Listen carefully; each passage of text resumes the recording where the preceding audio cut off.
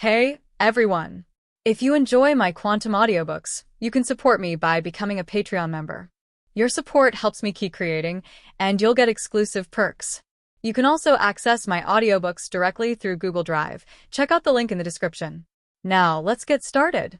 Levis silently observed Natasha Romanoff as a child and found that Natasha Romanoff was very assertive as a child and actually had rare blue hair.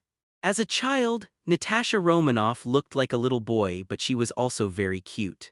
Levis uses molecular manipulation to create a camera on the fly, then snaps at little Natasha Romanoff. I really want to know how Natasha Romanoff feels when she sees these photos when she goes back. Who's where? Perhaps the sound of the camera was too loud and I didn't expect to be discovered. Cough tilde tilde that I'm just a photographer passing by, I can't help but document him when I see beautiful things. Seeing that he could no longer hide, he could only walk out of 580s. When little Natasha Romanoff saw him, his eyes widened without blinking. The strange man in front of him was so handsome. After a little Natasha Romanoff is an agent, he has experienced various trainings, but he can't help but take a few more glances. This is my first meeting with Natasha Romanoff, it has to be recorded. Thinking of this, Levis took out the camera and took a few pictures again. What are you doing? Hurry up and give me the picture. Little Natasha Romanoff did not expect the man in front of her to take so many photos of her. As an agent, being photographed is very dangerous. So little Natasha Romanoff went directly to ask for it. Cough tilde tilde this is not good. If you want a photo, I will give you a copy after I wash it out. 35. Seeing little Natasha Romanoff reaching for the camera, Levis directly lifted the camera so that she couldn't catch it. Humph, don't think I can't help it. Little Natasha Romanoff was a little angry and saw that she actually fell on him directly, and then his body jumped up in a flash to catch the camera, and then a backflip fell beautifully to the ground. Pretty, Levis couldn't help but applaud. Humph, little Natasha Romanoff smiled smugly, but the film is with me. Seeing her smug look, Levis immediately took out a black film and laughed.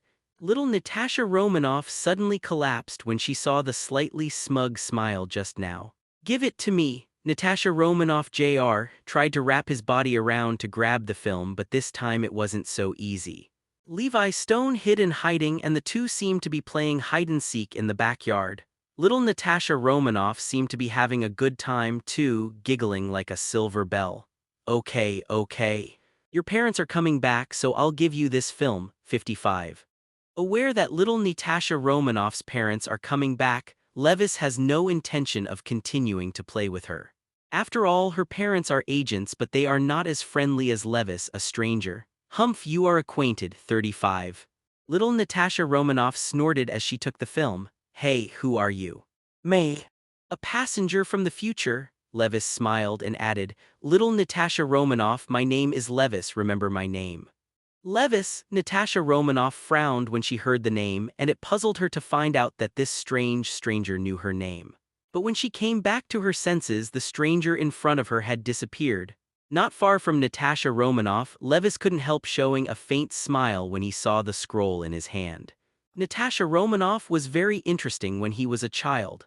But from here, Natasha Romanoff's toughest time begins, as predicted. Next, the identity of Natasha Romanoff's family of spies was discovered, and then the family escaped in a thrilling way and finally returned to Malian. But coming back here doesn't mean they can live happily ever after. People who know Natasha Romanoff in the Red House organization must know this is a very cruel place. They train agents for the purpose. Enough girls will be selected for inhumane training. Rao is Natasha Romanoff many years later, recalling the past with a shuddering feeling which shows the horror of the Red House. Levis wonders if little Natasha Romanoff needs to go through all the pain, but soon gives up the idea of helping Natasha Romanoff escape the Red House. Maybe Natasha Romanoff wouldn't be the Natasha Romanoff of the future without the training of the Red House. But not being able to take Natasha Romanoff away doesn't mean that she can't be helped. Looking at Natasha Romanoff, who was crying secretly in the bed after the first day of brutal training, Levis comforted with some distress. Natasha Romanoff, cheer up, you can definitely do it. Hearing the sudden voice in his ear, little Natasha Romanoff was obviously stunned. She looked around, but only saw other girls in the room, no men at all. But where did this voice come from? "It's you, where are you?" Little Natasha Romanoff also remembered the very handsome 4.1 stranger he met before. "Don't look for it, you can't find mine, have you forgotten? My name is Levis." The recovery from the injury made Natasha Romanoff a little excited and a little curious, wondering how he did it. Hearing this answer, Natasha Romanoff was suddenly disappointed. "I'm far away and now I'm just using telepathy to talk to you and I can hear you even if you don't make a sound." Levi's voice sounded again, and then Natasha Romanoff felt that the pain from today's training had suddenly recovered. "But I can heal your wounds." "Sorry, I didn't come to take you away. Are you here to take me?" asked little Natasha Romanoff hopefully. "Weiss, you have such a magical ability, can't you really take me away?"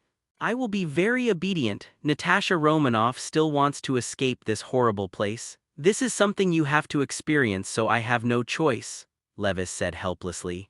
Natasha Romanoff was a little angry when he heard the words, thinking that he was lying to himself, so he stopped talking. But after waiting for a while, he said, "Are you still there?" However, no one was answering her question this time, which made her feel a little lonely. For the next few days, Natasha Romanoff was going through the devil's training during the day, and what she was most looking forward to after the training was Levi's voice. And Levis will give Natasha Romanoff encouragement every night. After half a year, the most important thing for Natasha Romanoff is coming. In order to completely control these girls, the Red House organized to remove the girls' wombs. As a woman, having the uterus removed is the equivalent of turning a man into a eunuch. Natasha Romanoff has been haunted by this incident. Levis definitely couldn't let this happen, and that night, he directly used the power of the mind to change the people who had the operation, so that they thought Natasha Romanoff had done the operation. After everyone's operation was over, Natasha Romanoff realized that she didn't need to be operated on. What the hell is going on? Doubtful, she immediately thought of Levis. That night, Natasha Romanoff kept calling out to him in his mind, and his voice sounded in Natasha Romanoff's ear. "Good night, Miss Natasha Romanoff, it's your hands and feet, right? Everyone has had surgery, only I haven't," Natasha Romanoff asked in her heart. Although she is still young, she also understands the significance of this operation to her. Once this operation is performed, there will be no hope in her life. "Just so you don't have any regrets." "Thank you," Natasha Romanoff said gratefully. "I'm ready to leave." "Leave?" Natasha Romanoff exclaimed when she heard this. Fortunately, everyone on the surrounding beds fell asleep because of the surgery, so she didn't hear her voice. "You said you were leaving? Why?" Natasha Romanoff said excitedly, covering her mouth. "The reason?" Levi stoned for a moment, wondering if he should tell Natasha Romanoff the truth, but it seems that the future Natasha Romanoff knew that he came from across. Thinking of this, he decided to tell Natasha Romanoff the truth. "Natasha Romanoff, would you believe me if I said I came from the future, specifically to change your life?" Hearing this, Natasha Romanoff only felt that his head was not enough. What came from the future was simply beyond her comprehension. Simply put, it's like a fairy tale. "Forget it, I knew you didn't believe it, but I'm leaving now, and the rest of the time is up to you." "Wait, Tilda." As soon as Levis finished speaking, Natasha Romanoff called out anxiously, "I believe in you, so when will we meet again?" Levis thought for a while and said, "We'll meet again after you finish your graduation ceremony." "I'll wait for you," Natasha Romanoff said hastily. However, after a long while she did not see Levis answering her words, which made her feel a little disappointed. This night was the second time she cried since she came to the Red House, and she also decided in her heart that this must be the last time she cried. Years passed in a blink of an eye. Natasha Romanoff, who was young at the time, has now become a beautiful stunner, but if anyone dares to underestimate her, they will definitely pay the price of their lives. And on this day, their graduation ceremony finally began.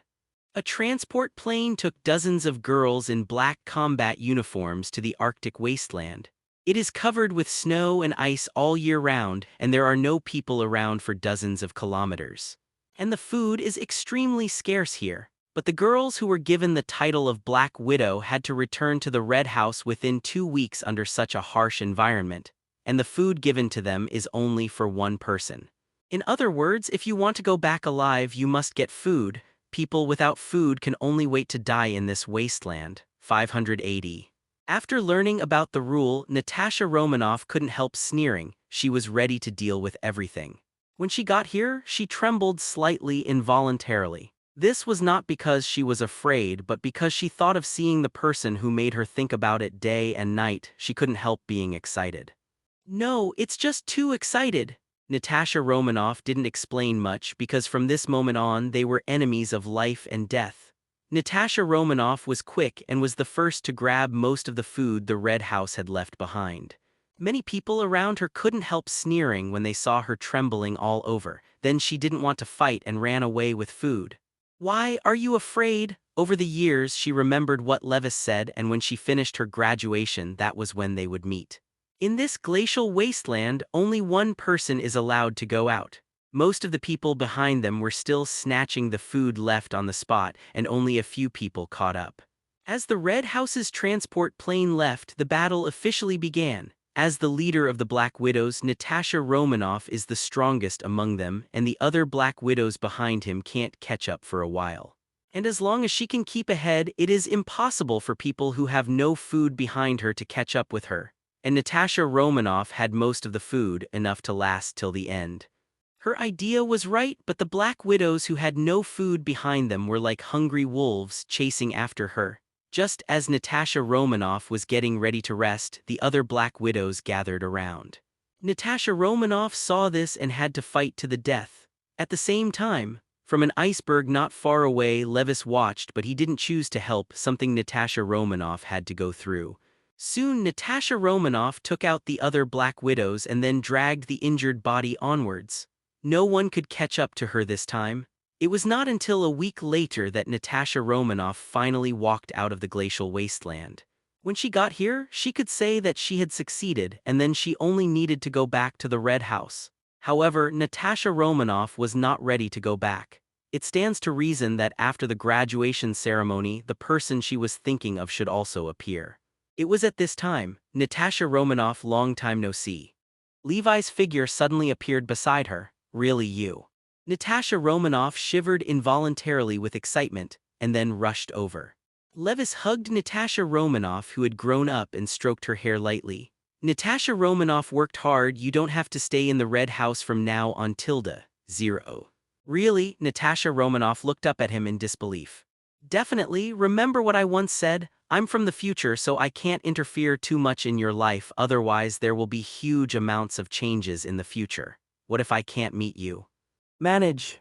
This concern of Levis is very necessary. After all, if it interferes too much with Natasha Romanoff's past, it will be bad in case of an accident. After all, things like changing history are prone to the butterfly effect. Yeah. I understand. Natasha Romanoff nodded and added, but I want to eliminate the Red House organization. Levis said with a smile, this is exactly what you will do later, so I will also support you. Natasha Romanoff would try her best to eliminate the Red House after she left the Red House, and she finally did it. But the Red House she destroyed was nothing more than an insignificant stronghold behind it. A real Red House is far from simple. However, Levis did not deliberately change anything. After helping Natasha Romanoff eliminate a base of the Red House, the two became a happy couple incognito. Another half a year has passed, and Levis travels around the world every day to check in. Today, he only needs to sign in successfully once, then he can be promoted to LV6, which is the 6th level mutant. How powerful are the 6th level mutants? According to his estimation, he is already a police officer of the same level as Ancient One or Odin, that is, level Godfather. Definitely, this is just his guess. How strong will he know only after he truly becomes a level 6 mutant? Looking at Howard Stark Levis not far away, he directly signed in. Ding! Did the host sign in to Howard Stark? Double experience or super ability. Sign in for double the experience. Ding! Sign in successfully. Congratulations to the host for gaining 200 experience points. Ding! Congratulations to the host for successfully upgrading the level. The current level is LV6. After being upgraded to LV6, Levi's body was instantly decomposed into an atomic state. This state is very wonderful, making him feel that he has merged with this world. He can easily change the whole world, which is the power of molecular manipulation. At the same time, several passive abilities such as evolution and dragon transformation have also made his body undergo earth-shaking changes. Now his body can't be drowned by water or burned by fire, completely immune to severe poison, and can survive even in a vacuum environment without air. It can be said that his current body has become a perfect work of art. This also gave him a completely different temperament. Even Natasha Romanoff felt like he wanted to kneel when he saw him. It can be said that at the moment Levis is more and more like a Mephisto. After being upgraded to LV6, the change in his strength was unimaginable. He originally thought that the strength of a mutant would allow him to reach level Godfather at most. That is the level of Odin and Ancient One, but he was wrong. After upgrading to LV6, his current strength can be said to crush Ancient One and Odin. Because every Lee Kyan's super ability has undergone a qualitative change after being upgraded to LV6, it is like molecular manipulation. It is not his pursuit to become the kind of god who has no desires and no desires. It can be said that at the moment he has become a god who thinks he is omniscient and almighty. Celery. He just wants a place in this Marvel universe. Sensing the change in himself, Levis let out a sigh of relief. Take a look at your system panel. This is completely indistinguishable from God. If it was before, there would be things that he could not do by using molecular manipulation, such as the human soul, which could not be created by molecular manipulation. But now he finds himself able to use molecular manipulation to create souls. Host, Levis. Super ability. Vector operation, frozen control, flame control, energy absorption, electromagnetic force, evolution, super energy infrasound, atomic collapse, stealth, molecular manipulation, dragon incarnation, super brain, weather control. Vibration, final elemental matter, traversal, mechanical heart, ionization, illusion, perspective, psychic cannonball, super speed regeneration, super speed, affinity, flexible, adaptability, duplication, phoenix force, hellfire. Audiobook, marksman, weapon strength, Thor's power, armor incarnation, petrification, gigantic, potential catalyst, space power, mind power, prophecy. Super ability level. LV.6 level 5 mutants. Experience value, 010000000. After upgrading to LV6, the XP required for the next upgrade also becomes 1 million. In other words, if you want to upgrade the 580 to LV7, it will take at least 30 years. It looks like a long time, but it's okay to go to a parallel world for 30 years and then come back. Definitely, the premise is that there must be so many sign-in targets. Natasha Romanoff, let's go back. Levis smiled while looking at Natasha Romanoff, who was worried. Saying that, he put his arms around Natasha Romanoff's waist and then returned to their cabin. There is no never-ending feast. After living with Natasha Romanoff for half a year, Levis is ready to go back. The one who came here this time has completed 2 goals. One is to change Natasha Romanoff's life, and the other is to successfully improve LV6. Now that the 2 goals have been completed, he is also ready to leave. Do you really want to go back? Can you not see Seb go? Natasha Romanoff was lying on top of him in sexy silk pajamas, wrapping her arms around him tightly. Row is that Levis can't stand it. Then, just stay for a month. With that, he turned around and threw Natasha Romanoff down. Skull Island. After a month with Natasha Romanoff, Levis finally sneaked back. The fragments of the phoenix left in Natasha Romanoff's body can ensure that Natasha Romanoff will not grow old with age. However, the next 50 years or so have been quite difficult. Fortunately, Levis has planned for her what to do in the next 50 years, so she will not be bored waiting. Ha tilde tilde. After stretching and roar with King Kong, Levis returned to the Mutant Academy. Unexpectedly, Natasha Romanoff was already waiting for him as soon as he came back. Huh. Where are Natasha Romanoff and the others? Seeing only Natasha Romanoff alone, he's a little weird. They're still learning magic, Natasha Romanoff smiled and added, want to walk together? Definitely, Levis nodded happily. You've already gone back? Natasha Romanoff's first sentence made him stunned for a moment. How did Natasha Romanoff know that he had gone back to the past? You guessed it right, but how do you know? Natasha Romanoff smiled softly. Maybe it's a feeling. Hearing this, Levis shrugged helplessly. A woman's sixth sense has always been the most mysterious ability. By the way, I'll show you something good. With that said, he took out a photo of Natasha Romanoff when he was a child. It's a picture of me when I was a kid.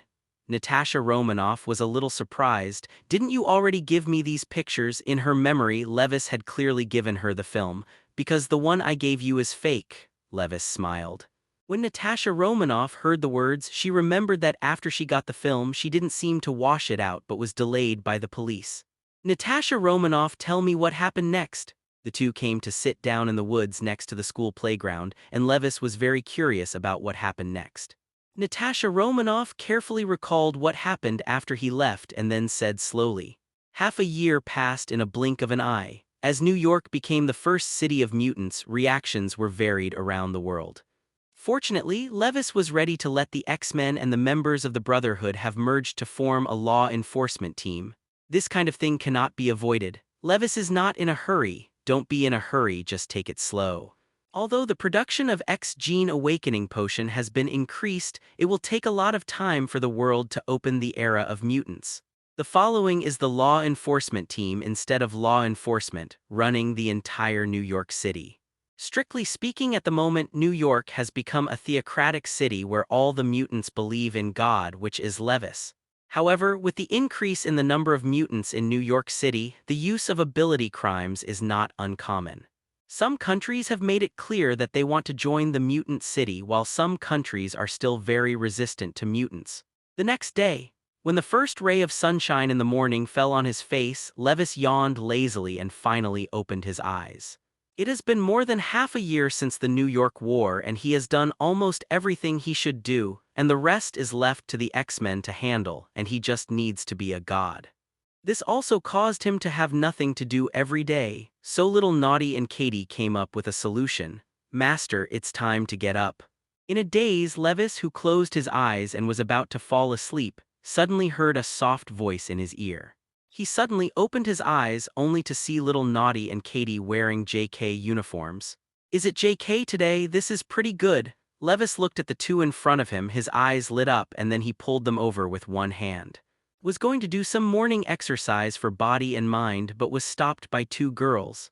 Weiss, you forgot that today is the day when the academy starts, so we are going to school, Katie said helplessly. Huh.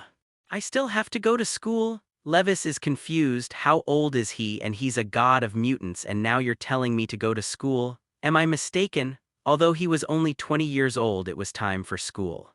Let's go. It's better than staying at home every day. Maybe there are particularly beautiful beauties in the academy. The little Naughty pulled him up. Well, Levis admits that the latter sentence gave him some anticipation. After a hard wake, Katie drove out of her new car and the three left the Mutant Academy together. By going to school, definitely not referring to the original Mutant Academy.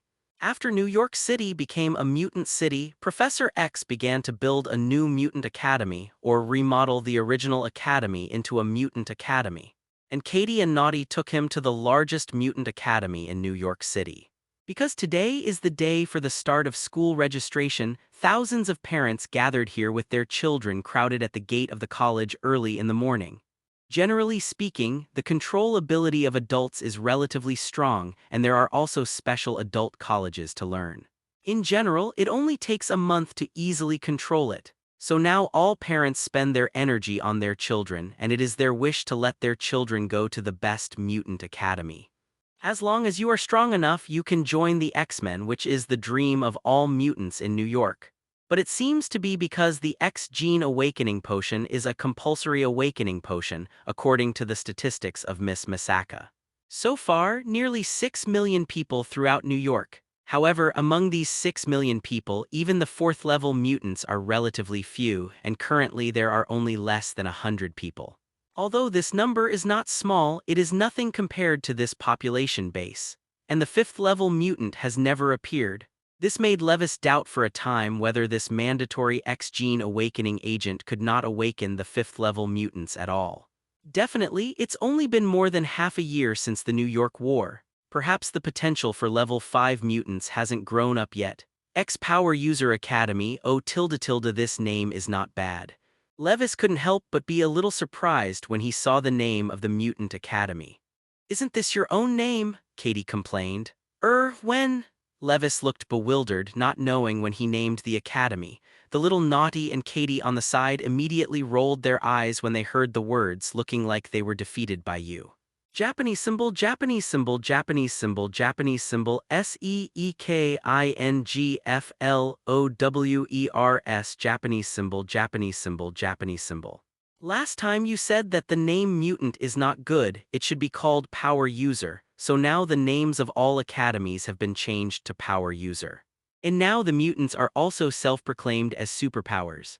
That's right, and Miss Misaka also took out some levels from LV1 to LV5. In short, the current academy has changed a lot from the past. After listening to the words of the two, Levis nodded. It seems that Miss Misaka is very careful about the establishment of the school. He even took out the Academy City set. It took a long time to squeeze in from the crowd, and Levis finally breathed a sigh of relief. At this time, the admissions office on the side caught his attention. "Sorry, you were not admitted." A short-headed man in the admissions office shook his head regretfully. "Why, my child is very smart and his previous grades were among the best in the school." An old lady in the admissions office led a child to explain something anxiously. "Ma'am, please calm down. After the test, your ability is still not awakened or the ability is too weak, which does not meet the admission requirements of our school." Although the aunt explained repeatedly after testing Parker, he really couldn't use any ability. "Mountain," the name Parker caught Levi's idea and he looked at the little boy again. "Isn't this the future Spider-Man?" "Feel sorry, wait, the kid's name is Parker, 35. But my Parker is very powerful. When the aliens killed my husband, Parker saved me. He is very strong, fast, and can climb walls," the inch-headed man said helplessly. Aunt May looked at Levis in surprise and replied, "Yes, he is my nephew called Peter Parker." What a future Spider-Man. Levis thought it was interesting, but he didn't expect to meet Spider-Man by chance.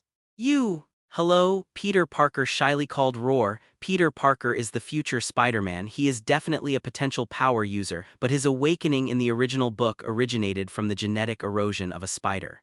Let him have the ability like a spider. Arguably it was a coincidence, but it was this coincidence that made Spider-Man. If it weren't for this coincidence, Spider-Man's 580 awakening would not have been smooth. And now, he has obviously not been bitten by a spider. Although it seems that he also has the X gene in his body, the process of awakening the strong is not smooth. Definitely, this does not affect Levi's optimism about him. After all, he can withstand the erosion of foreign genes and awaken his super ability. The potential of this awakened person is very great. "Very well, Peter Parker, you've been accepted." Levis tapped the future Spider-Man on the shoulder. "May I ask who you are?" The short-headed man from the admissions office frowned and looked at Levis. He felt that the person in front of him was familiar, but he couldn't remember it. Then another woman next to him suddenly opened her eyes. "Hey, SHH, be quiet." Seeing that she was recognized, Levis hurriedly stopped her. Although not many people know his identity as God, he is also the leader of the X-Men. He didn't want to be recognized and cause a riot. At this time, the short-headed man also remembered that Levi's name and avatar were among the founders of the school. As the leader of the X-Men, he still pays more attention, but fewer people have seen him. "Do as Weiss says," Katie said at this time. You're the vice-chairman of the student council, Shadowcat Katie." Only then did the short-headed man discover Katie and Little Naughty, who were also very famous in the school. "You look familiar." Katie felt like she'd seen the inch man along the way. "My name is Johnard. It's normal for you not to remember me. After all, I'm just a clerk in charge of admissions." Johnard smiled awkwardly. "Leave the admissions office." Levis asked suddenly, "When did you become the student vice president, Katie?" "And what about the student president?" Katie rolled her eyes when she heard the words. "I was already elected as the vice president of the student union when this school started, but you don't know, the chairman's word is sky." "Oh," Levis nodded, rubbing his chin, "but I don't remember having a student council before." Katie and Little Naughty looked helpless when they heard the words. They were very busy during this time. The reason for the busyness is precisely because of the lack of manpower. After all, the whole of New York is really too big, and the original X-Men people couldn't manage it at all, and even they were assigned very important tasks. One of these tasks is to manage the student union. This is not because there are too few people, there are not many teachers in the school, and sometimes they need to perform tasks. It is impossible to stay in the school all day like a normal school. And when there are more people in the school, it is easy to have problems. After all, the students are all super ability people now, and some small frictions will be solved with ability. That's why there is a student union, allowing students to manage students. Hearing this explanation, Levis understood. It seems that there are still a lot of problems in New York City, but this is also what he expected. After all, the city is now out of the jurisdiction of the ugly country, and it is not so easy to establish a new power mechanism. The power mechanism of the student union is better. Selecting some outstanding students as the administrators of the college not only shares the pressure of teachers, but also allows them to have more resources for these students. You can even join the X-Men directly after graduation. It's an idea that kills multiple birds with one stone, and if this idea is not unexpected, it should also be given by Miss Misaka. Okay, since you've come to school, Weiss, it's time to share the pressure of the student union. I've specially prepared today's itinerary for you. The little naughty said and took out a small notebook. The first is to give a speech for the opening of the school. After all, you are the leader of the X-Men, you must let the freshmen get to know you. The second is to attend the meeting of the student union and give some advice and guidance. The third. When she said this, Katie couldn't help but patted her on the shoulder and interrupted her. What about the Weiss people? Run, Katie said helplessly. On the other hand, Levis strolled around the school leisurely. He didn't come here today to go to school. He is a 4.1 person who surpasses level Godfather. He still uses it to go to school. What a joke. While wandering, he suddenly found a special building. Quest lobby. How does it feel like an RPG game? Levis walked in strangely. When he came to the mission hall, he finally understood what was here. As I said before, there are too many mutants in New York City today, which leads to a lot of people who use ability to commit crimes. And the X-Men just couldn't keep up. Even though the students in the student union shared some pressure, they were still in a state of shortage of manpower, so this will have the appearance of the task hall. The tasks in the task hall are divided into D level to S level, and if you want to receive the task, you also need to register the power user level. Only the corresponding level can access the corresponding task. This is done in order to minimize the danger of students' lack of strength. Classmate, do you want to take the mission? The receptionist in the mission hall was still casually dozing off, apparently because she hadn't slept well last night. However, after seeing Levis, she suddenly woke up. Oh, I'll take a look, you can continue to sleep. Levis waved his hand indifferently and then continued to check the tasks on the bulletin board. Each of these bounty tasks has a valuable bounty, and even the lowest level D-level task has a bounty ranging from several thousand to 10,000. Under the temptation of 22, students with ability will definitely take the task to earn some extra money. However, the D-level task was not of any interest to him at all, but the only red S-level task on the bulletin board attracted his attention. S-Class Mission: Assist the X-Men in catching the suspects who invaded New York City. Task requirements: LV4 superpowers are preferred and double bounty can be obtained according to performance. 99. Quest bounty 1 million. Mission poster: Polaris. Is it actually a mission released by Lorna? Levis looked at the quest in surprise. It seemed that Lorna encountered a lot of trouble this time. He actually released an S-level quest and also indicated that he needed a LV4 power user. An S-rank mission has a bounty of 1 million, which is simply the fastest way to get rich. However, this is not something that ordinary people can get. After thinking about it, he called Lorna to find out about it. Weiss, why are you free to call me? Lorna's surprised voice was heard as soon as the call was answered. Can't you just call if it's all right? Levis coughed awkwardly. He didn't seem to have called Lorna much. What I want to say is that if you want what I say, just come here directly. Lorna was so surprised because Levis used to use the space to move directly and rarely made phone calls when he approached her. Well then. 35.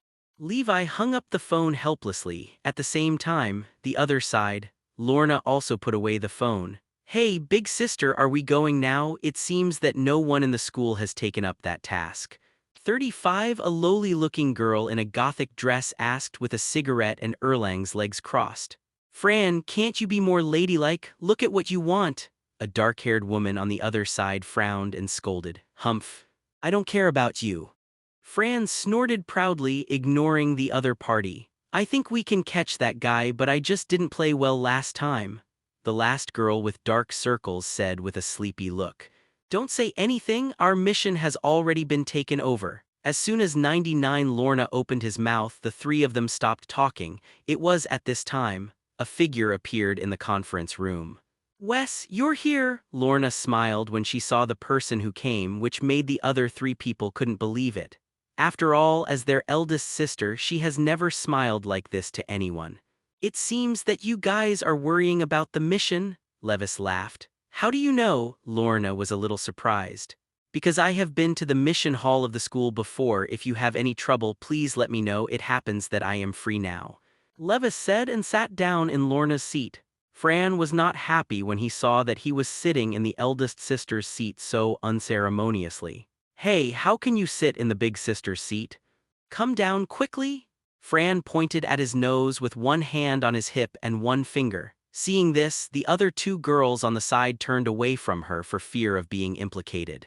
According to the words of the two of them, the fool could also see that they had a close relationship, but the fool couldn't. Some speechless two people can only stay away. Are they? Levis looked at the three 580-year-old women in surprise. They are my partners, Lorna introduced with some headache. This idiot is Fran, this is Phillies, and this is Bait. After hearing the words of the two, Fran immediately looked dead. It is said that the leader of the X-Men has an unusual relationship with our eldest sister, Bait, a girl with dark circles, also said. I see, you are the leader of the X-Men. I saw your photo in the school office. Phillies, a petite figure with long brown hair, suddenly shouted, forehead. Levis couldn't help laughing at her funny look. Okay, Lorna, let's talk about this mission first. Lorna didn't care about anything with Fran and started talking about this mission instead. Yo, hello! Levis smiled and raised his hand to make a move roar. Row is because Fran is so stupid and also knows that this handsome man has an unusual relationship with his eldest sister. We found a few people doing evil everywhere in Queens. They were originally a group of criminals and they became more rampant after awakening ability. Lorna said and took out a few pictures to show Levis. I saw that one of the men in the photo was a blonde man. His upper body was no different from ordinary people, but his lower body was in the shape of water flow. And there are several blue-skinned power users beside him. They held tridents in their hands and were wearing strange armors and even had some scales on their faces which looked very strange. The so-called water man at the front, according to the investigation, his name is Morris Bench because of the special reason of ability he escaped from the water last time. 99. Lorna said and pointed to the blue-skinned power users. These power users are very strange. I asked Misaka to be unable to investigate their relevant information, and the tridents in their hands are opposite to each other. The power user has a restraining effect and is very tricky. 99. Levis frowned at these blue-skinned people because he had never seen such a person before. Could it be Avatar? Then what was their purpose? It's the X-Gene awakening potion, Lorna replied. Oh, so they are spies sent by other countries. 35. Although they are still sending the X-Gene awakening potion to the outside world, they cannot satisfy all countries now. And it does not rule out that other countries dislike the X-Gene's awakening medicine is too expensive and want to use other means. Although some countries do not support global energization on the surface, they have been secretly trying to crack the X-Gene awakening potion. Now the X-Gene awakening potion is a fragrant bun, and in the past half-year it has already sold for a sky-high price. There are even reselling ones that directly sell 1 million bottles. You must know that the X-Gene awakening potion is now sold for only tens of thousands of USD per bottle, and one bottle is enough to awaken 10 people. It can be said that just selling the X-Gene awakening potion is enough to make New York City's financial revenue enough. Not to mention Stark Industries. Many people's super abilities are flawed, and the use of technological equipment can make up for these flaws, such as Cyclops. Therefore, SKU's agent industry now has an additional project, which is to help power users customize various equipment. It is also a money-making project. So which organization are these people from, Tilda? Lorna asked with a frown. I don't know about this. Levis spread his hands. You will only know after you catch them. Tell me about your plan. Lorna nodded and then revealed her plan. Tonight, we will ship out a batch of X-Gene awakening potions, and we have already released the news. Presumably those people will definitely come back. Then we only need to follow this batch of X-Gene awakening potions. As long as those people show up. As long as they appear within my perception range, they won't be able to run away. 55 Bait took the call and said confidently, "Oh." Levis looked at Bait with dark circles in surprise, not understanding why she was so confident. I forgot to introduce you. Lorna took the initiative to introduce. Bait's ability is tracking, and she has the ability to track other power users, but if the other party jumps into the water, there is no way. Nice ability, Levis nodded and then looked at Fran and Phillies and said, what about you guys? Humph. My ability is broken. I have an independent space, and I usually put some hot weapons in it, such as this one. Fran suddenly pulled out a bazooka from under her skirt. Levis was stunned. How could this ability feel the same as a guy who was cut in half and also used a hot weapon as an attack method? My ability is a protective shield, and ordinary weapons have no effect on me at all. Phillies, who was pointed at by the bazooka, calmly opened a translucent circular shield. It seems that the protection ability is good. Definitely, if it can protect other people together, it will be even better. Cut! You can only open a protective cover. You have absolutely no combat effectiveness. Fran put away her weapon and curled her lips in disdain.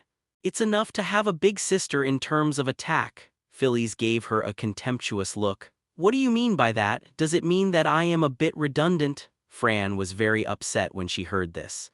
Levis, who was watching the play, smiled and said to Lorna, these players you found are not bad. Lorna shook her head helplessly. It's just some problem children.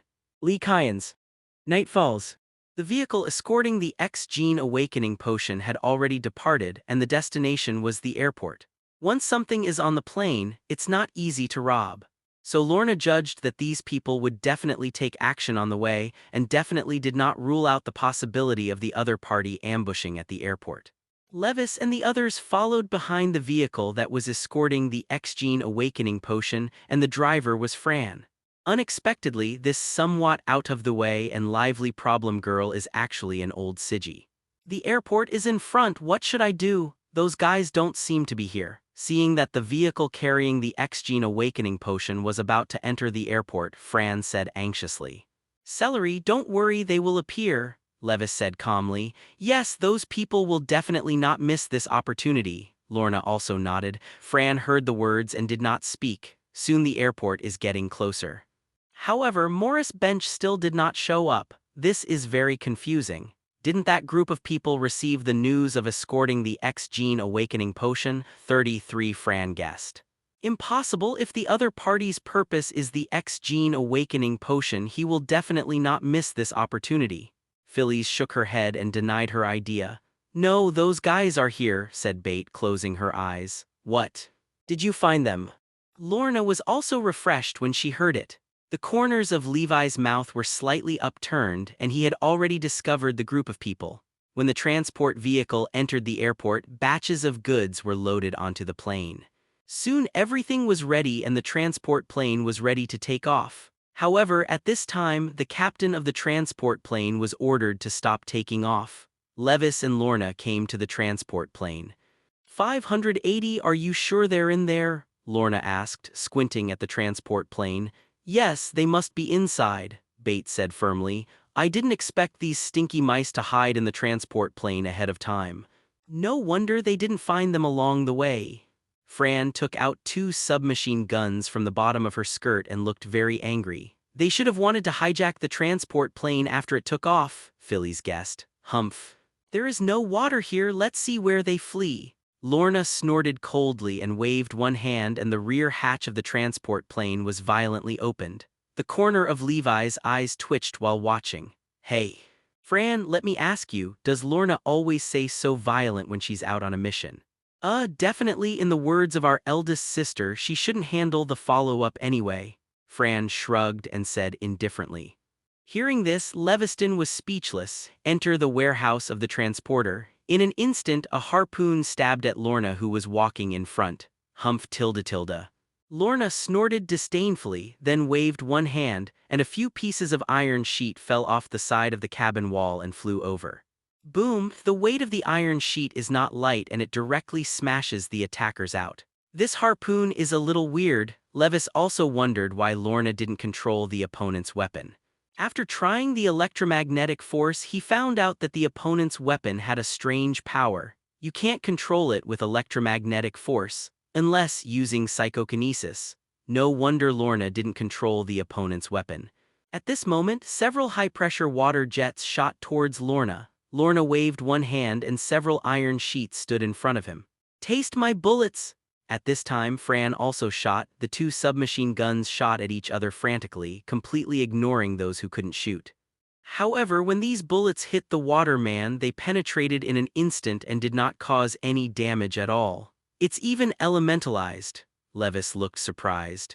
Although the water man in front of him only looked like a third-level mutant, his ability was indeed a bit perverted. After the C-Seb elementalization, any physical attack can't hit him. Even the same elemental attack may not be able to hurt him. This is a very nice ability. Hehe tilde tilde little girl, hot weapons are useless to me at all. I advise you to let me go. The water man laughed proudly. Damn it. Again 5. Fran put away the submachine gun angrily. She had absolutely no way to face this kind of enemy. "Last time I let you run away, I won't let you run again this time."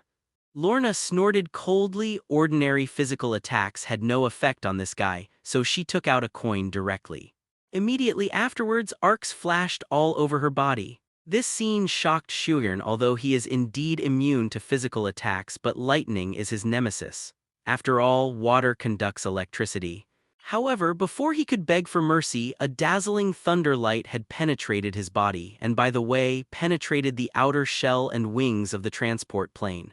It seems that the transport plane is scrapped. Tilde tilde. Although the physical attack could not hurt the water man, the strong current made him twitch continuously. "It's amazing, every time I look at Big Sister's head with this move, my blood boils," Phyllis said with admiration on her face. "Yeah, there is always a feeling of faith." Even Fran looked adored. "You don't have any perverted ideas, do you?" Lorna looked wary. "Cough tilde no, I just want to walk on the dry road all of a sudden," Levis said with a dry cough and a serious face. Lorna had no choice but to whisper in his ear, "The big deal is to go back and do whatever you say. Looks like I won't be able to catch this guy this time." 35. "Weiss, I'm very happy that you can come with me." Lorna changed her look like a queen just now, turned around and hugged his hand and smiled.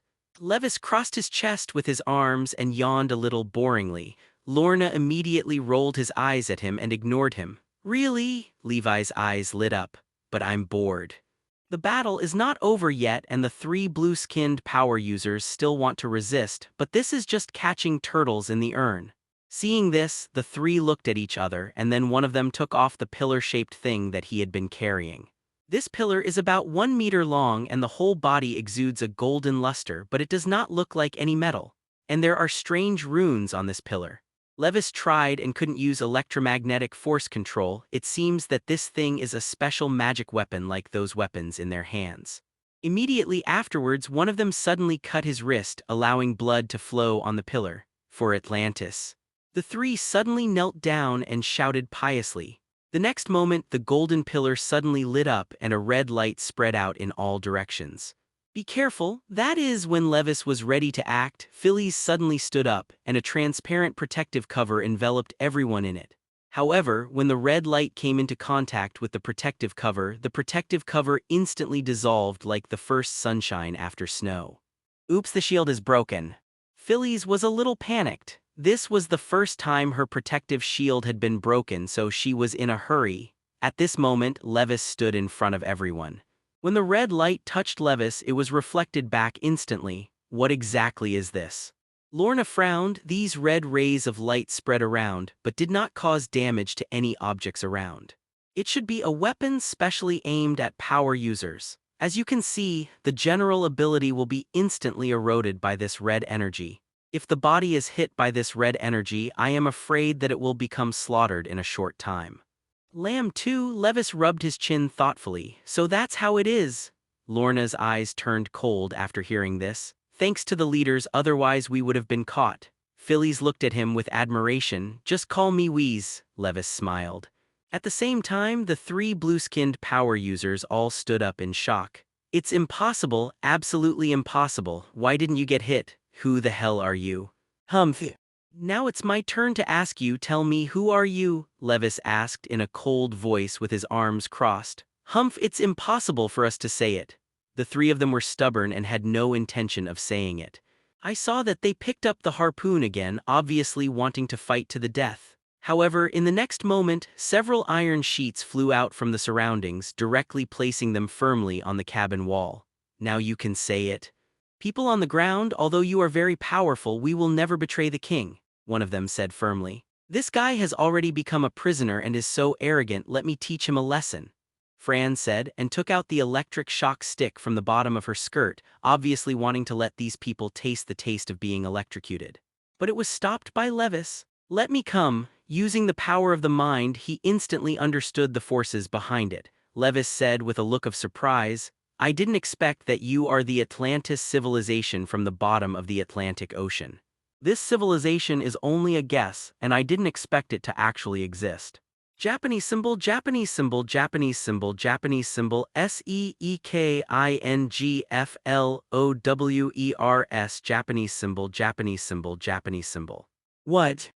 Lorna and several people were also very surprised when they heard what he said. Although the mystery of Atlantis has always been circulated, no one has really seen it with their own eyes. Therefore, this civilization is only regarded as a rumor, didn't expect it to actually exist. How is it possible? How did you know? One of them was a little frightened. He didn't understand why the other party knew their origins. Wheeze, who are they? Lorna asked suspiciously. 0. They are the remnants of the Atlantean civilization, and they were all envoys by Aquaman Namor Mackenzie. Levis explained it briefly. Namor Mackenzie is the daughter of the Princess of Atlantis, the Land of the Sea, and Captain Leonard Mackenzie from Way. After becoming the King of Atlantis, the weapon is the Holy Aquaman Star Trident that can control the power of the sea to create storms. But the three of them don't know why Aquaman Namor brought them to land, and at the moment Aquaman Namor is on Liberty Island. Humans, you. Hearing what he said, the three of them stared at him in horror. Levis pouted and ignored them. Let's get these three people arrested. Let's go to Liberty Island and take a look. Okay, Lorna nodded, then made a call. Nailed it, then let's go. Levis waved his hand and the group disappeared instantly. Mountain. The Statue of Liberty Island is an iconic New York building that has been restored by Levis since it was almost destroyed by Magneto last time. And in the last New York War, it was once again destroyed by Chitauri's Leviathan. But in the end, he was still able to recover. The result is that the goddess looks more and more like new. After all, every time it is destroyed, it will be refurbished.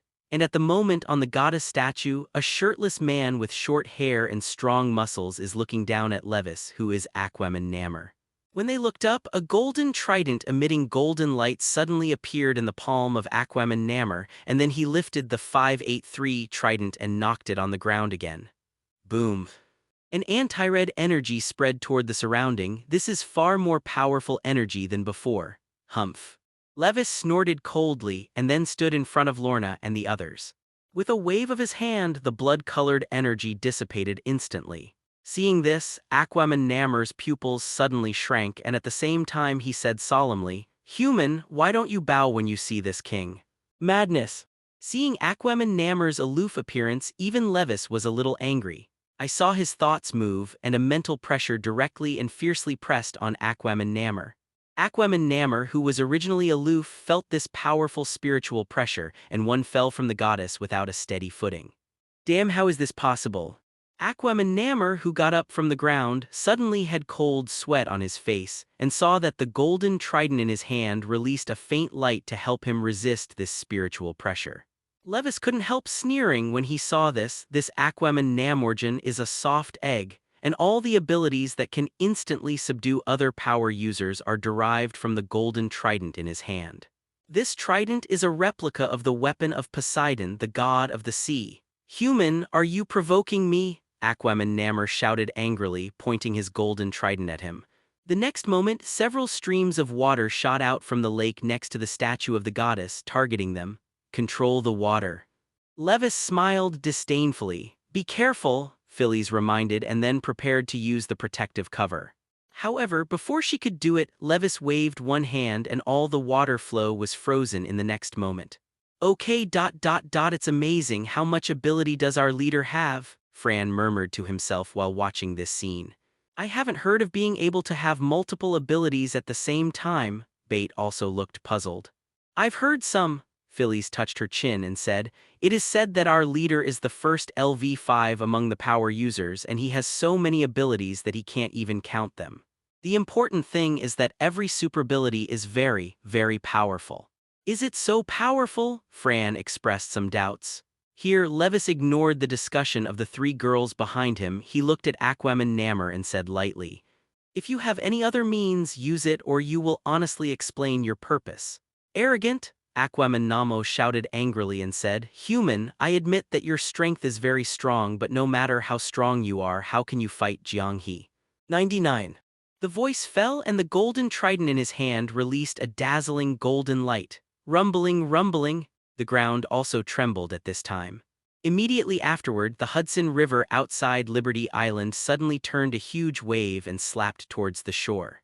Aquaman sneered at this with the power of the golden trident enough to set off huge amounts of tsunami, flooding the entire island couldn't be easier. How is this mutant going to deal with it? At this moment, Levis still waved his hand lightly. The next moment, something astonishing happened.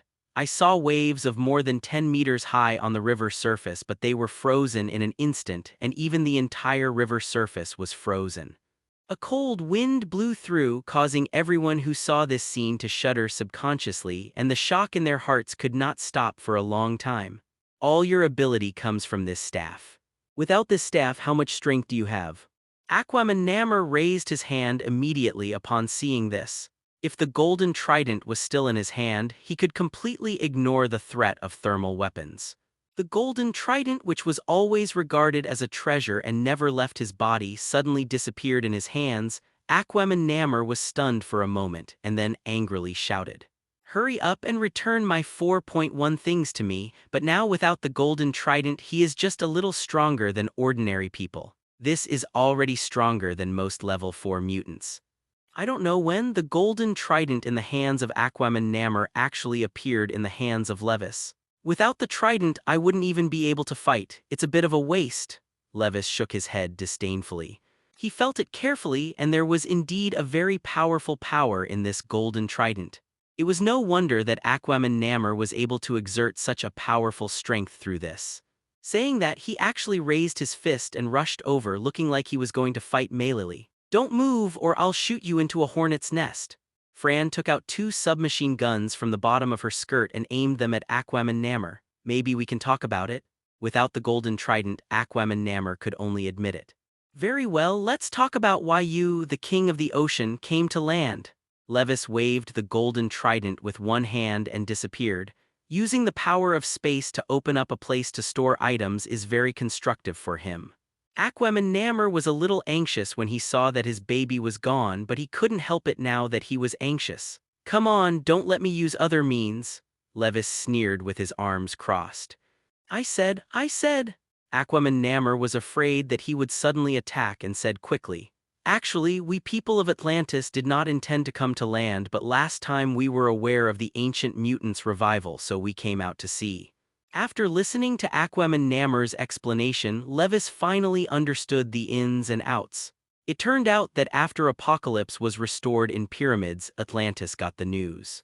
To ask why Atlantis can get the news, it is because Atlantis was originally a remnant of the ancient mutants. That's why they will get the news of Apocalypse's recovery. However, when they came to land, they couldn't find any news of Apocalypse and they came to New York after going around. After coming to New York, they still didn't find the news of Apocalypse, but the X-Gene Awakening potion attracted them. Not everyone in Atlantis is a mutant, so they set their sights on the X-Gene Awakening potion. "Are you interested in the X-Gene Awakening potion?" Levis said with a playful smile. "Don't dare." "Don't dare?" Aquaman shook his head again, and now he still dares to use the idea of X-Gene Awakening potion, and his life is at risk. "It doesn't matter, in fact, I'm also very interested in your Atlantis. What do you think?" "I will not betray my clan." Aquaman looked firm. As the king of Atlantis, he could not bring wolves into the house. "Don't worry, maybe we can work together, we are all mutants after all." Levis smiled. "How do you want to trade?" Aquaman asked cautiously. "It's very simple, don't you need the X-Gene Awakening potion? Then exchange your technology for it. Atlantis, as a remnant of ancient mutants that has been passed down for a long time, must have extraordinary technological power, which will play a great role in promoting the development of Academy City. That's why Levis proposed such a cooperation." Aquaman was silent for a moment, then nodded. "Okay, I promise you, but you have to return my weapon to me." "No problem." Levis, a mere golden trident, didn't even pay attention to it, so he gave it back to him. "Get ready then, let's go." 99. "I can take you to Atlantis, but what about my minions?" Aquaman frowned. "Those of your subordinates have been caught by us. I will have them sent over now," Lorna said and took out the phone. "By the way, bring the batch of X-Gene Awakening potion with you as a gift to Atlantis," Levis instructed. "No problem." 39 Lorna made an okay gesture and then explained it on the phone. After a while, a plane stopped beside them. The three subordinates of Aquaman and the X-Gene Awakening potion were all brought over. "Huh. Katie, why are you here?" Levis was a little surprised, but he didn't expect Shadowcat to send these people here. "I heard that Weiss, you actually participated in Lorna's mission, so come and see if it's very difficult. In fact, I'm more free now." "No need, this is my mission after all, and Weiss' help is enough." Katie was interrupted by Lorna before she could finish her sentence. Katie had no choice but to give up. Soon everyone boarded the plane and set off. "Hey, I'm curious, why do you Atlanteans live in water?" the lively Fran asked curiously. Aquaman didn't want to answer this question at first, but he answered honestly after looking at Levis. 583. "The pressure in the deep sea is not something that the human body can withstand, and the powerful water pressure can instantly burst the human body." Phillies and Franz suddenly realized. "So it stands to reason that it is impossible for humans to live in the sea." "So it is. But then the ancestors returned to Atlantis again, and I don't know why. According to records, Atlantis was originally on land at first, but it sank into the sea for unknown reasons. At first, our ancestors also gave up Atlantis to live in other places.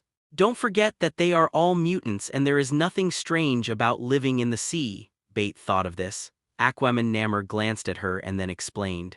"Although most of the Atlantis civilization has been destroyed, there is still a lot of technology left with which we can live freely in the sea." "That's not right. How did you adapt to living in the deep sea?" Phillies asked suspiciously. "Atlantis has been perfected for so many years, and the dome left by this ancestor can separate the sea water, so ordinary people living in it have no effect at all. As for mutants, I think you also know that the abilities we awaken are all changed according to life." Levis nodded involuntarily at Aquaman words. In fact, the mutant super ability awakening is really related to the living environment and ideas. For example, if some people are afraid of fire, they will awaken the ability related to water, and if they are afraid of being hurt, they will awaken the ability of defense. It is precisely because of this that most of the abilities awakened by mutants living in Atlantis under the sea allow them to live in the deep sea. At this time, Aquaman seemed to be hesitant to speak. Seeing this, Levis smiled and said, "If you have something to say, just say it. Actually, I would like to know the success rate of this X-Gene Awakening medicine as well as the side effects." Aquaman asked. "You don't have to worry about the side effects because the X-Gene Awakening medicine has no side effects at all. As for the success rate, how long have you been in New York?" Levis asked rhetorically. "It's been a week." Aquaman answered honestly. Then don't you notice some changes in the street? Aquaman was stunned for a moment when he heard the words, and then he recalled that he found that the streets were indeed different, and he found that many mutants were using ability in a fair and open manner. I even saw a lot of weird people. He didn't care about it at first, but now he thinks that he can use ability in the human world in a fair and open manner, which is really unimaginable. Could it be, Tilda? Aquaman suddenly thought of a possibility. That's right, that's what you want to be. The X-Gene Awakening potion has made this city a city of mutants. Levis nodded. What? Aquaman eyes widened in disbelief. He didn't expect the mutants left on land years later to do such a thing. The reason why their Atlantis remnants returned to the bottom of the sea was largely the same as the treatment of the Inhumans. It is precisely because of the exclusion of human beings that they will return to the dark seabed to live. But he didn't expect that many years later, mutant cities would appear in the human world, which made him a little unbelievable. There is no need to press so hard, let me tell you the success rate of the X-Gene Awakening potion. Levis smiled and said, in extreme emotional situations, the awakening rate can reach 99%. 35. Hearing this, Aquaman fell into shock again. He originally thought that this potion had a 60% success rate. In that case, even at the expense of some people, Atlantis would be able to grow rapidly. I didn't expect it to have such a high success rate. Thinking of this, Aquaman eyes suddenly became hot, and he only felt that this time on land was his smart decision. The speed of the plane was fast, and it left New York in a few moments. Still, Levis felt that the pace was too slow. It would take at least a few days to travel to the Atlantic at this speed. So he directly used the power of space to move in a small range of space. In an instant they were in the Atlantic Ocean. No one would have imagined that under this unremarkable sea area there was actually a huge prehistoric mutant civilization hidden. Maybe someone once guessed what secrets lie under the Atlantic Ocean, but no one has ever been able to detect it here. That's right, it's here, and under this sea is Atlantis. 39. Aquaman has a very good sense of direction and finds the entrance very quickly. But they have to go to sea. This is a little troublesome, and ordinary submarines can't go that far into the seabed. Levis frowned. Suddenly his eyes lit up, and then he looked at Phillies. Isn't her shield the best diving gear? Ding! Does the host sign in to the mutant Phillies double experience or super ability? Sign in to super ability 35. Ding! Sign-in is successful. Congratulations to the host for obtaining the super ability protective cover with 100 experience points. Sure enough, Levis got the same shield that Phillies got. Definitely, if it is used by him at LV6, it will be too powerful. Weiss, how are we going to get down? Lorna frowned, and she couldn't think of anything else but to ask Levis. Would you like to borrow a submarine from SHIELD? Fran suggested. It's impossible for a submarine to dive into deep water. Phillies' words directly dispelled Fran's thoughts. Don't worry, let's go down. 35. The corners of Levi's mouth rose, and everyone was dragged down to the sea by psychokinesis. Lee Kyanhao, Aquaman has nothing to do with this either. Although his golden trident can separate the water, it is impossible to bring so many people into the deep sea. The others were fine, but the three girls Fran screamed in fear. I said you can stop now, is there such a fuss? Only then did the three women open their eyes, and what surprised them was that everyone was wrapped in a translucent ball with mental retardation, and was slowly sinking into the sea. Wow, tilde. Levis couldn't help covering his ears. Yeah, tilde, this is Phillies your ability, Fran exclaimed. However, Phillies was a little dazed. It's not me, 35. Fran and Bate were stunned by this answer. Who would it be if you weren't? They had never seen anyone else who could shield this ability, and there were only a few of them here. Phillies suddenly had a flash of inspiration, and she shocked roar. It is said that the leader of the X-Men has a variety of super abilities, and no one has ever known how many abilities he has. As soon as these words came out, the three women's eyes all turned to Levis with a look of admiration on their faces. Seeing this, Levis smiled slightly, and he found that it was not bad to go out with these girls to perform tasks. At least it was very interesting. As they kept sinking to the depths of the sea, the surroundings became darker and darker. There are more than 1,000 deep seas here, and the surrounding sea water can easily squeeze the steel into shapeshifting.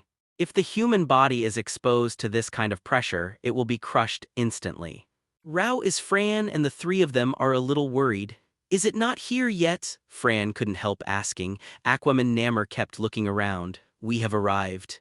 As he spoke, the golden trident in his hand suddenly burst into golden light.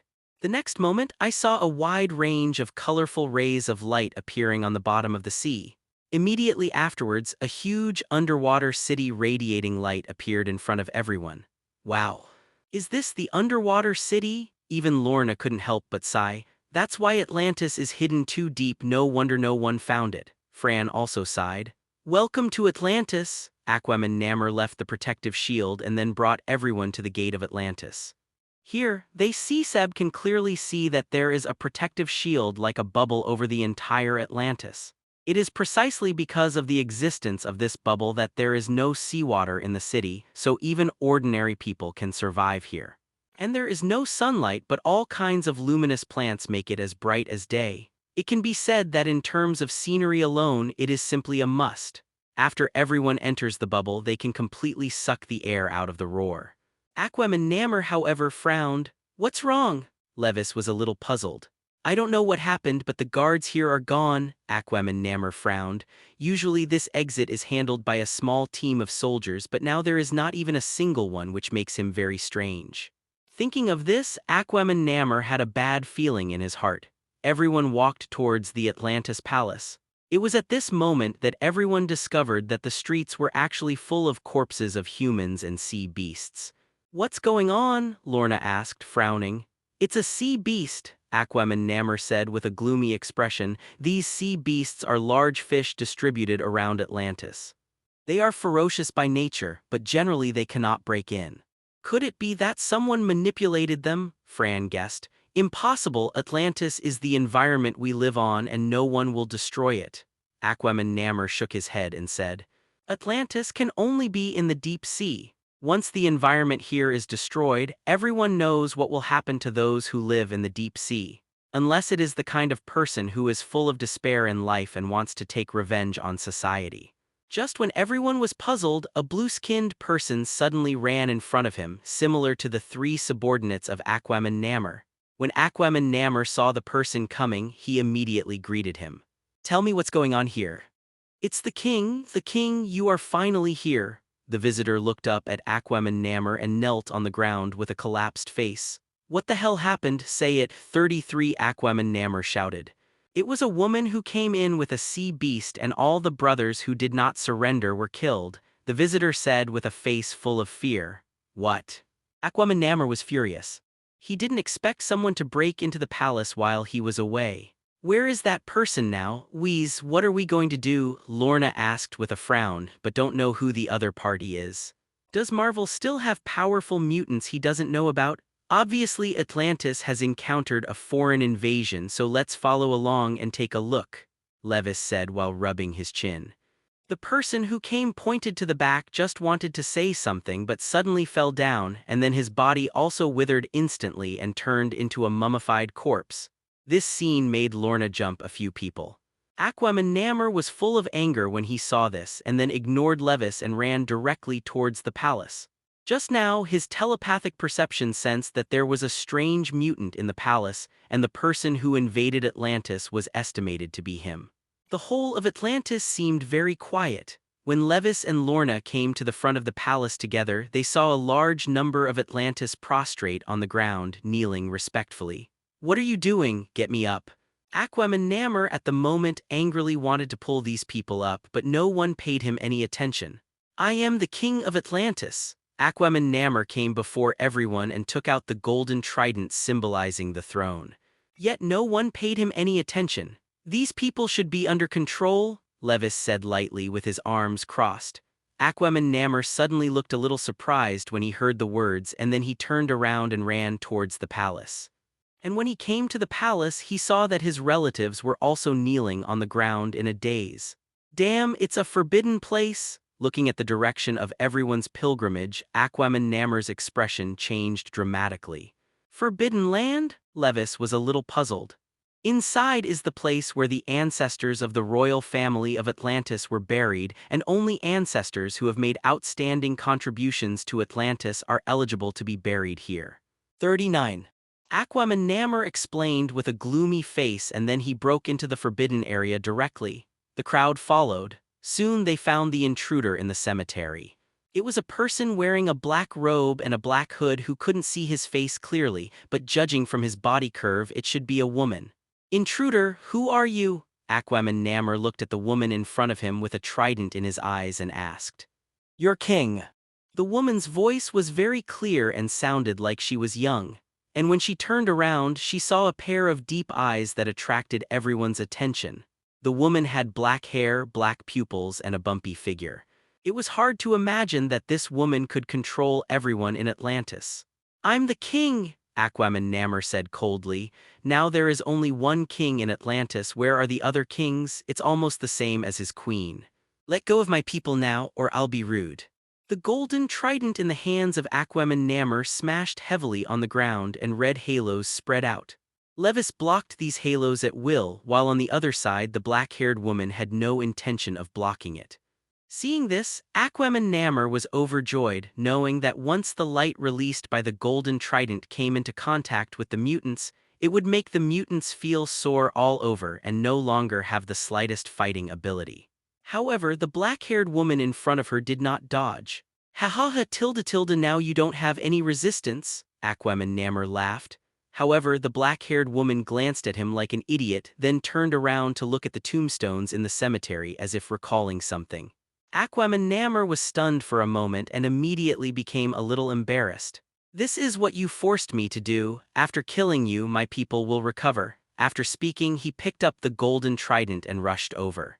However, as soon as he approached the black-haired woman, he didn't see what she was doing, and Aquaman suddenly fell to his knees all over. How is this possible? Aquaman who was kneeling on the ground, was full of disbelief, and he didn't expect that he would actually kneel. Immediately afterwards, he tried hard to stand up, but there was always a mental pressure that restrained him. "Who the hell are you?" Aquaman raised his head angrily and asked. However, the black-haired woman obviously didn't answer what he meant. "Intruder, no matter how strong you are, choosing to fight with me here is your biggest mistake." Japanese symbol, Japanese symbol, Japanese symbol, Japanese symbol, SEEKINGFLOWERS, Japanese symbol, Japanese symbol, Japanese symbol. Aquaman gritted his teeth and raised the golden trident in his hand. The golden trident suddenly released streaks of golden light, and the next moment the entire cemetery also responded, seeing blurred translucent figures flying out of the tombstone. The black-haired woman was a little surprised when she saw all this. "Ha ha ha tilde, yes, these are the souls and wills of the ancestors." Aquaman got up from the ground tremblingly and laughed proudly. Each of the kings of Atlantis in all dynasties was a powerful mutant warrior. They led the Atlanteans to overcome obstacles and clear all obstacles, thus preserving the heritage of the Atlantis. Even in death, their soul and will still protect the Atlanteans, and now their souls and wills are awakened. "Who is Roar calling me?" The black-haired woman was a little surprised. She didn't expect that after so many years someone still knew her. "That's right, this is Aquaman Poseidon." Suddenly, a majestic voice resounded throughout the cemetery. Hearing this voice, Aquaman trembled in his heart and immediately showed a look of surprise on his face. He didn't expect the first king of Atlantis to wake up. This was the first king who led his clan to find Atlantis at the bottom of the sea. After so many years, the soul and will still haven't worn off. Couldn't you be the royal princess before Atlantis sank?" "That's right, I remember you." However, when Poseidon saw the black-haired woman, he was stunned, and then he said with some uncertainty. Hearing the ancestor's words and the cautious expression on his face, Aquaman couldn't help trembling. "The royal princess before Atlantis sank? This is at least 18,000 years ago." Aquaman had heard the story before Atlantis didn't sink. At that time, it was the royal princess who led the people of Atlantis to survive on land, and which princess had a frightening title called the Black Queen. Unexpectedly, this legendary princess appeared in front of him more than 18,000 years later. Thinking of this, Aquaman expression suddenly became respectful. Your Majesty the Great Princess, please forgive my offense. May 83. Call me the Black Queen, I like this name. The Black Queen turned her head and said plainly. This time I return to Atlantis, I want to lead us mutants to regain our glory. 99. Hearing this, Aquaman looked embarrassed. His Royal Highness the Great Black Queen, now that human technology is developing rapidly and there are even weapons to destroy the world, it is almost impossible for us to conquer the human world. Before he could finish speaking, he was interrupted by the Black Queen waving her hand. You don't have to worry about this because the human world has something that can turn ordinary people into mutants, and there is already a city that has become a mutant city, we just need to rule them. Hearing this, everyone's expressions were different. Aquaman couldn't help but look at Levis. Isn't the city of mutants mentioned by the Black Queen exactly New York? And the thing that can make ordinary people into mutants is probably the X gene awakening medicine. After hearing what the Black Queen said, Levis and Lorna looked at each other and both of them looked at each other. After a long time, the Black Queen actually learned about the mutant city and the X gene awakening potion. And then she planned to lead her subordinates of Atlantis to return to the ground to rule all mutants. This is a good idea, and with the strength of the Black Queen, I am afraid that neither Professor X nor Magneto can stop her. If it weren't for Levis, I'm afraid she would have succeeded. But if he was there, he just wanted to say that the Black Queen was just thinking about shit. He still knows something about the Black Queen. The Black Queen is not only a mutant but also a powerful magician. Her main super ability is that she can absorb the vitality of others and make herself immortal. Those who have been sucked in vitality will dry up and die and become dust. The Black Queen was once the princess of Atlantis. Definitely, Levis doesn't know much about these things in ancient times. The Black Queen, he learned, was a member of the Hellfire Club, the opposite of the X-Men in an alternate universe. But now the idea hits him. Levis thought of this and couldn't help but laugh out loud. After the Black Queen heard this unbridled laughter, she looked over with cold eyes. You're not an Atlantean, but you're also a mutant, so submit to me, and I'll lead you to rule the world. Perhaps sensing his strength, the Black Queen did not act easily, but instead opened her mouth to solicit. And hearing this, Levis laughed even more happily. I said, Black Queen, have you lived too long? People are getting confused with age. Hearing this, the Black Queen's face turned cold, and a spiritual magic attacked immediately. However, Levis still did not change his face and said, Black Queen, I have to say that your wishful thinking is very good. 35. Nowadays, there are mutant cities in the human world, and they also have the X gene awakening potion that makes ordinary people mutants, and you only need to control the mutant cities. You can reap the benefits of the fisherman. Okay. Idea. Levis couldn't help but applaud her. I was originally the king of mutants, and it was a matter of course for me to submit to me. The Black Queen frowned when she saw that her mental magic had no effect. Hey tilde, that's really justified, but do you know who founded the Mutant Academy? Levis smiled with his arms crossed. Who could it be? You? The Black Queen asked in surprise. Congratulations, you got it. This time the Black Queen was really surprised. I didn't expect that the founder of the mutant city would come to Atlantis on the same day as her. But that's right, isn't it? Submit to me, I will lead the mutants to restore their former glory, the Black Queen said with a high-level look. Hey tilde, you are really shameless. Even Levis was a little speechless. It was the first time he had seen such a narcissistic person. A mere Black Queen is just a 4th-level mutant and she actually wants to make him surrender. She just laughed out loud. Ha ha ha tilde laughing deadman, what kind of royal princess is so narcissistic? Fran also laughed mercilessly and loudly. Are all the so-called ancient mutants so arrogant? Lorna 4.1 shook his head, very disappointed with the performance of the Black Queen. The so-called ancient mutants are just like this, Apocalypse is like this, so is the Black Queen in front of me. They're all just poor bastards immersed in their own world. As everyone knows, today's era is no longer ancient. Maybe Magneto and Professor X are not the opponents of the Black Queen, but Lorna and the others who have the fragments of the power of the Phoenix can definitely crush the Black Queen. What's more, it is not surprising that there are even 5th-level mutants in New York City today. After all, where is the mutant base? The mere Black Queen wants to occupy the magpie's nest, which is completely whimsical. Facing the ruthless ridicule of everyone, the Black Queen's face also turned cold, and a trace of killing intent flashed in her eyes. No nonsense, I saw a red light flashing in her eyes. In an instant, a spiritual magic swept towards the crowd. Seeing this, Levis sneered, "Use mental attack in front of me, it's just courting death." In an instant, a powerful spiritual force burst out, instantly crushing the Black Queen's spiritual attack magic. The next moment, Levis brought the Black Queen into a spiritual space.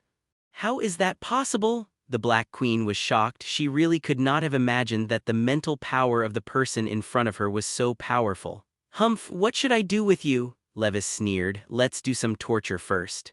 The next moment, the Black Queen seemed to have entered the Uidu space, stabbing countless knives into her body. The Black Queen couldn't help screaming. However, this is only the beginning. One day in the spiritual space, only a few seconds have passed in the outside world.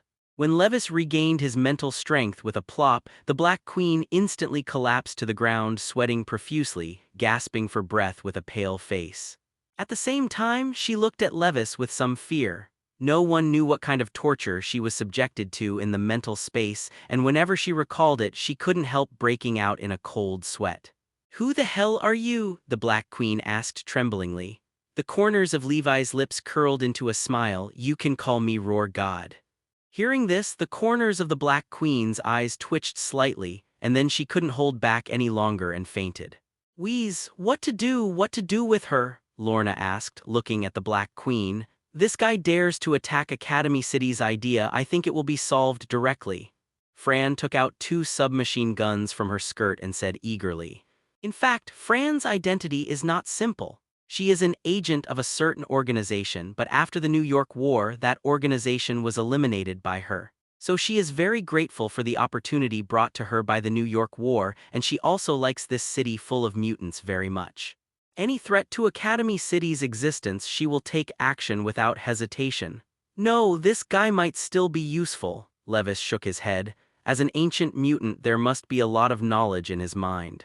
And she has ancient mutant genes. To make the X-Gene awakening potion also requires ancient mutant genes, so it is necessary to keep the Black Queen." Aquaman Namor has no opinion on this. The appearance of the Black Queen will not do any good to Atlantis and will also take his power. So no matter what Levis does with the Black Queen, he has no problem.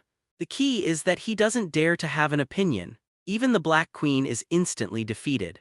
How can he dare to have other opinions? Levis directly used the power of the mind to control the Black Queen, just like the original Apocalypse, and then directly opened the portal to send the Black Queen back to be with the Apocalypse. The 2 ancient mutants will continue to contribute to the mutants in the future. Definitely, he didn't forget to sign in before sending the Black Queen away. Ding, is the host checking in to the Black Queen. Double experience or super ability. Sign in to super ability, 35. Ding, sign in successfully. Congratulations to the host for obtaining the super ability Life Absorption with 100 experience points. Levis was a little surprised, but he didn't expect to get the ability of Life Absorption. This ability is somewhat similar to the Naughty Energy Absorption, but the Black Queen's Life Absorption can absorb some of the opponent's power while also controlling the opponent. If she directly sucks the opponent dry, the absorbed vitality will make her immortal and youthful. The Black Queen can live for nearly 20,000 years precisely because of the existence of this ability. However, Levis does not need this ability. After merging the Phoenix, he has already entered the realm of the gods. His body is extremely perfect and it can also be molecularized. It can be said that as long as he does not want to die, then he is an immortal existence. The same goes for Lorna and Clarice, who have fragments of the power of the Phoenix in their bodies. After the Black Queen was dealt with, the Atlanteans who were controlled also recovered. Lord Weiss, 583. We Atlantis are willing to obey your arrangement.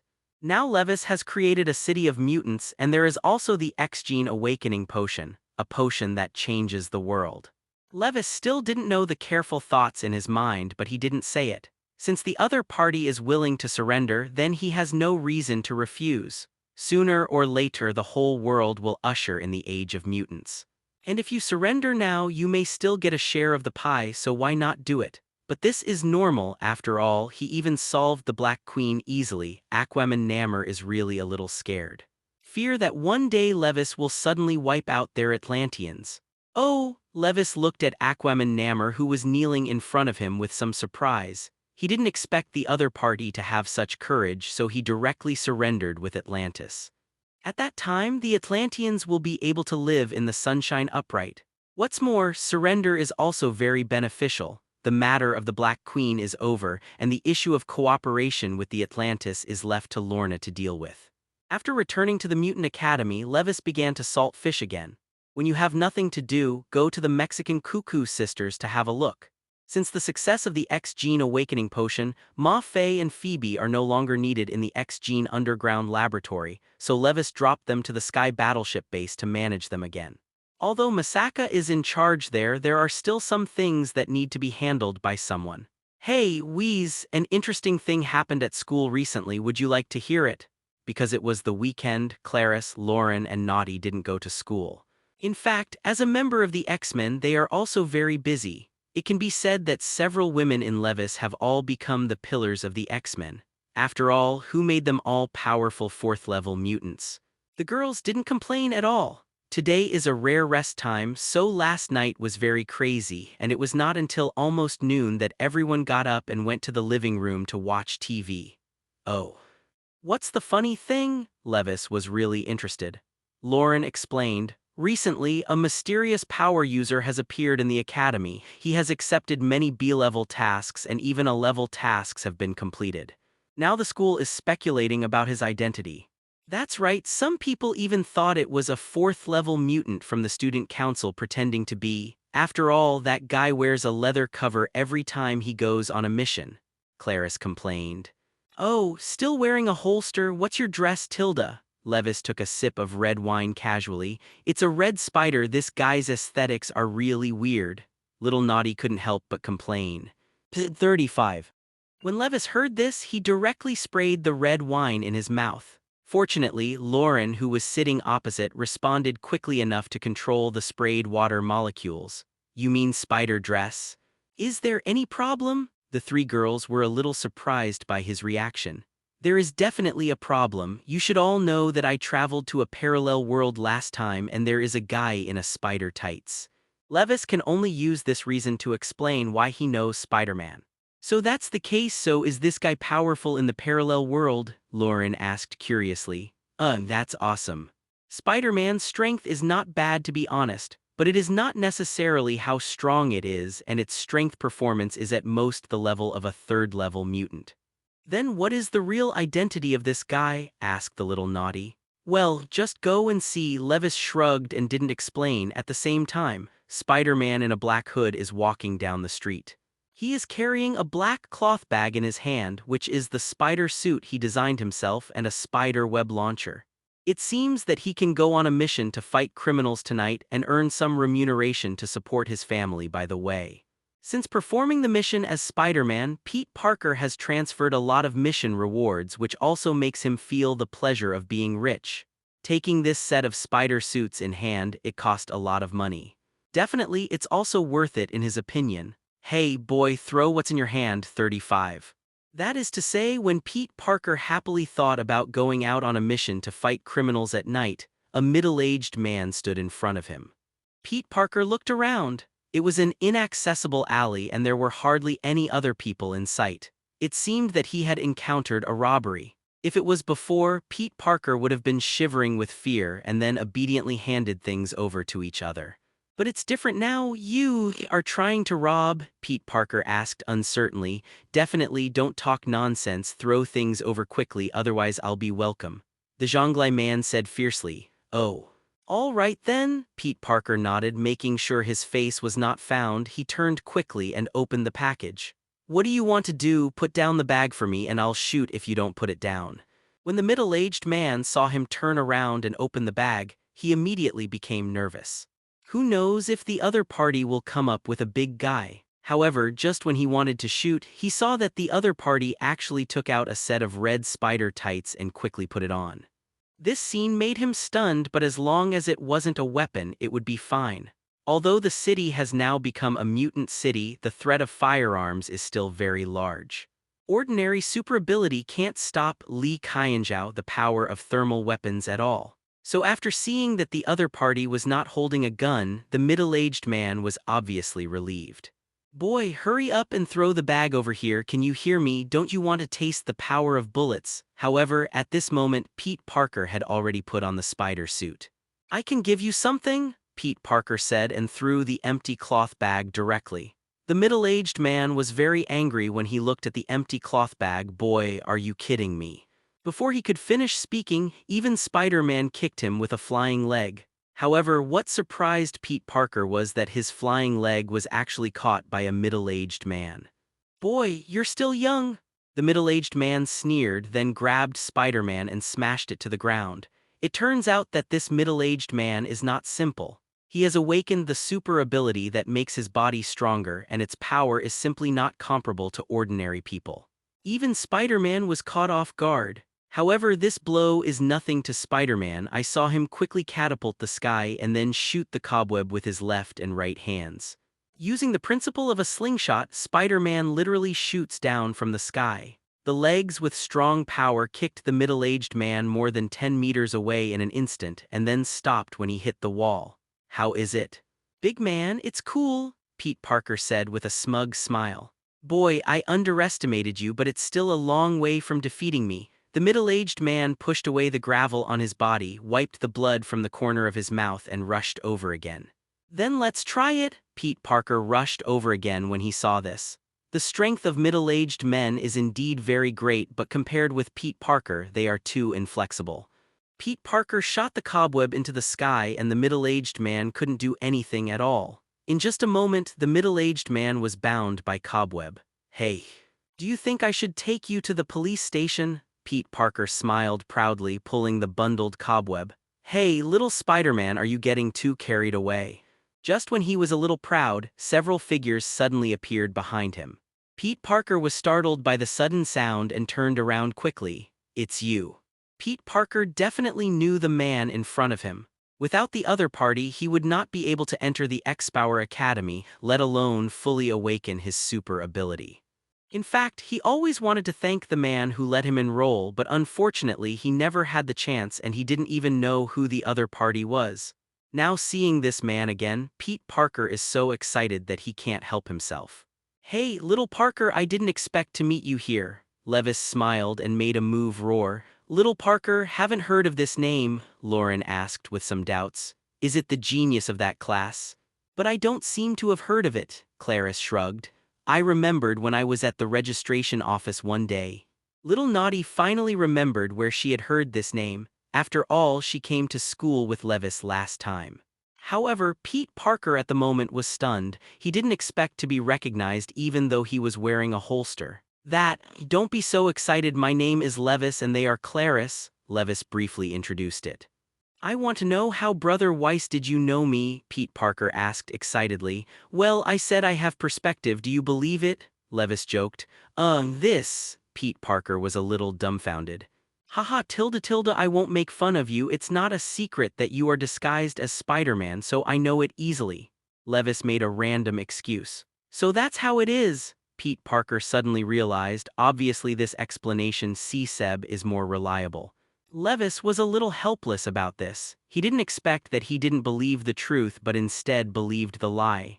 Okay, let's deal with this guy first. Brother Weiss, this person did it first.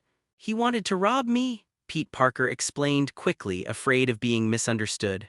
Don't worry, we know. Levis smiled and let Misaka deal with the criminal's problem, then left the alley with Pete Parker. By the way, speaking of Parker, how did you completely awaken your super ability? He is still very curious about this question. After all, it has only been a month since the last time Pete Parker entered the school. I don't know what happened, it's just that I attended the biological exhibition hall last time and was bitten by a spider and then woke up the next day and it was like this. Pete Parker honestly explained what happened. I see. Levis nodded. Although Peter Parker is only 15 years old now, he still cannot escape the fate of being bitten by a spider. And he, like the original, became Spider-Man. I seem to have heard of this biological exhibition hall.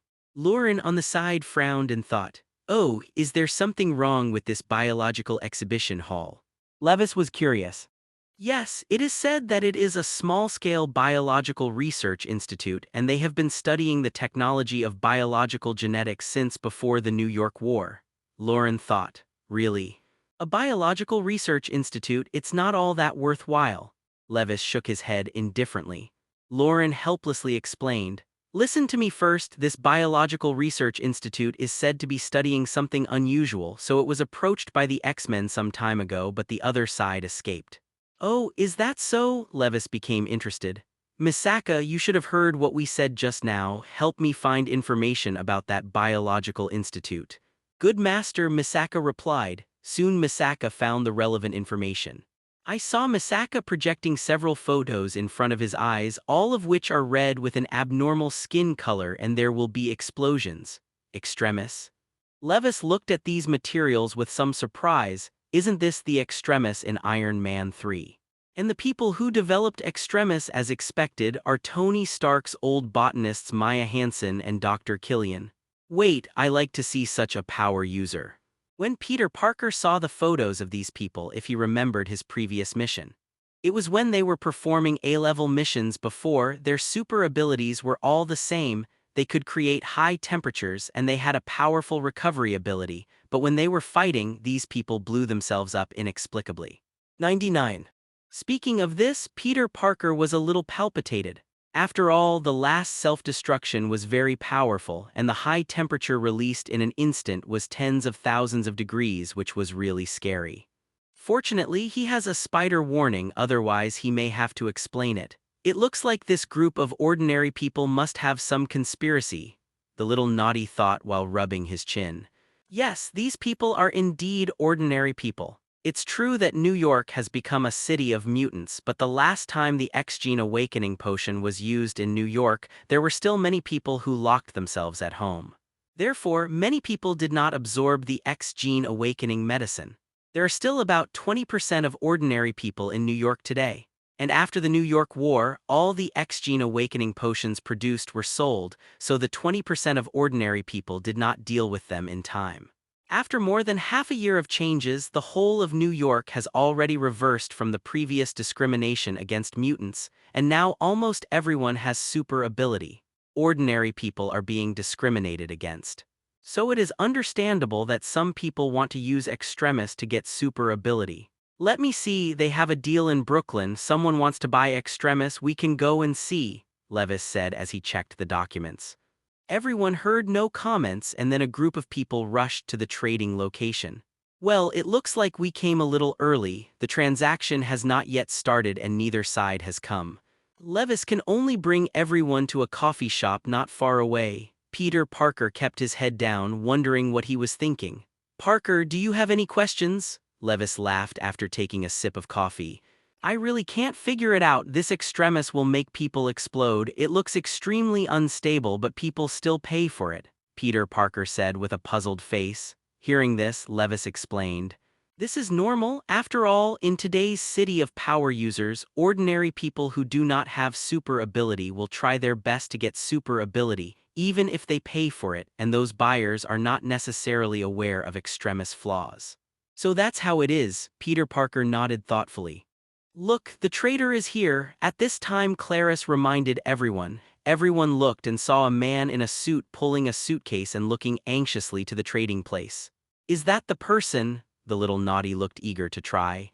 Peter Parker was faster than her, however, and after spending a few seconds in a spider suit in a deserted corner, he rushed out first. Hey, this thing in your hand is very dangerous. Can you leave it to me for safekeeping? Peter Parker came to the man in the suit with a few jumps. The man in the suit turned his head to look, but unexpectedly, a white cobweb shot over and the suitcase in his hand was instantly snatched away. Damn, give it back to me. Japanese symbol, Japanese symbol, Japanese symbol, Japanese symbol, SEEKINGFLOWERS, Japanese symbol, Japanese symbol, Japanese symbol. When the man in the suit saw the suitcase being taken away, his face flushed with anger and he rushed over. Sorry, your stuff has been confiscated and needs to be handed over to the X-Men to make sure there's no danger before it can be returned to you. So, You'd better catch it now. 35.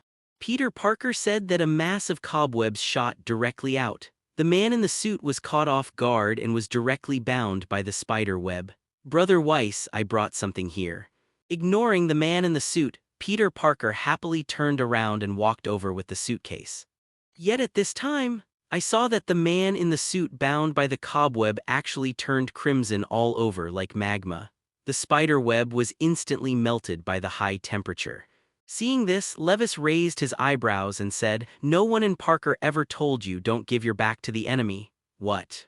Peter Parker was a little puzzled when he heard this.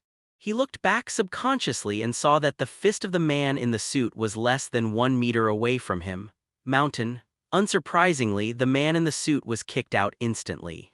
This time, he didn't dare to be careless anymore, used cobweb to fly into the sky, and then kicked his legs towards the man in the suit.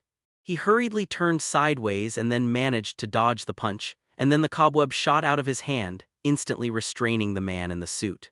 Boom! At this moment, another man in a suit came out on the other side holding a pistol in his hand and facing Levis. And as a result, the Chitauri were all wiped out. "You guys should be together, let me go." Levis was a bit dumbfounded, making him think about who was the last guy with a gun on him. Well, it looks like it was Chitauri. "You're this guy's traitor. If I think you're just a buyer, I won't hold you accountable. Leave now," Levis said and waved his hand like a fly. However, this attitude made the man in a suit wearing glasses a little angry. "I was forced to do this. It was because of you freaks that I was treated unfairly. Why do you all have powerful super abilities?" the man in glasses shouted angrily. Before the Great War in New York, the man with glasses was originally an elite on Wall Street and had a good family. Although he had always been very discriminatory against mutants, his family members were also safe and sound. However, after the Great War in New York, all the good families disappeared. The family broke down and the property damage left him with nothing in an instant. Even God made a joke with him. He actually became the person who failed to awaken. Because the awakening failed, he suffered too many scorns and teasing in the following time, and Extremis was his hope for a successful comeback, so he would never give up.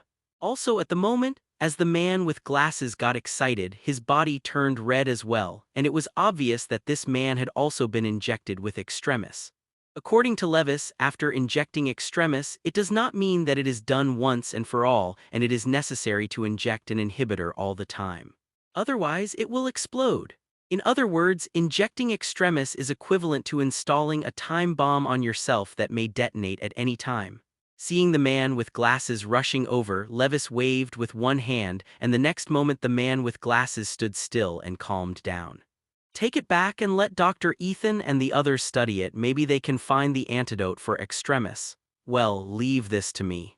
Clarice took the initiative to stand out and opened a portal, and then the man with glasses left. On the other hand, Peter Parker also managed to beat another man in a suit. However, at this moment, the defeated man in the suit suddenly released an astonishing amount of heat from his entire body. "Damn, he's going to blow himself up," Peter Parker yelled, turning and running. Boom! Accompanied by a loud bang, the flames of the explosion directly enveloped the surrounding area for more than 10 meters. After the flames of the explosion dissipated, a large pit appeared in place, and the man in the suit had already been blown to pieces. "Are you all right?" Seeing Peter Parker staggering over, Levis asked with concern. "Oh, it's all right." Peter Parker shook his head, dazed by the aftermath of the explosion. "That's good, let someone deal with this place, let's go back first." Fortunately, there were not many people around and they all stayed away from here after the battle started, so there were no casualties.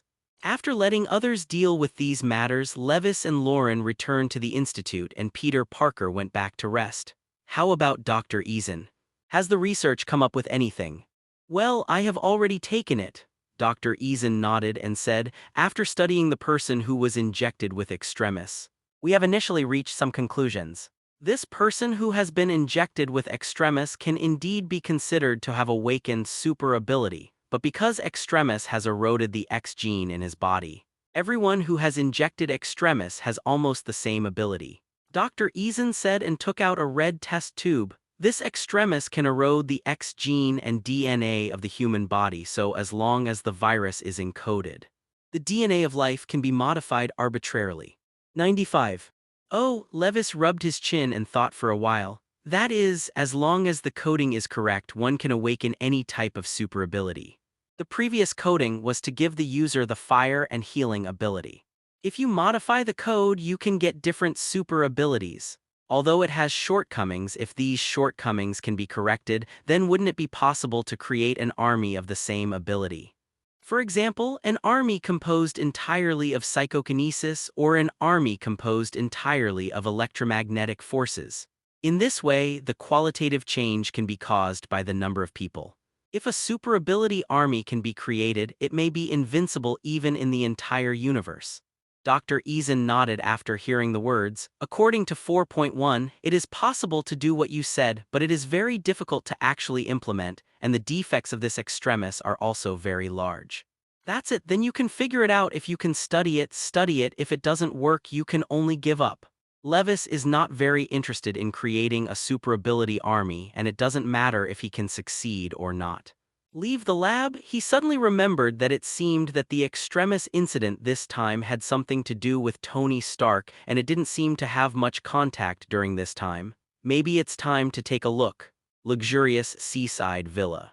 At the moment, Tony was hammering in the base. Since the last New York War, Tony has been shutting himself in the basement, constantly improving and making armor, until the current Mark series has been updated to Mark 42. You should know that the last time it participated in the New York War, it was only the Mark 13 that was used. This shows how crazy Tony has been during this time. Because after the New York War in the workplace, Tony suffers from severe mental anxiety. As long as he hears keywords such as New York or aliens, he will be subconsciously fearful. Only the steel armor can give him some sense of security. Okay, the Mark 42 can finally start testing JARVIS. Let's start the program. 35. Tony said and came to the test bench. Looking at the steel armor in front of him, he took a deep breath and then clicked his fingers. JARVIS dropped by for some music. Okay, sir. Tony's body couldn't help but sway along with the loud music. Bring it on. Tony stretched out his hand and waved at the steel armor parts placed aside, and the next moment the parts flew over one by one. According to the miniature induction device in his hand, all the parts flew to him and automatically dressed. Tony is getting more and more excited to see this. Looks good. Head next. 35. Tony looked at the upside-down mask, suddenly did a backflip, put the mask on accurately, and at the same time knelt down on one knee and punched the ground. Shows a standard hero landing method. However, at this moment he didn't find a piece flying behind him. This part was obviously out of alignment and it smashed Tony and flew out, and all the parts of the whole body were scattered on the ground.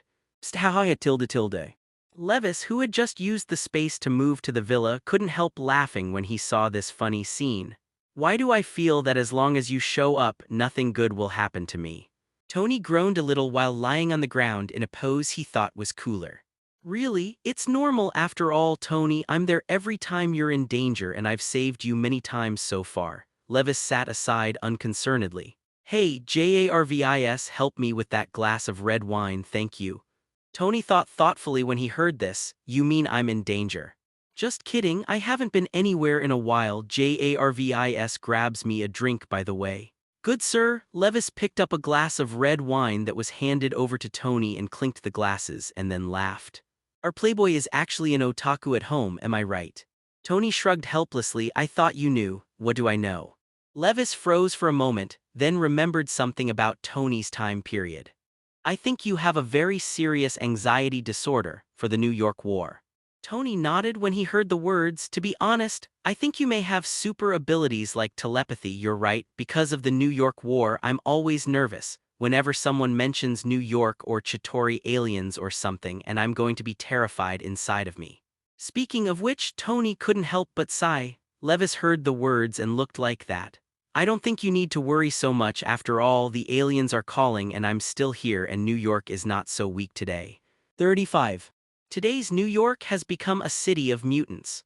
According to the data collected by Misaka, there are about 3.5 million mutants, of which there are hundreds of 4th-level mutants and there are more 3rd-level mutants. This is a terrifying force. If there were so many mutants in New York when the Chitauri army came, even without Levis and the X-Men, the mutants in New York could easily wipe out the Chitauri army. I know, but... 0.587? Tony paused as he said, in fact, even he himself didn't understand why he was so sensitive, why he was afraid of the Chitauri army coming again. Levis shook his head and said, I think. You're afraid of losing the name Iron Man? As New York City becomes a mutant city and all mutants are getting stronger, they don't need yours at all. Help, so you're afraid people don't need Iron Man anymore. These words completely came into Tony's heart, and it was precisely because of the fear of losing the name Iron Man that all Tony would study day and night for stronger armor. Fear of another Chitauri army is just an excuse. Tony, whose mind was revealed, drank silently, not knowing what he was thinking. Seeing this, Levis smiled and said, Actually, you don't have to worry at all. The strength of mutants is limited after all, but your potential is unlimited. You must know that Tony in the later stage can use steel armor and Thanos to make a few moves, which ordinary mutants can't do. Okay, you suddenly came to my villa, probably not to relieve me. Tony's mood was obviously much better after a glass of wine was directly drained. Well, there is one thing, Extremis, that you should have heard of. 35. Levis laughed. The latest epidemic virus, this seems to have nothing to do with me. No, it definitely has something to do with you. Look at this, Levis said, handing him a document. Tony took the document and looked at it. This paper looks very interesting. If it is successful, it can reborn people's broken limbs and restore various injuries. I have to say that the person who published this paper is a genius. The genius who posted this, shouldn't you? Tony looked at him suspiciously. Levis couldn't help rolling his eyes when he heard this. Isn't there the name of the publisher on it? Definitely, I guessed it wasn't you, Luo. A little embarrassed, Tony looked back at the file and sure enough, on the publisher he found a more familiar name. Maya? Tony thought for a while. This woman's name is familiar, by the way. It seems that we had a friendly exchange in bed. You'll be fine, I predict they'll come to trouble you. Trouble me? We just had a shot, won't we be bothering me after all these years? Tony said in disbelief. Levis was speechless when he heard the words. You think too much? This Extremis developer has another person named Aldridge Killian. Think about what you did to that person, Tilda. Hearing this, Tony frowned and thought, oh. I asked him to wait for me on the rooftop and then I discussed it with Maya for a night. Could it be this? I think there might be a reason for the rivalry. Extremis was researched by Maya and Killian together, and it would be impossible to say that the two were not in a relationship. Killian was waiting on the rooftop all night while Tony was messing with his girlfriend. It's impossible for anyone not to hold grudges. After thinking about it, Levis felt that the truth of the matter should be like this. So it's this Killian who wants to trouble me? Tony asked suspiciously. Definitely not, Levis shook his head. The people behind Killian may be the notorious Mandarin, the Ten Rings Gang. I think you should know them. The people who kidnapped Tony in the cave were from the Ten Rings Gang, and the leader of the Ten Rings Gang was Mandarin. Tony frowned. I know that Mandarin is behind the Ten Rings Gang. I also had the idea of killing this organization at the beginning, but this organization is too large and no one knows where Mandarin is, and Roddy also warned me not to dig deep into it. Having said that, Tony didn't say any more. Obviously, this matter of Mandarin has touched the interests of the ugly country's military. No matter what, he is a citizen of Wei State, and it is impossible for him to have other ideas on matters involving national interests. So you didn't listen to my words? Well, it's your own business anyway. If something goes wrong with little Pepper, don't ask me to revive her. Levis shrugged nonchalantly. He's just here to warn Tony, don't listen. However, what he said was to bluff Tony. In addition to the steel armor, Tony must be most concerned about the little Pepper. Wheeze, can you tell me what happened to Pepper? Tony was a little excited. It's not happening now, Levis waved his hand. However, at this moment, Tony's phone rang and he didn't expect it was Pepper's phone. He answered the phone hastily. Hey, Pepper, are you all right? 55. Little Pepper, who was just about to say something, was stunned for a moment and then said, I'm fine. It was Happy who was injured by a terrorist attack and is now in the hospital. What? You wait for me to arrive in a minute. Tony was relieved when he heard that Chili Pepper was injured, and then he was a little anxious. After all, Happy was his royal driver for many years, so he could be called a family member. "We sorry, I have to go to the hospital now," Tony said anxiously and walked towards the steel armor. "All right then," Levis drank red wine indifferently, a moment later in the hospital. "Tony, Happy?" Pepper threw himself into Tony's arms with a sad face. How could something like this happen? Levis, who was standing behind them, could not help but pouted, and he suddenly sounded the plot in the comics. During this period of time, because Tony often stayed at home, Happy was always in charge of being the driver of Little Pepper, and the relationship between the two was also wonderful. Lee Kyanjiao. Levis was full of malicious thoughts. At the moment, Tony's eyes are red. After all, Happy has been his bodyguard and driver for 20 years, and the two have a very deep relationship. In the comics, Pepper and Happy are husband and wife, and Tony is the third party. And now Tony stays at home every day, letting Happy and Pepper get along. I don't know if there will be any bloody plot. At the moment, on the hospital bed in the room, Happy was wearing an oxygen mask and looked unconscious. Maybe his friend should have reminded Tony. At this moment, the TV in the ward suddenly turned into a snowflake with no signal, and at the same time an old voice came from the TV. "You'll never know who I am, and you'll never know who will be hurt next. Ha ha ha tilde struggling with the pain. 35. Hearing this voice, Tony's palm cannon in anger destroyed the TV. Who is it? At the moment, Tony just wanted to catch the man who threatened him and kill him, but he felt powerless. After all, he didn't even know who he was. "I thought you should know who it was," Levis shrugged. Hearing his words, Tony suddenly thought of a name. "You mean Mandarin?" "That's right," Levis nodded. "That be ****D. An angry Tony turned around and left the hospital. At the same time, a large number of reporters have gathered at the entrance of the hospital. After all, this terrorist attack is another attack by Mandarin against Stark Industries. The 587 incident when they were caught in the cave last time has not been forgotten by this group of reporters. They all wanted to know what Tony thought about it. After seeing him come out, all the reporters immediately surrounded him. "Mr. Stark, the source told us that this is another attack by Mandarin. What do you think? May I ask why Mr. Stark did not retaliate against Mandarin? When will Mr. Stark finish this B*******D? Hearing the reporters' inquiries, Tony didn't intend to pay attention, but after hearing one of the questions, he turned around angrily and said angrily, "Do you want to know? I have a greeting for Mandarin. My name is Tony Stark. I'm not afraid of you. You're like a coward. Just wait and die." Tony took off his glasses and then gave his address. "You cowards who only know how to hide in the dark. See, Seb, now my address is here. This has nothing to do with anything else. It's just personal revenge. Come to me if you have." Tony put down the harsh words, then turned and drove away.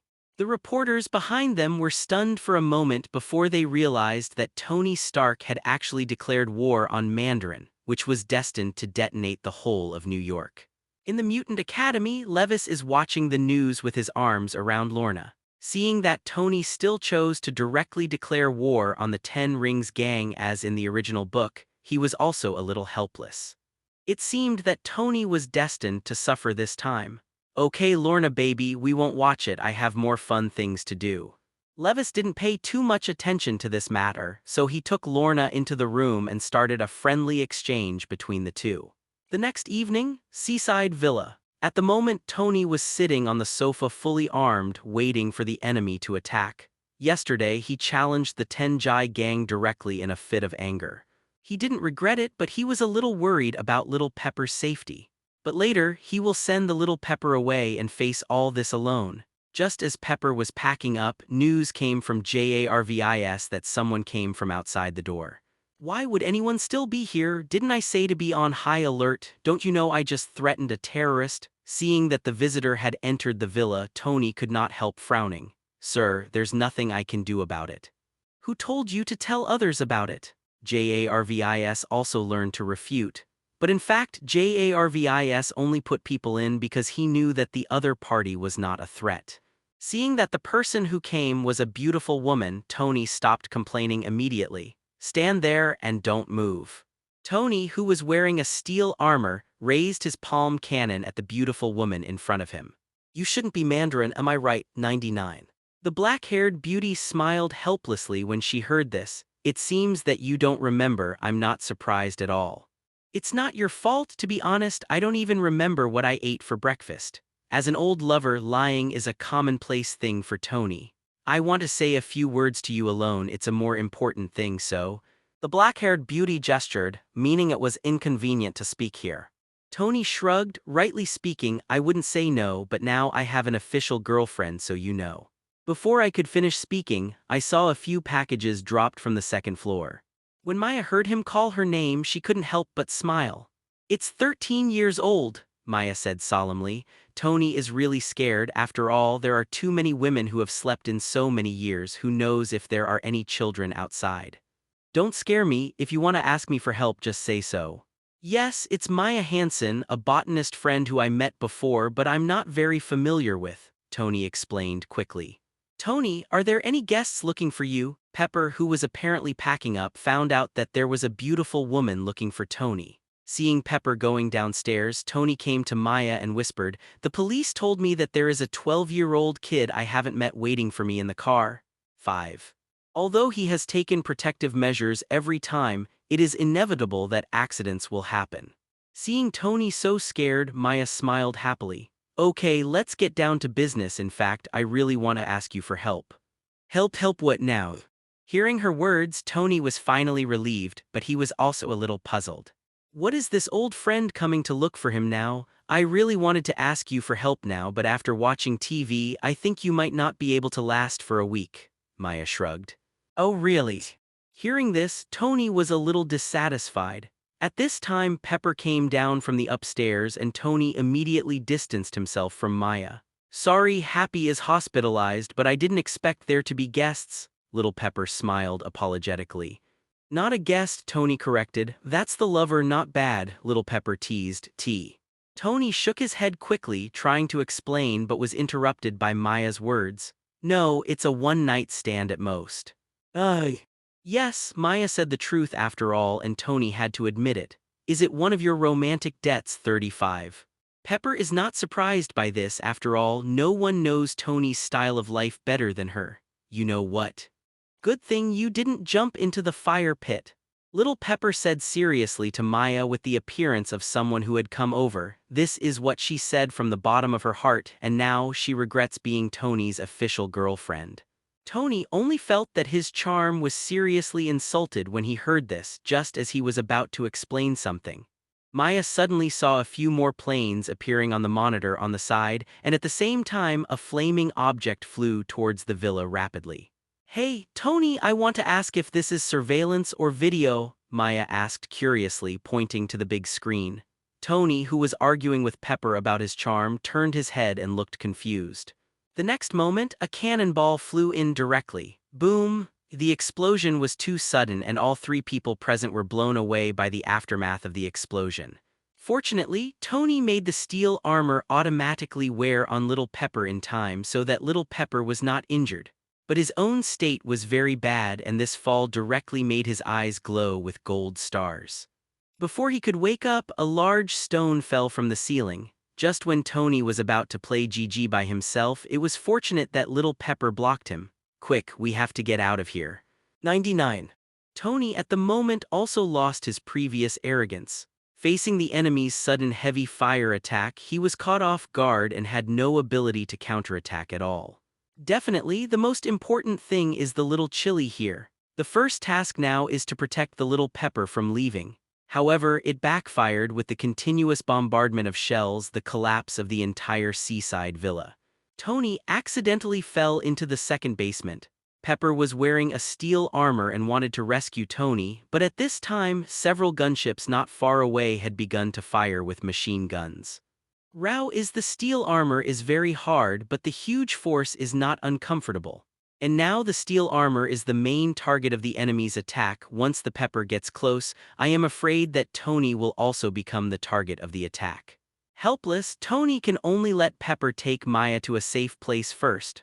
Although Pepper wanted to save Tony, her reason told her that it was the right decision to come first.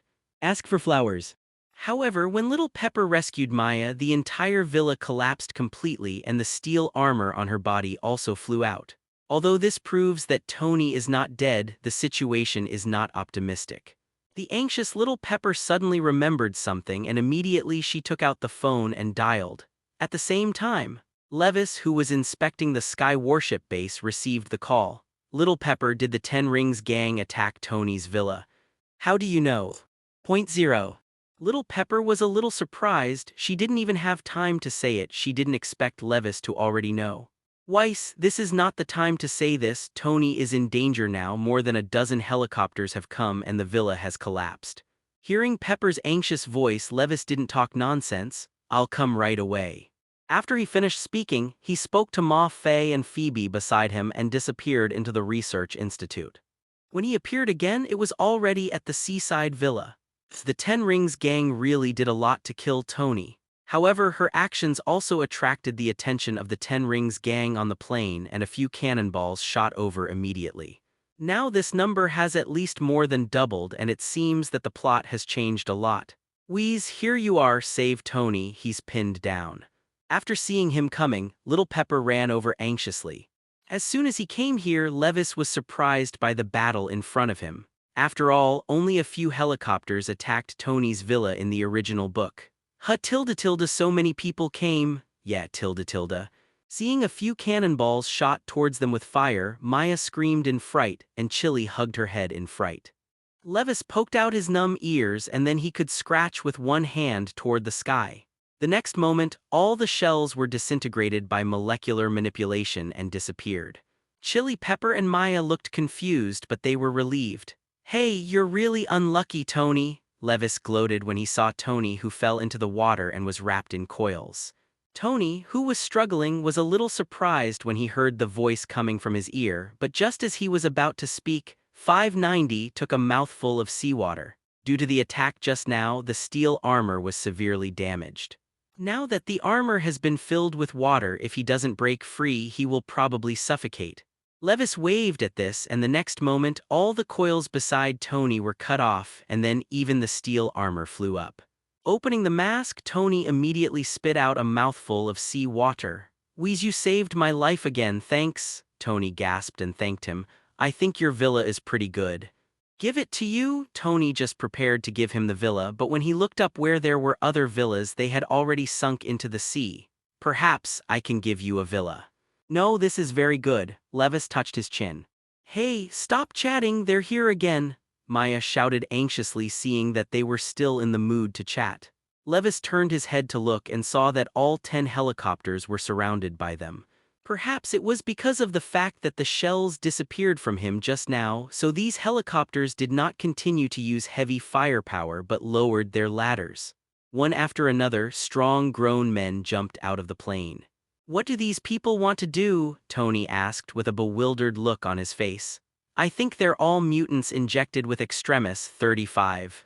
The men jumped out of the plane uninjured and were red all over. Apparently all of them had been injected with Extremis. Sorry, I can't fight now, I can only rely on you. Tony tried to manipulate the steel armor, but the armor was damaged so badly that he couldn't fight anymore. Okay, for the sake of the villa you gave me. Levis nodded. For him, it was just a trivial matter to deal with these people, and it was completely worthwhile to change a villa. Let me think, what ability do I use against these people? Just use this. After he finished speaking, he grabbed forward with one hand, and in an instant, the sky and the earth turned icy blue. Immediately afterwards, whether it was the Ten Rings gang or the plane, they were all frozen into pieces of solid ice. Pieces of solid ice wrapping the plane fell on the ground and smashed large pits, but the ice showed no sign of melting. God, what the hell is this? Amazing! Chili Pepper and Maya's eyes widened in disbelief. Even Tony was shocked, wondering if he had a solution if he faced this trick. The answer is absolutely no way. By the way, Tony, do you have anything else to say to these people? Levis asked, suddenly turning his head. I don't think I have anything to say. Okay then, these icicles are a bit annoying to put here, so I'd better clean them up. Levis waved his hand, and the molecular operation instantly decomposed all the planes and members of the 10 rings into molecular states. This is not over yet. Although Tony's villa was requested by him, it is almost destroyed now. So Levis used molecular manipulation again, but in the blink of an eye the villa was restored. Cool tilde, Tony couldn't help but exclaim when he saw that the villa was back to normal in the blink of an eye. Hey, are you the legendary god? Maya looked at Levis with some surprise. After all, everyone knows that God restored the whole of New York, and seeing Levi's restoration of the villa, it is natural to think of it together. I said no, would you believe it? Levis shrugged and didn't explain anything. Back to the villa? Tony, what are you going to do next? Levis lay on the sofa drinking wine leisurely. Definitely revenge, Tony said definitely. Being beaten so badly this time is simply an insult to Iron Man. If he were to prepare 4.1, he would be able to destroy the dozen or so helicopters in no time. Well, I knew it would be like this, Levis smiled. After thinking about it, Tony had no problem getting rid of Killian and some of the 10 Rings gang behind him. I'll get them. Tony looked confident, and with his Iron Man pride, he certainly wouldn't let himself fail. Tony's greatest confidence is the steel-armored army built during this period, starting from Mark 13 and ending on 42. With so many steel armors, no matter how strong the 10 Rings gang is, he is not afraid. However, even with the participation of Levis, the plot still returns to its original point. A few days later, after Tony found the fake Mandarin, Chili was still caught by Killian. In order to rescue Pepper, Tony had to take all his armor and plan to fight Killian to the death. People injected with Extremis can raise their body temperature to more than 3,000 degrees. Even Tony is a little afraid. After all, his steel armor can't withstand such high temperatures. That night, Tony brought his good friend Rhodes to Killian's lair, intending to make a scene. And when Levis, who had nothing to do, came to watch the show, the battle was already fierce. I saw Tony rushed into the control room after killing a few desperate soldiers trying to save little Pepper. However, Killian had already been here with him. Sure enough, before saving the princess, you still need to kill the evil big boss. Tony couldn't help but complained. At the moment he was very confident. After all, he came with the Iron Man army, and even if he smashed it, he could kill Killian. Simply put, it is to use money to kill Killian. After all, the value of each steel armor is more than hundreds of millions of USD. However, his idea is really good, but the reality directly hits his face. In just a few rounds, the steel armor has been dismantled several times. If it wasn't for Tony's luck, maybe it would have been hell. This Killian not only can breathe fire, but his whole body is as powerful as magma. The high temperature of Sankyandu can directly vaporize ordinary steel. Even steel armor can't stand it. I saw that Killian used his hand as a knife and slashed, and the steel armor was cut into 8 pieces like tofu. For a moment, Tony was beaten and could not fight back. Leviston, who was watching a play not far away, gloated over his misfortune. It was also because Tony was too conceited. If he called him for help, wouldn't it be easy to rescue Pepper? This Killian is not only powerful but also very resilient, and ordinary bullets are completely useless to him.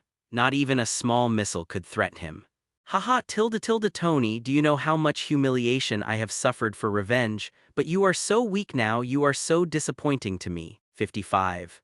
Killian suddenly grabbed the arm that Tony was hitting, followed by a hand knife, and the steel armor was split from top to bottom in an instant. If Tony hadn't gotten out of the armor from behind in time, I'm afraid he would have been split in half. Tony, recognize the reality. Now you have been trampled under my feet, and one day both mutants and the so-called god will surrender to me. Killian opened his hands as if he had conquered the world, fantasizing about a better future. And Tony also took this opportunity to change into a new steel armor just as he was about to bypass Killian and save Pepper. Boom! Killian had already prepared explosives and installed them everywhere, and the entire base was blown up in an instant. Little Pepper tilde.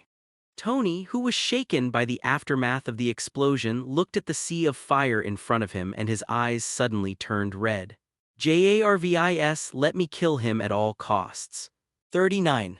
Yes, sir, Jarvis agreed, and then all the steel armors gave up their entanglement with the desperate soldiers and charged directly towards Killian. The steel armor is not very useful to Killian. His agile movement can easily avoid all kinds of shells and palm cannons, and the huge amounts of power can easily tear up any steel armor. Without exception, Tony was beaten again. Just as Kylian was about to give Tony the final blow, suddenly a metal pillar smashed him straight out. "Little Pepper, are you okay?" Tony was surprised when he saw the figure walking out of the flames. However, Pepper at the moment looked at him without any emotion, which made Tony realize that Pepper was saving his life because of extremis, and at the moment this state is likely to be indistinguishable between us. Seeing Pepper coming over, Tony raised his hand in surrender. "Hey, Pepper, you should still remember me, right? 35. However, at this moment, another set of steel armor flew over 590, and the order given to Jarvis before was to kill all the desperate soldiers.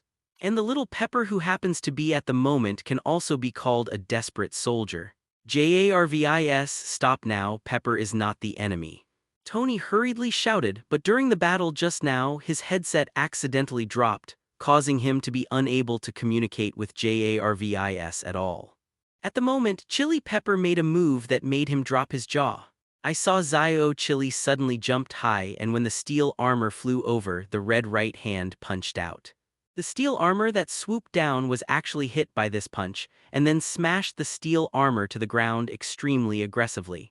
It's just too subservient for Chili to not be a superhero, and this move is too domineering. Levis, who was not far away, couldn't help applauding. "Weiss, why are you here?" Tony was a little surprised to see him here. "I think you'd better deal with Pepper." Levis folded his arms and pursed his lips.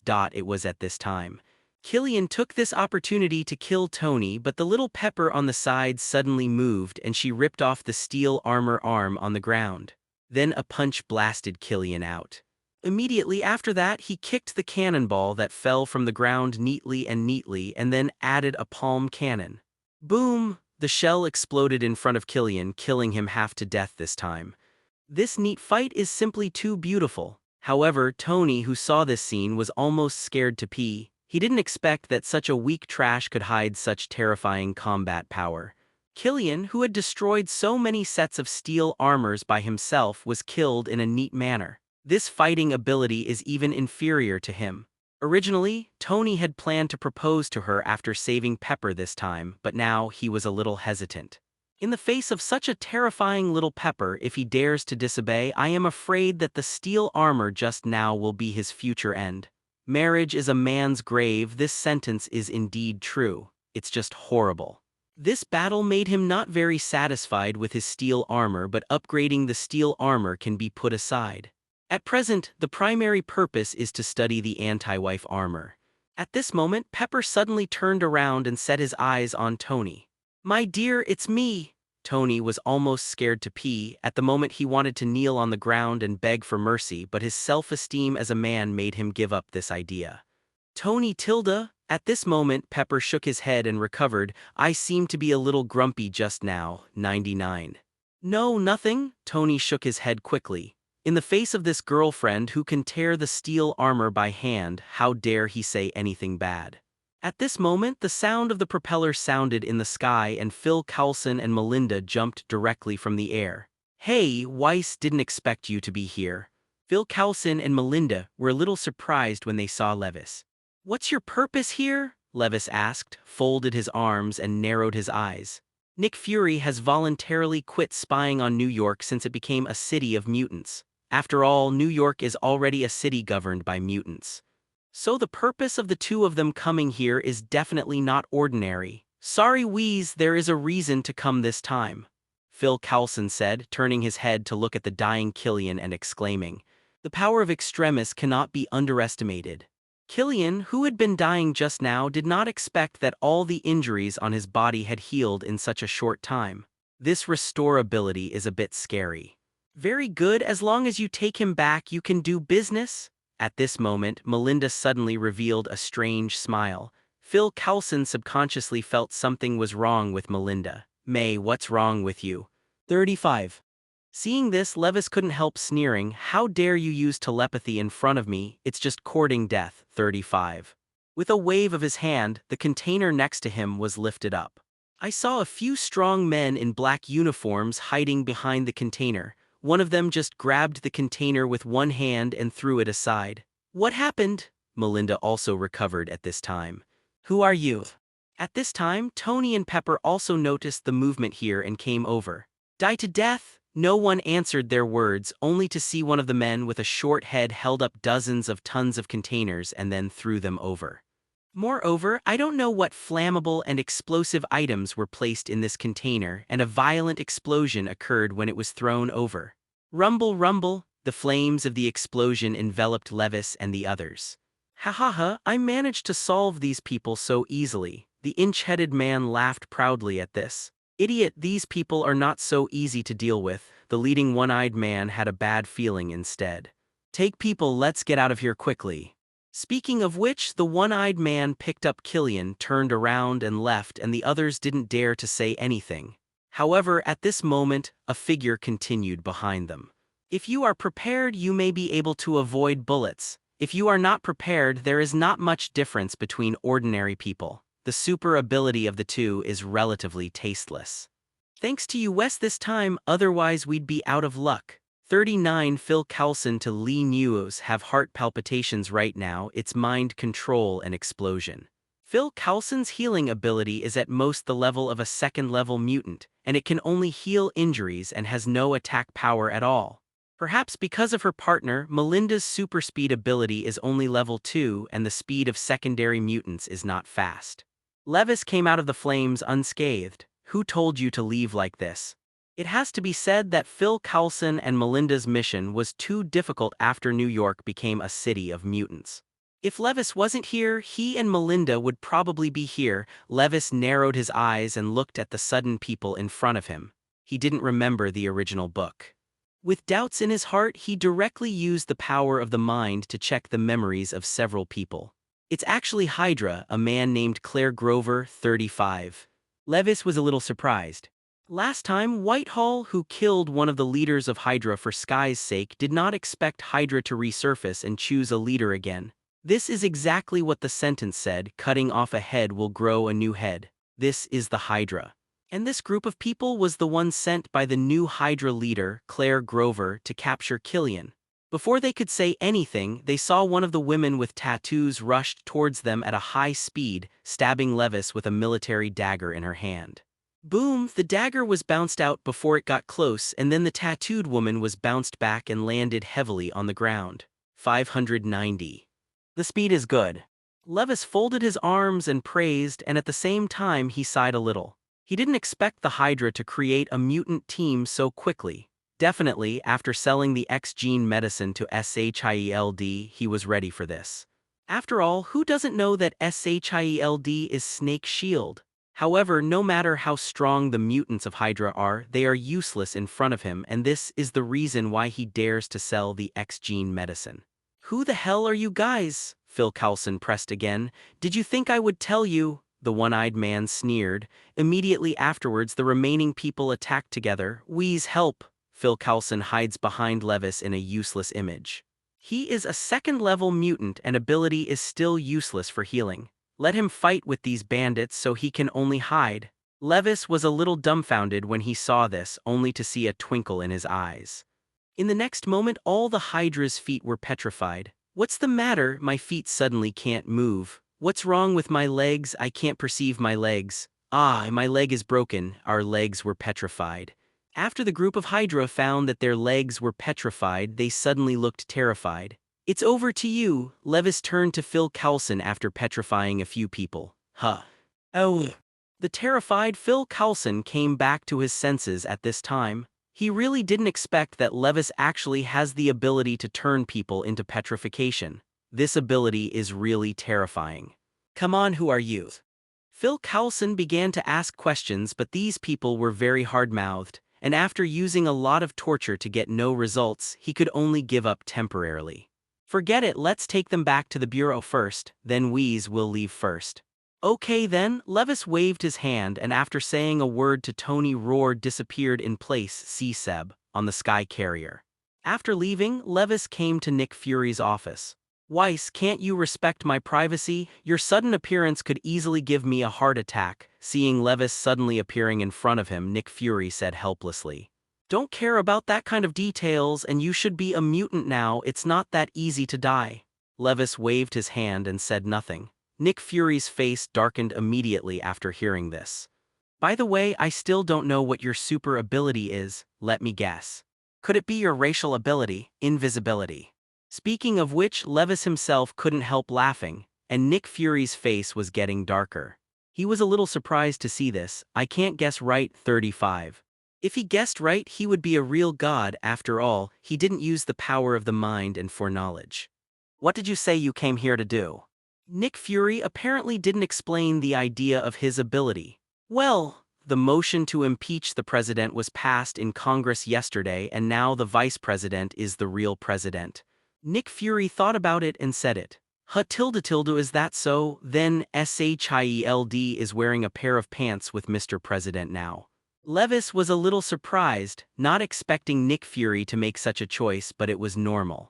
After all, the era of mutants can no longer be stopped, and the former president is still resisting mutants, so the era will definitely eliminate him. How did you know about this? Nick Fury frowned. Although he hasn't seen Nick Fury in a while, he still pays close attention to SHIELD. Levis shrugged nonchalantly. How's your talk with Mr. Vice President? It just happened to know, don't worry too much. Levis waved his hand. We had a good talk. The new Mr. President is very friendly to mutants, which is what we all want to see. Nick Fury waved his hand and explained. Originally, SHIELD's current status is already out of the ugly government, but the previous president was very dissatisfied with SHIELD, so that SHIELD's status was very embarrassing. Even the execution of the mission will be blocked by the FBI, but it's different now. With the support of the new president, SHIELD can carry out missions in the Way Kingdom without any scruples. That's not bad, by the way. I wonder, Chief, what do you think about the appearance of Killian and Mandarin this time? Levis suddenly mentioned this matter. I already know about this matter. Extremis should be related to Hydra. Nick Fury couldn't help sighing when he said this. The timing of the Extremis appearance was just too coincidental, and the soldiers who suddenly appeared were all mutants. Nick Fury was certain that the soldiers were definitely not New Yorkers, but they had no idea where they got the X-Gene awakening potion. Adding the two together, it's most likely someone with Hydra in SHIELD. After all, the only X-Gene awakening potion sold after the New York War is SHIELD. All these things that the so-called Killian did is just the Hydra pushing him out. Without the help of the Hydra people, he would have no chance to hang Tony at all. And why would Hydra do this? Because this way of creating empty space can make SHIELD stronger. After all, it is no exaggeration to say that the current SHIELD is Snake Shield. SHIELD is also growing. Hydra will definitely grow stronger. Am I leading the Snake Shield or Hydra? Nick Fury couldn't help sighing when he thought of this. In fact, he wanted to use the X-Gene awakening potion to fish out the Hydra. However, now the Hydra has indeed been caught, but this movement is a bit big. I am afraid that the entire SHIELD will be overthrown by then. Levis had reminded him before that there were Hydra spies inside SHIELD, but he didn't care too much. Now he finds that his thoughts are too naive, and the problem now is not just as simple as a spy. I'm afraid the whole SHIELD has become Snake Shield. Sir, this is not like you. Looking at the sighing Fury, Levis smiled and shook his head. Sighing was never Nick Fury's style. He was a very shrewd man. And even if he really can't see any hope, he will stubbornly walk on the road of finding hope, and Nick Fury will never stop because of despair. So what are your plans, Weiss? Nick Fury knew that Levi's coming to him was no small talk, and with his help, dealing with Hydra would be much easier. Didn't you already have a plan yourself? Levis rolled his eyes. He couldn't believe Nick Fury was unprepared. Nick Fury heard the words lightly. Roar let out a sigh of relief. If it was before, all I can do now is to destroy SHIELD with my own hands and drag the unborn Hydra to be buried together. But with your help, Weiss, then I have a new plan. Hydra wants me to work for them for free, and now I want to take back everything that belongs to me. Fury's eyes became serious as he spoke. This plan needs your help, Weiss. Now the Hydra is like a parasite that lives in SHIELD. It willfully devours the nutrients of SHIELD.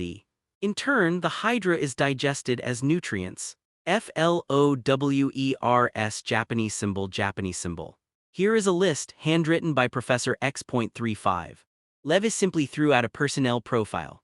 Definitely, these lists are not all, but they are almost the same. All of them are most of the backbone members of Hydra. If we can reluctantly clean up all these members, maybe SHIELD can still be saved. SHIELD is still somewhat useful to mutants these days, so Levis is helping out.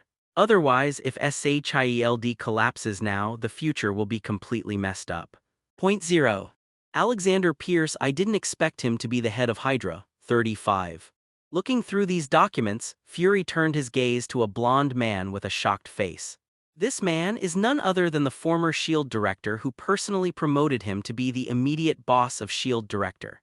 This idea is very good if there is a person who is good at telepathy to help. I am afraid that soon all Hydras will be brainwashed and become SHIELD again. Even after stepping down from the position of S.H.I.E.L.D. director, Pierce accepted his request to become the Minister of Foreign Affairs of the SHIELD, dealing exclusively with the World Security Council. But now he had to deal with Pierce, the Hydra leader. Definitely, it would be great to have Weiss for your help, Nick Fury nodded. Nick Fury's plan was obvious and he wanted SHIELD to absorb Hydra in return. Need my shot? Levis laughed. It can be said that he was able to make SHIELD bigger to where it is today thanks to Pierce.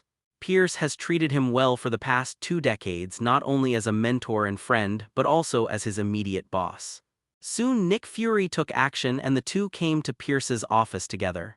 Alexander Pierce, one of the heads of Hydra, what are you thinking? Can you share it with me? Pierce, who was sitting in the office, was thinking about something, and a sudden voice woke him up. When he looked up, he saw a young man sitting on the sofa opposite, drinking red wine to himself. Who are you? Why are you here? The sudden appearance of a stranger in the room shocked Pierce and then asked with narrowed eyes. Definitely something good is looking for you, speaking of which your red wine is 5.90 pretty good. Levis tasted the red wine carefully and smiled. Wait Levis, a mutant, what are you doing to me? 35. Levi's files are classified in the SHIELD, but obviously Pierce is qualified to view it, and he understands that the mutant in front of him is not simple. I'm just here to help. The person who's really looking for you is over there, Levis said and pointed to the opposite side. Hearing this, Pierce was startled and turned around to look. Sure enough, in the corner of the office a black figure was sitting there. If you didn't look carefully, you couldn't see it at all. Fury, it's you. After seeing the person coming, Pierce subconsciously breathed a sigh of relief. He has been doing things in secret for so many years, but Nick Fury has not noticed it at all, so he is relatively relieved about this disciple. Sorry, I heard that you became a mutant. Is this your super ability? Pierce said apologetically. Hearing this, Nick Fury's face darkened even more. He wanted to deny but couldn't say it. That's right, his ability can make him invisible, but different from the real invisibility. His ability is like Mystique, which can change the eyes of the body so as to be invisible. But it is far from being able to change the body like Mystique. Simply put, Nick Fury's super ability is just a very tasteless chameleon. He can change his color according to the environment to achieve the purpose of stealth. Definitely, it's not obvious at night. It's just my innate ability. 35 Nick Fury explained lightly, although the other party guessed right, he would not admit it. So what's the matter with me so late? Pierce's face showed a hint of embarrassment, but after seeing Nick Fury's attitude, he had a bad feeling in his heart. I have something to show you. Fury took out a stack of documents and threw them on the table. Pierce didn't even have to look to know that he was exposed. Pierce, you used to be my teacher, my senior. I've always regarded you as my mentor and friend, but now you're so disappointing. Nick Fury said with a complicated expression. Looks like you already know. Seeing that he was exposed, Pierce stopped pretending. Then what are you going to do? You should know very well that the current SHIELD is the Hydra, and if the Hydra is cleaned up, then the SHIELD is finished. I know this better than anyone, and I have to say you did a really good job, and I've been kept in the dark for so many years, Fury laughed to himself. I think we can have a good talk, Pierce laughed suddenly. Do you know why I asked you to take my place? Because you are the most aggressive and coldest person I have ever met. Although you are not a member of Hydra, I know that you and I have the same thoughts. We are not for personal gain, but for the future of all mankind. You seem to be mistaken, Pierce. I've never completely rejected the idea of Hydra. Why can't Hydra exist for so many years?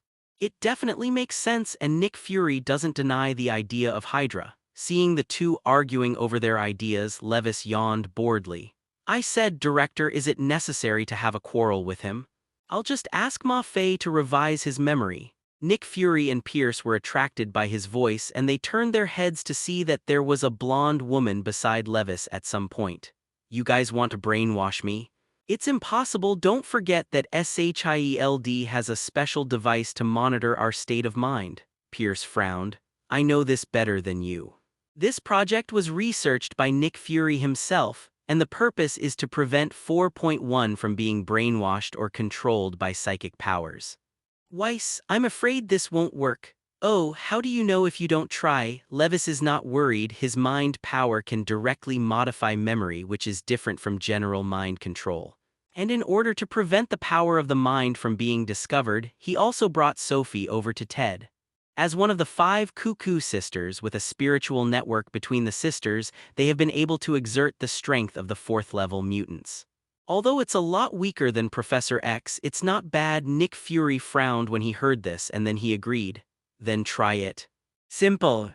Levis snapped his fingers, then patted Sophie. It's your turn, Sophie.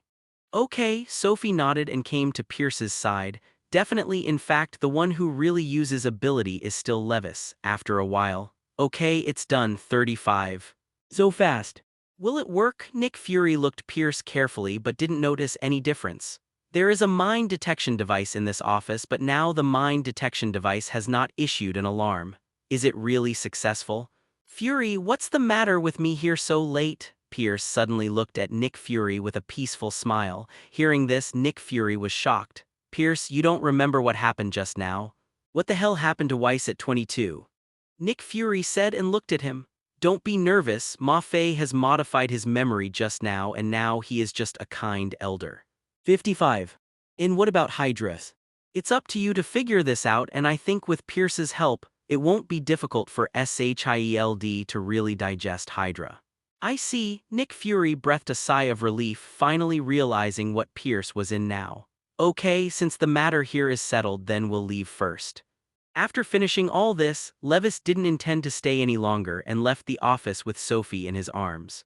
Now that the head of the Hydra, Pierce, has defected, if Nick Fury can't control the entire SHIELD, then he can only be said to be too wasteful. Back at the Mutant Academy, Levis went on to start a lay-flat life. As for why he still lives in the Mutant Academy, it is definitely more familiar and lively here, especially after the Academy has its own independent villa. In addition to going to Asgard or Camertage to check in every day, Levis spends his spare time going to Skull Island to see King Kong, and then hanging out with Clarice and the others. Today's New York is more and more like Academy City, and the X-Men also handle the file-size affairs, so he is free. The months passed in the blink of an eye. Levis suddenly remembered something. TIE particles, that is, reality gems, seem to be enriched by the gods somewhere on Earth. He didn't know the exact location, but Thor's girlfriend Jane, who was possessed by TIE particles, should know the location. Misaka, look into Jane Fortes now. I think you know who I'm talking about. Do? Misaka is inquiring, and Misaka replied with some dissatisfaction. The figure of Misaka was projected from the phone, but what surprised Levis was that Misaka looked different. She was still angry. Yes, she was angry. Misaka had never felt this way before. In other words, Misaka's program has gradually evolved. This is a good thing for Levis. Suddenly he has an idea. Isn't Tony going to make an Ultron later? An Ultron used Dr. Zhao Heilun to cultivate a special body, and Vision also came from it. Maybe he can cut off this body and give Misaka a carrier. Definitely, Vision's body is a bit ugly, but that's not a problem. Just use molecular manipulation to change the body structure and appearance. Thinking of this, he was a little excited. Master, Jane Fortes has been found. Misaka smiled and asked for credit. Well done. 35. Levis complimented him without hesitation. He looked at the virtual screen in front of him and did not expect that Jane Fortes was in London now. Once you have a specific location, it's easy to do. Put away your phone and use the space to move. 590. The next moment, Levis disappears into the Mutant Academy. London, in a restaurant. Jane Fortes is having dinner with today's blind date, but the atmosphere seems a little awkward. However, today's blind date was wearing a decent black suit, and Rao Shijian couldn't help but look at it a few more times. "Hello, are you worried?" the man in the suit asked very politely. "Hello," Jane made a gesture of embarrassment to roar, then shrugged in denial. "Why do you have to worry? I have nothing to worry about. You know you've been working on the recipe since I didn't meet you, but there are 3 options on it, nothing more than chicken, ingredients, and sea bass, so I think you have something on your mind, and it's with a certain man related." The man in the suit smiled politely.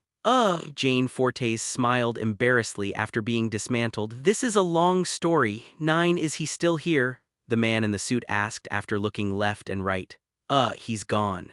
35 Fortes shook his head. Hearing this, the man in the suit sighed with empathy. "I understand that duplication is very painful. I once chased a girl and then he went to work in New York and we still lost to the distance." Jane Fortes felt that to herself, after all, that's how she is now. Although the relationship with Thor has been confirmed as boyfriend and girlfriend, the days of the two together are numbered. Now that the two have not seen each other for several years, she doesn't know if she can see it forever, and today's blind date was introduced by someone else. The other party didn't say anything about her identity or character, but whenever she thought of Thor, she didn't have the heart to talk about it. "Hey, can you get us some wine?" When the man in the suit saw Daisy passing by, he thought it was a waiter. "Definitely, I want to drink it too," Daisy said mischievously. However, Jane on the side immediately exposed her lies. "This is my friend Daisy, she is very naughty." 35. "What are you doing here?"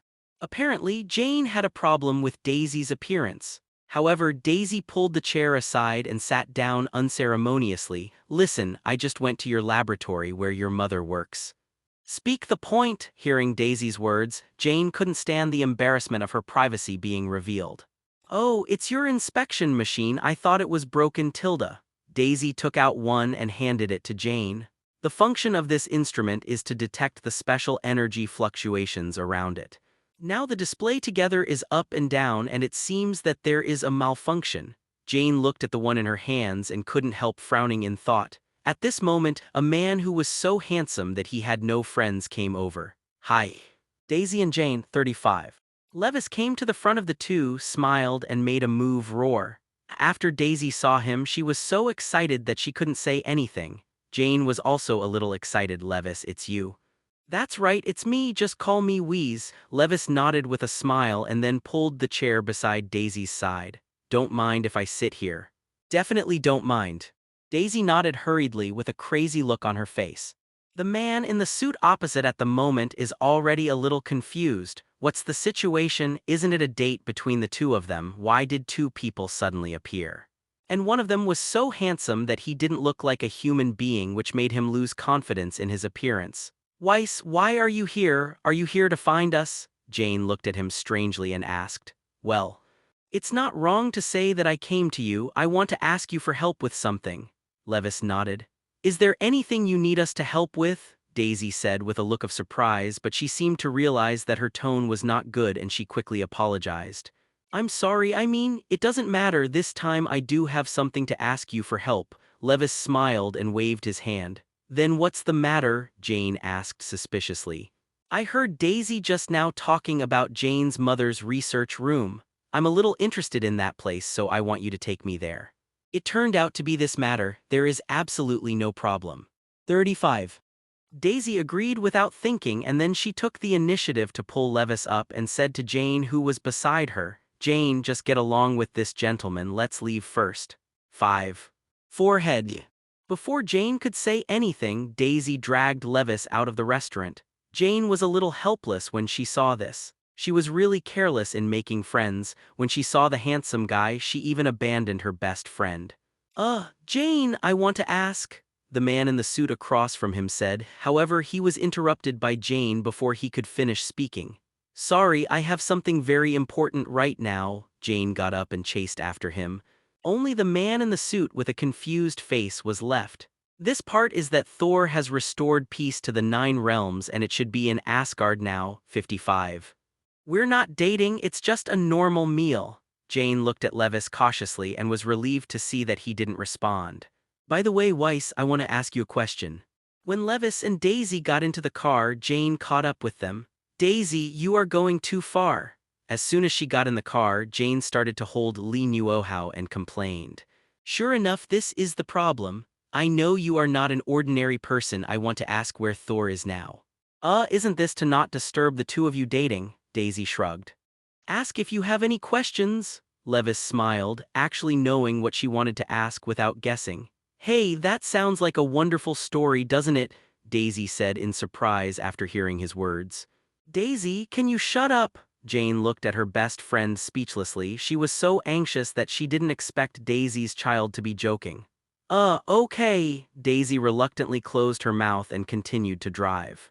Jane looked at Levis again and asked nervously, Weiss, can you tell me about Thor? Why didn't he come to me? This question has always plagued Jane because during the last New York battle, Thor was seen on live TV, but Thor has not come to see her until now. Nothing was explained to her, which made her very angry but helpless. Well, I don't really know, but Thor should have been busy wiping his brother's asterisk some time ago. 35 Levis folded his arms and smiled.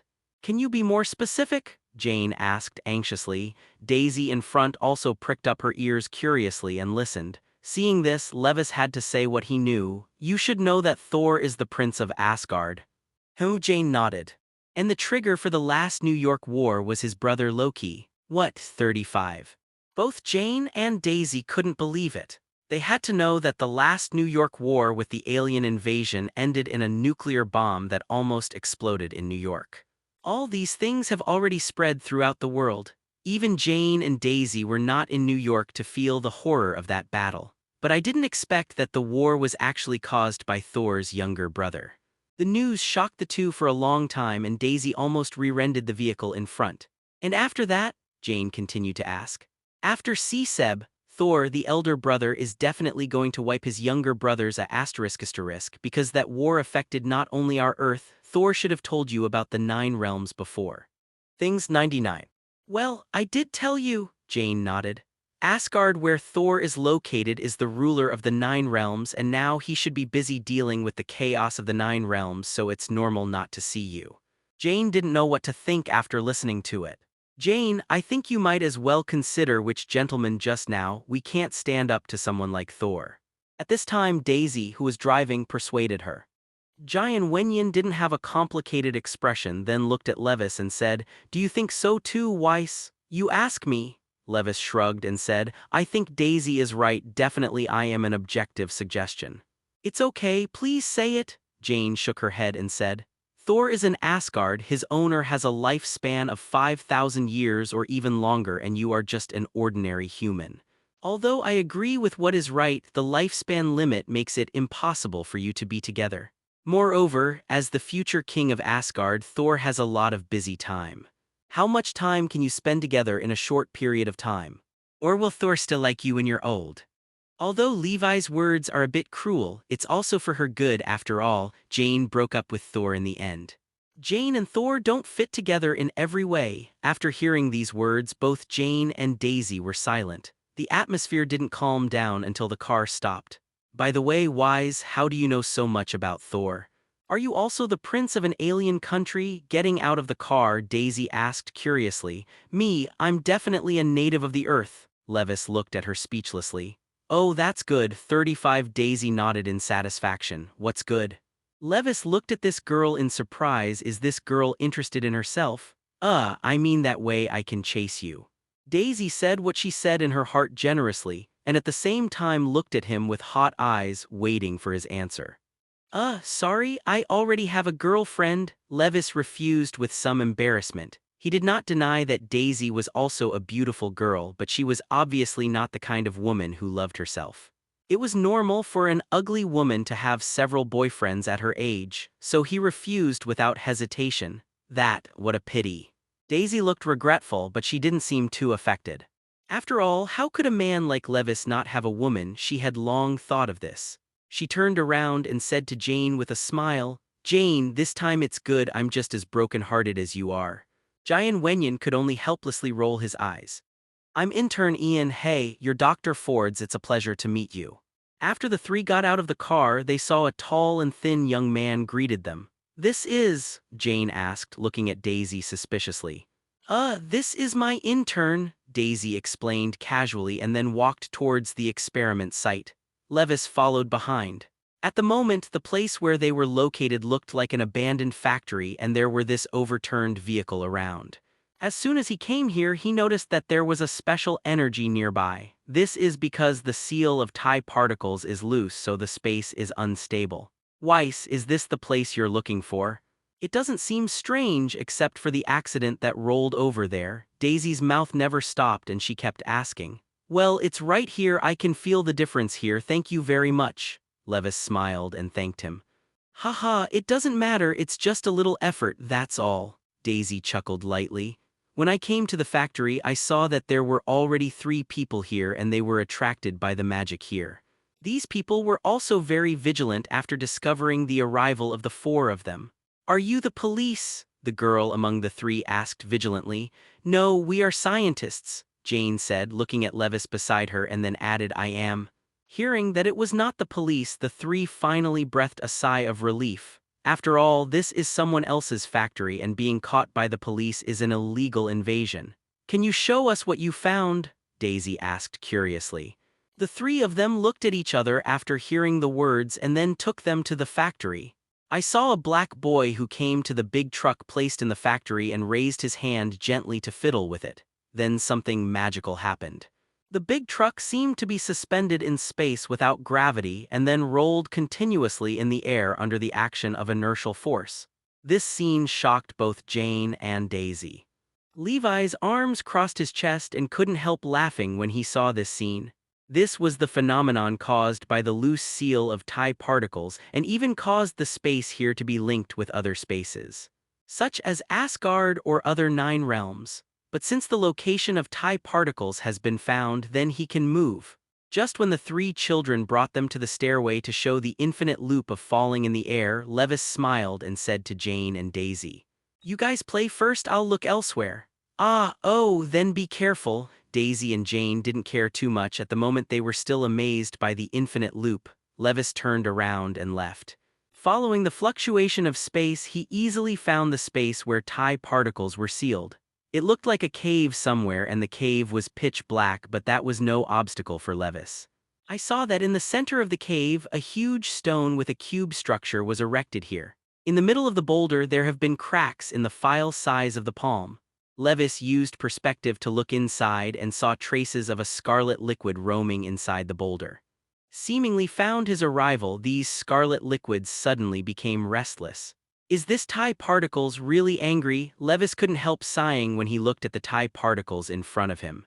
TIE particles are special among all infinity stones because TIE particles have their own independent consciousness and know how to protect themselves. Also know how to get out of here. Japanese symbol, Japanese symbol, Japanese symbol, Japanese symbol, SEEKINGFLOWERS, Japanese symbol, Japanese symbol, Japanese symbol. I saw TIE particles break free from the shackles of the boulder and swarm towards Levis. Its intention is obvious, obviously want to catch his body and leave this sealed space. Levis smiled faintly, only to see him wave one hand and all the scarlet liquid gathered in his hand in an instant. TIE particles seemed to sense the danger and wanted to resist, and a powerful red liquid burst out instantly. However, it was all compressed under Levi's Phoenix Force. Knowing that in the end TIE particles formed a thumb file-size gem in his palm. Is this the reality gem?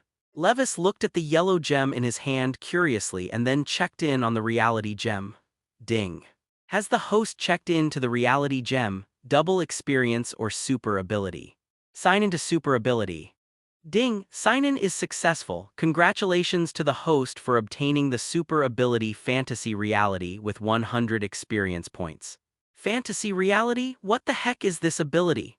Because this is not only the ability to realize objects, but even people or other creatures can be realized, such as seeing Snow White in a dream, then it can be directly realized. Levis frowned and checked it out. It was fine, but he was startled because this fantasy reality was actually an ability that could interfere with physical laws. Any wish can be fulfilled in fantasy reality. Far more perverted than the embodiment of fantasy he knew. This ability is a bit perverted again. Even read a book or even a movie can be realized. Originally, Levis thought that he was omniscient and omnipotent, but some things really couldn't be done.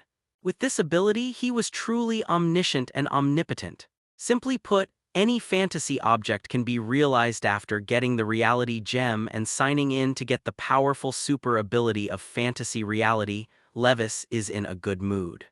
Immediately afterwards, he put away the reality gem and left this sealed space. Levis knew that after the reality gem broke through the seal, the Dark Elves must have learned the news, so the next thing to do is to deal with the Dark Elves' attack. Back in the dilapidated factory, I didn't expect a lot of police to come here. "Hey, Daisy, have you called the police?" Levis asked strangely. Daisy was startled when she heard the voice that suddenly appeared behind her, but 597 immediately responded. "Weiss, where have you been? I just left," Levis shrugged. "Aren't you with Jane?" Daisy asked anxiously. "Jane, she's not with me, what's the matter?" Levis is a little strange. It stands to reason that he took the lead in the sealed space where the TIE particles were. So Jane, it's impossible to go in, and he didn't see Jane in the sealed space. "After you left just now, Jane said to look around, but she hasn't come back yet, and we've searched many places." Daisy's anxious tears lingered unknowingly. "Don't worry, I'll look for it." Levis patted her shoulder comfortingly. However, at this moment a dull thunder came from the sky. Levi's expression changed. "Let's go, let's meet someone first." Came outside the dilapidated factory. There are many police cars parked here. And not far away there is a red cloak. "Isn't it Thor with a hammer?" Weiss. Thor came over when he saw him, but he was interrupted by Levis before he could say anything. "I know Heimdall has told you about Jane's disappearance." 5. "That's right, Weiss, do you know where Jane went?" Thor asked anxiously. Levis shook his head. Thor couldn't help frowning. "I just entered a strange space and got something." "What?" Thor was a little confused. "You should know this," Levis said and took out the reality gem. "What is this?" Thor looked at the gem in his hand with some doubts. "Well, it looks like you don't know." Levis didn't bother to explain that he didn't know the reality gem. "Although I don't know exactly where Jane went, the factory just got confused in time and space because of that gem. I think Jane should have been teleported to another place. Because of the Seal of the Gods, this place in the original book can link to the other 9 realms. I remember that Thor and Jane in the original book once came to the Earth from Asgard from here. But here is not just the link to Asgard, it is very likely to link to other 9 realms randomly, so even Levis doesn't know where Jane is now." "Are you telling the truth?" Thor asked, frowning. "Definitely. If you don't believe me, you can go inside and see for yourself." Levis pointed to the inside of the factory. Seeing this, Thor immediately walked towards the inside of the factory. Seeing this, Levis ignored him and smiled at Daisy, who was a little confused beside him. "Okay, I'm ready to leave. You don't have to worry too much about Jane. Definitely, it's no use worrying. Thor will handle this." "Well, goodbye, Wheeze." Daisy had no choice but to wave goodbye. Levis smiled and turned to leave. He had planned to tell Thor about the Reality Stone and the Dark Elves, but since Thor didn't know, that's fine. The strength of the current mutants is also enough to deal with the Dark Elves.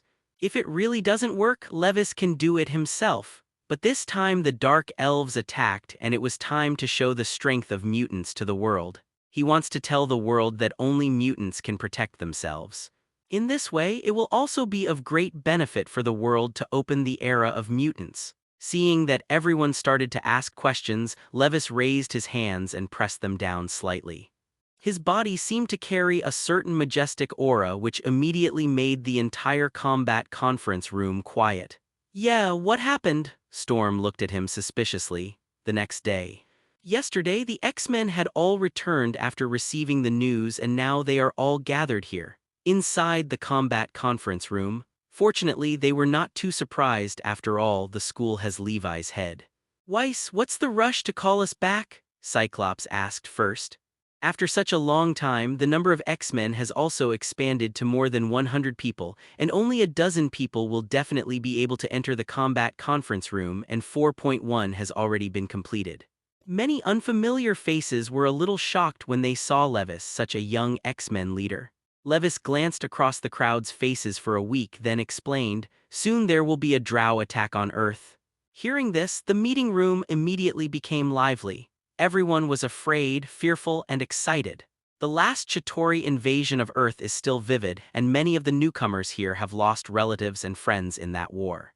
So they desperately want revenge, but they are struggling to find an opponent. And when they heard another alien invasion, everyone was excited. "Wheeze, is it Chitauri again this time?" Logan asked, frowning. Everyone was quiet when they heard the words. "Definitely not." Levis shook his head before waiting for everyone to breathe a sigh of relief. "Dark Elf is a more terrifying opponent than Chitauri. Chitauri's technology looks great, but it's far from the Dark Elves. You must know that the Dark Elves attacked Asgard and they also caught Asgard by surprise.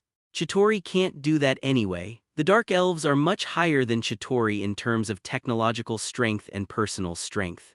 What impresses Levis most is the Dark Elf's black technology, the black hole grenade. Once this thing explodes, it will form a small black hole within 3 meters. Any object will be adsorbent into it, simply perverted. When everyone in the conference room heard his words, their expressions suddenly became solemn. "Wheeze, are we really going to fight against such a terrifying alien civilization?" Lorna asked worriedly. "Yeah, why did these alien civilizations invade the Earth this time?" Sky folded his arms and frowned. Everyone has the same question. Hearing this question, Levis was a little embarrassed. He couldn't say that he took away TIE particles, so he was concerned by the Dark Elves. "Listen, no matter how strong the opponent is, we must drive them back. Don't forget that we are no longer ordinary people. We also have powerful super abilities and we are not weak in technological power." 99. "Yes, we have to fight this fight and we have to fight well." Storm was the first to stand up for him. "Storm is right, no matter how strong the alien civilization invaded this time, we must fight." Jean Grey also expressed her support. Cyclops and Logan, as well as the White Queen and Red Devil, also nodded after hearing the words. Levis nodded with satisfaction. "Actually, you don't have to worry too much. It's more than enough to deal with these Dark Elves with our strength." Next, he told everyone about the various weapons of the Dark Elves and the ideas they needed. Soon he finished speaking and everyone fell into contemplation. To say that the technology of the Dark Elves is indeed very strong, the fighters that can be invisible as well as the powerful warriors and magic. However, today's Academy City is not bad, not only has many powerful 4th-level mutants and 3rd-level mutants, but also has very powerful technology. That's right, Levi's Sky Warship plan was almost done not long ago. This is thanks to the super ability scientists who have awakened to the research direction. With the help of these super ability, the scientific and technological research is even more powerful. And now, there is no need to hide and tuck in building a sky battleship, and the progress is definitely very fast. And not only the sky battleship but also Sentinel's many technologies that were brought back from the reversal of the future world were also manufactured. Levis said and looked at Cyclops. "Mr. Scott, how many powers do we have now who can participate in the war?" 99. "They may increase their strength level at any time." "Weiss, we currently have a very large number of 3rd-level mutants. More than 10,000 people have registered, but it is estimated that there are more than 1,000 people who can participate in the battle, and there are already 100 4th-level mutants. 50 people, and there are about 100 people who can fight." After learning about the strength of Academy City today, everyone present was instantly excited. At the moment, they still had a trace of worry and they could not wait for 597 to start fighting immediately. "Listen, this time we're going to show the power of our power user again in front of the world, so everyone get ready, by the way. You must know that the mutants have just awakened, and there is still a lot of room for improvement in strength. Therefore, no matter in terms of military strategy or in terms of personal strength, they are not more worried." Hearing this question, Cyclops was immediately excited. He hadn't learned about this for a while, and now he doesn't know the information about the 4th-level mutants and the 3rd-level mutants. Perhaps because of the flaws in the X-Gene Awakening Potion, people with awakening super ability are generally not high-level. It can be said that about 80% of the mutants in New York City are in the 1st or 2nd level. 3rd-level mutants are relatively rare, and 4th-level mutants are even more so. However, Levis is very satisfied with the ability to produce so much combat power now. "By the way, Weiss, there is one more level 5 power user," Cyclops added suddenly. What? Levis was stunned when he heard this and immediately responded, is there already a 5th-level power user? Who is it? It's Lily, Yuriko. Levis looked confused. Obviously when he heard the name, he automatically thought of Death Girl. Obviously he guessed wrong. Weiss, can't you just listen to me? Cyclops was a little helpless. Well then, you say it. This girl is a student of the Academy. She is only 13 years old now and her name is Yuriko Suzuka. By the way, her ability is very similar to yours and can reflect any object, but this girl's situation is not very good. Speaking of which, Cyclops couldn't help frowning. They were very concerned about this student, but it seemed that because of the loss of a loved one in the New York War, the girl was very closed to herself, unwilling to communicate with outsiders. This also led them to not know much about the girl's ability at first, and it was only later that they discovered the girl by accident. After testing, the girl's strength was simply outrageous, and she was finally confirmed to be a 5th-level mutant. When Levis heard the name, his face suddenly became weird. Yuriko Suzuka, Accelerator. Is there such a coincidence? Obviously, the person Cyclops mentioned was not much different from Accelerator except for his birth and circumstances. Mr. Scott, take me to see Tilda. All right then, it just so happens that your ability is similar to hers and only you can teach her. Cyclops shrugged and turned to lead the way. And Levis looked at everyone and said, the Dark Elves will be here in the next few days, so be prepared. Everyone nodded when they heard the words. Then, under the leadership of Cyclops, the two drove to the Academy. In a separate apartment, Levis finally sees Yuriko Suzuka, just as he imagined. With white hair and a barren physique, Cyclops wouldn't think it was still a girl if it wasn't for what Cyclops said. Yuriko, come out and I'll introduce you to a teacher. Cyclops beckoned, looking at Yuriko Suzuka, who was drawing in the room. Yuriko seemed to be no stranger to Cyclops and quickly put down her brush and walked out. Teacher, who is he? Yuriko hid behind Cyclops, looking at Levis cautiously. Yuriko, this is the leader of the X-Men. Your ability is very similar to his, so he will be your teacher from now on. 99. Cyclops explained with a smile. After hearing this, Yuriko looked at him with a little curiosity in her eyes. Hello, say Yuriko, the first time we meet, my name is Levis. Levis showed a warm and bright smile. The super ability of affinity also played a huge amount of effect at the moment, and Yuriko, who was originally very afraid of life, immediately let go of her vigilance after seeing his smile. Hello, teacher? Yuriko Suzuka politely greeted Roar. Hee hee, so good. Levis couldn't help rubbing her little head. However, Yuriko was stunned because since she awakened her super ability, no one has been able to approach her and everyone who approaches her will be injured by reflection. Because of this, she was excluded from school and no one wanted to make friends with her. This situation is somewhat similar to the previous little naughty, but Yuriko's situation is more serious. After all, the little naughty can wear a few more pairs, bring a glove or something. But Yuriko can't do it at all as long as someone touches her, even the clothes will be reflected back. However, Levis is different. He also has vector operations and he can definitely touch Yuriko easily. Maybe I'm more liked by children, Levis smiled, holding Yuriko in his arms and comforting her. This is also normal. It was also at this time that he determined that Yuriko's ability was indeed a vector operation. This kid is usually very withdrawn, but I didn't expect you to be so close to Wheeze. Cyclops felt very strange seeing this. He knew that Yuriko had no relatives after the death of her parents, and that she had no one to make friends with her after awakening the vector operation, so she developed the character of being withdrawn and not easily believing in people. This is really amazing. I didn't expect that there will be an accelerator in this world.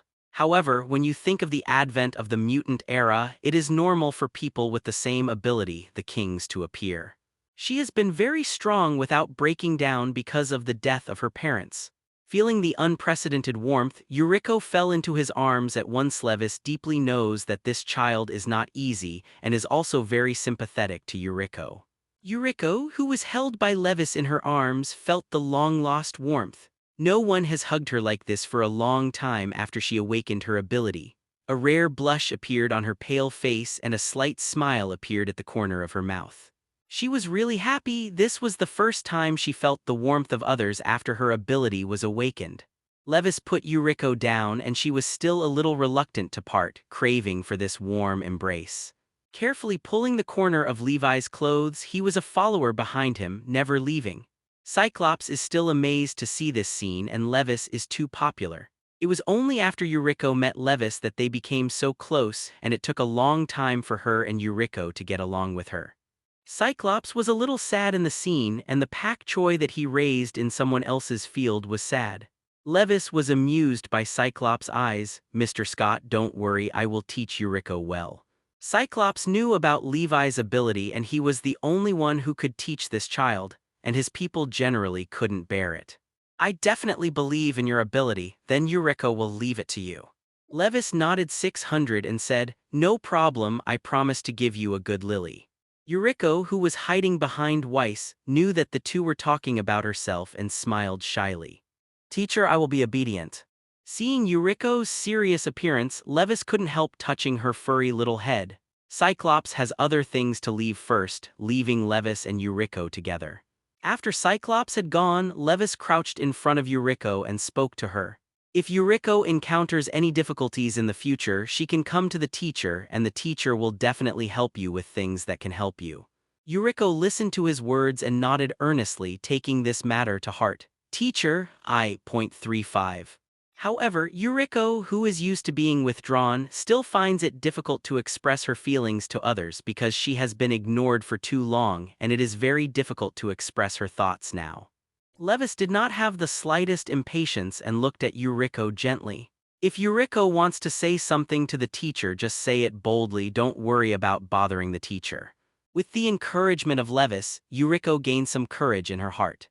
"Teacher, can I get in touch with others in the future? You know, my ability is rather special, but I also want to play with the policemen." Yuriko has always been envious of others walking in groups, but she is like a lonely geese, alone and unable to find a partner. Levi's heart softened when he heard this. No matter how strong this child's ability was, he was still a child. Will want to be gregarious, long for their partner. "Yuriko, as long as you can control your power, you can make friends. Do you see that there are many friends around me?" Levis himself was originally a strong proof and Yuriko believed him very much. "Okay, then what we need to learn first is to understand our own ability. What do you know about your own ability?" Yuriko was stopped by Levi's question. She only knew that the ability she had acquired before would hurt others. "Teacher, my ability will hurt others and it is very strong." Yuriko spoke uncertainly after hesitation for a long time and tentatively gave the answer. The smile on Levi's face didn't change and he touched Yuriko's head. "It's very good that you can know that you are strong. When you have enough strength, you will definitely have people with like-minded people with you, so Yuriko should be more confident." Yuriko nodded vigorously. "Yeah. Thank you, teacher, you really look like my brother." After Yuriko Seb finished saying this, her face immediately turned red. How could she have said everything in her heart? Is it because Levis is too gentle? Let her open her heart unconsciously. Levis was stunned when he heard Yuriko's words, then laughed. It's okay to treat me as your friend or family member." 99. Yuriko's eyes turned red when she heard this. Levis was really gentle. "Thank you, teacher." Levis was relieved to see Yuriko's cheerfulness. Yuriko just lacks a little company and has company and affirmation. Now with Levi's company and encouragement, in just a few hours, Yuriko's state has changed from when she just met Levis. Levis is also very happy to see this scene, and the stabilized Yuriko will definitely be a very big help in the future battlefield. There are very few mutants of the 5th level and each of them is a top combat power. Levis played with Yuriko for a while before being called out by Cyclops. When he left, Yuriko was very reluctant. Pulling on Levi's sleeves, she didn't want him to leave, but after a while she knew that Levis was very busy. "Goodbye, Brother Weiss, remember to come and see me." Levis saw these two well-behaved and sensible Yuriko and touched her little head. "I will definitely come to see you next time." Cyclops also saw the change in Yuriko and saw Levis come out and pat him on the shoulder. "You're amazing. Yuriko seems to be a different person now. I wouldn't believe it if I hadn't seen it with my own eyes." Before Yuriko's state, Cyclops saw it very fragile on the verge of collapse. "After this incident, what happened to calling me out?" Cyclops wasn't going to arrange things for the Dark Elves, and calling him out now must have something to do with it. We had a bit of a disagreement when we were working on our battle plan and wanted your help. Levis was so familiar with the methods of the Dark Elves that it would have been better to ask him for his opinion when making plans. Mr. Scott, there is absolutely no problem, let's go first. 39. When Levis and Cyclops arrived in the conference room, everyone was there, and when Levis walked in the door, everyone's eyes followed him. Some people do not speak and stand there will become the focus of the audience. Weiss, here you are, we just have some questions to ask you. 55. Before Levis had time to talk to them about Roar, he was pulled into the discussion. During this period, he didn't even bother to take a sip of water, and it was over when his mouth was dry. After the plan was finalized, everyone breathed a sigh of relief. Now they have been perfected in all aspects, and they are also confident about the Dark Elves. Levis looked at their relieved look and took a sip of the water they were carrying. In this relaxed atmosphere of chin, Thor walked in with heavy steps. Weiss, I didn't find Jane in the factory. Tilda. Levis raised his head when he heard this. Have you seen the world of the factory-connected world? Thor at the moment looked very frustrated. I checked it all and I just didn't see Jane. This is what Levis didn't expect. Jane was deliberately avoiding Thor and was really sent to some unknown place. Why did Jane really enter the factory? Thor hadn't seen Jane for a long time and now he finally spared a little time, but he couldn't find Jane. Let's go to the factory together to see what the situation is. Seeing Thor like this, Levis didn't know what to say, so he could only accompany Thor to see what was going on. The two appeared at the door of the factory and Levis walked in, followed by Thor. Levis searched the space and saw Jane somewhere. There was no wound on his body, he just seemed to be avoiding someone. When Levis saw her like this, he knew that Thor didn't find it before and that Jane was avoiding him on purpose. Levis appeared behind Jane in an instant and patted her on the back. Jane was startled by Levis, who suddenly appeared behind her, and was relieved to see it was Levis. But he glanced at his back vigilantly. Weiss, what happened just now? Why did I come here all at once? Levis, a little reluctant to explain, changed the subject. What's the matter with you? Have you seen Thor? Jane's face showed obvious sadness when she heard Thor's name, and when Jane was about to speak, Thor also found them. Thor opened his arms when he saw Jane, ready to give Jane a big hug. Jane, I'm back. But Jane stood there and didn't move, just looked at Thor sadly. Thor, who was smiling, also noticed something was wrong at this time. Levis stood by and looked at the two. Don't guess, seeing Jane the javelin, Levis knows what's going to happen next. Thor, I don't think we're right, let's break up. 35. After Jane finished saying this, the tears in her eyes rolled out and smashed into many petals on the back of Jane's hand. Thor couldn't accept the scene now, like he knew why. Jane, why aren't we all right now? Jane wiped the tears from her face and remembered what Levis had said before. In fact, everything Levis said is true. She really is not worthy of Thor. She has always been high. We just don't fit. What's your status? I don't know your position at all. I'm fed up with not seeing each other for half a year. Levis stood on the side and visualized the whole scene, eating melons on the front line. At this time I couldn't help but sigh. Didn't Jane still regret it before? How did things develop like this? Well, this is not the place to talk now, let's go out and talk. Levis didn't want to stand here anymore, so he reminded the two of them aloud. Thor was reminded by Levis and regained his senses. Go up first for us, this is not the time to talk. 55. Levis disappeared in place in an instant, without waiting for Jane to speak. He's not stupid, he definitely shouldn't mix the two at this time if Thor knew that he was the one who persuaded Jane to break up. The two things are definitely not over, and now I just hope that Jane's mouth will be firmer. After Levis came out, Thor walked out with Jane. Jane was clearly avoiding Thor, and Thor was also full of heaviness now. Levis left the space for the two of them and left first. Cyclops saw Levis come back and look behind him. Where are the two of them? Haven't come back yet. They have something to say, and they'll be back in a minute. Levis sat in the swivel chair in front of him, his feet resting on the table. It didn't take long for Thor to walk in, but Jane didn't follow. Seeing him like this, Levis knew that the two of them must have broken down, and Cyclops was a little curious when he saw Thor's head downcast. Hey bro, what's the matter with you? Why are you so down? Thor shook his head, not really wanting to say this. Seeing this, Levis walked out of the conference room with Cyclops' neck hooked. Japanese symbol, Japanese symbol, Japanese symbol, Japanese symbol, SEEKINGFLOWERS, Japanese symbol. He's very sad, we'll ask him when he's better. Let's go to see Yuriko. Cyclops felt that Levis was right and followed him to see Yuriko. Yuriko didn't expect to see Levis again so soon, and her little face couldn't hold back her joy. Brother Weiss and Mr. Scott, are you all here to see me? Levis nodded. Yes, I'm done with my work and I just have time to play with you. Cyclops nodded together. Yes, we'll see you when we're free. Thor, who was in a good mood, found Levis. Weiss, I still don't know why Jane is like this. Haven't we all been fine before? 0.00. Levis shrugged. You don't understand the woman's mind. Let's go, now let's go have a drink. Thor was feeling bored, and Levi's suggestion was right on his mind. Come on, let's go together. And Jane was on the phone with Daisy, and Daisy was very excited to receive Jane's call. Jane, are you back? I just couldn't find you and I called the police. How are you now? Daisy asked Jane a series of questions, but Jane's next sentence made Daisy speechless. Daisy, I broke up with Thor. You, what's the matter? Didn't you tell me nonsense before? Then hung up the phone. She leaned against the wall beside her and thought quietly. The people here are very enthusiastic and bold, but Levis has become accustomed to such displays of affection.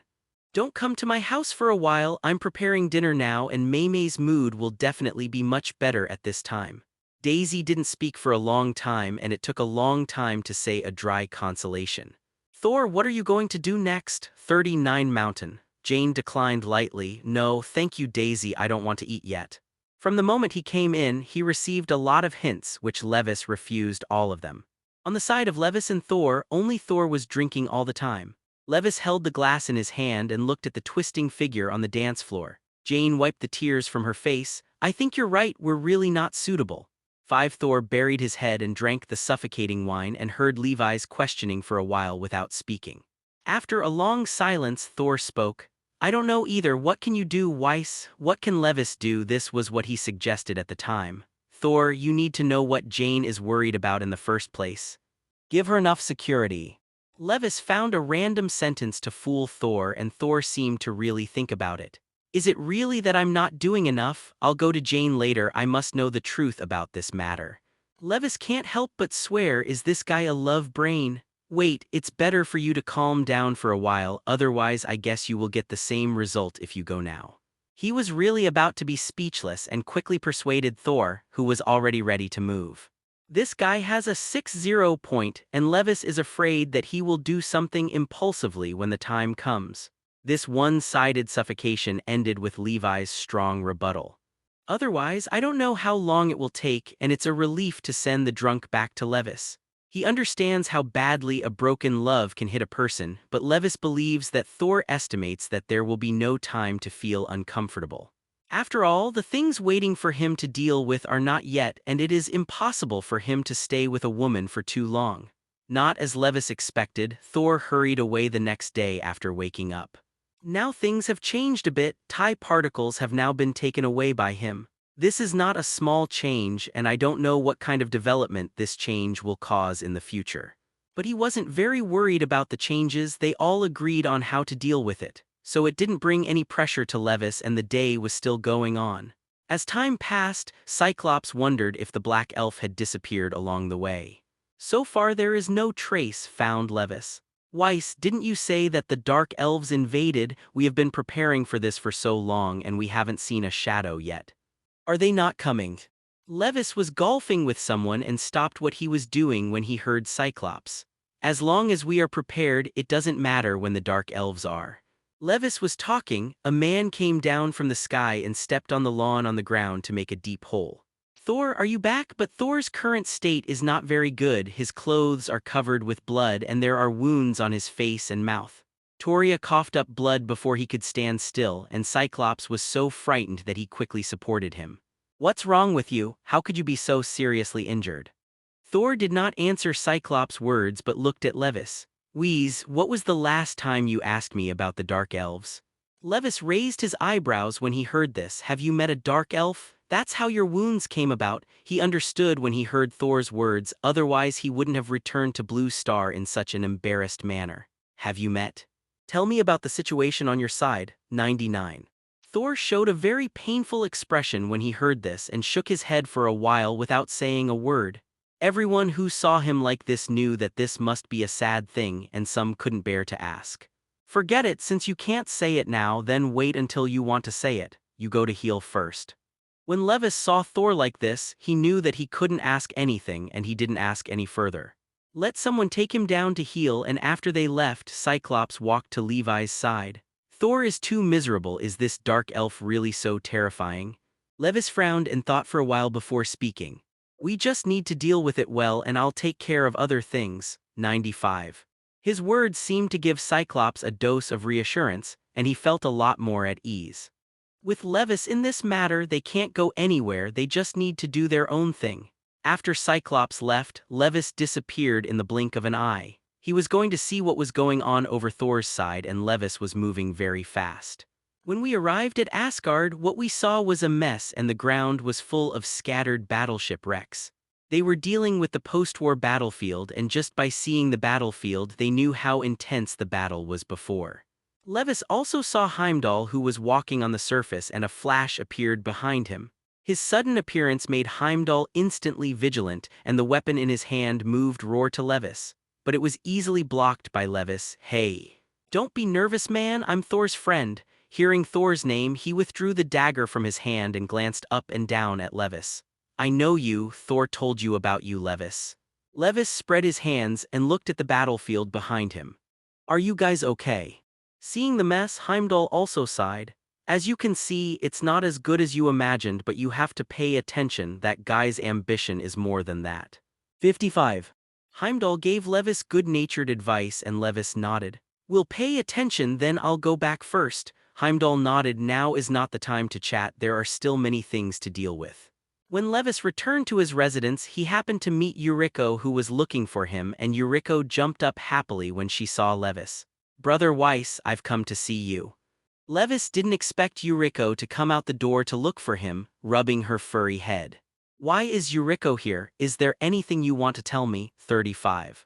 When Yuriko was about to speak, someone called Levi's name behind her. Oh, Wheeze, you're here. Great, I've been looking for you for a long time, and Thor wants to see you now in 4.1.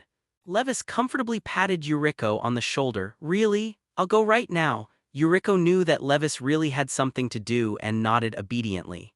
Yuriko hid behind Levis when she saw the figure of Chili Pepper. She was still afraid of seeing strangers. It is Chili Pepper who is looking for Levis, very happy to find Levis here. Okay, Yuriko is really good, I'll come and play with you after I've dealt with it. Yuriko, I have some things to do here, I'll come to you later, okay? 35. Brother Weiss, go, I'll wait for you to come back. Seeing that his business was done, Little Pepper nodded and left. Levis touched Yuriko's head and hurried away, and Yuriko took out the hand she had been hiding. In the palm of his hand is a small doll, a little crude, but it can be seen that the owner is serious when making it, and the stitches are very dense. Yuriko looked at the little doll in her hand and poked its head.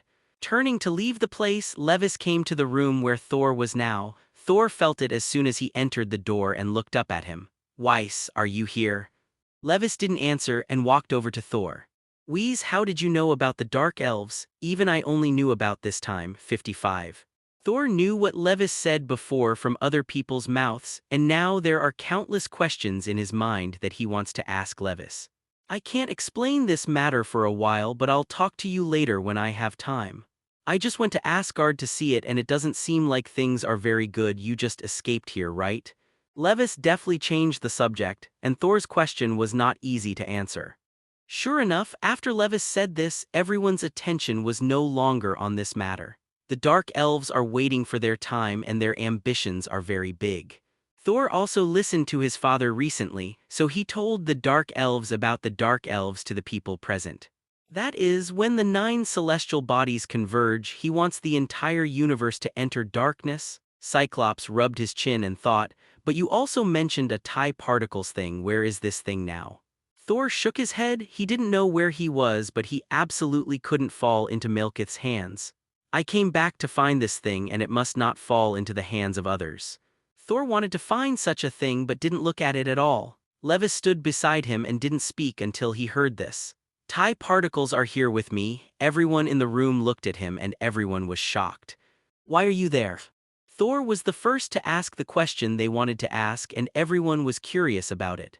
"Remember the last time Jane disappeared at the warehouse? That's where I got it." Levi's first thought of warehouse. Thor, that place is his heartbreak. Thor's face showed a little joy when he heard this. "It's great. Without TIE particles, the threat of dark elves to us is not so great."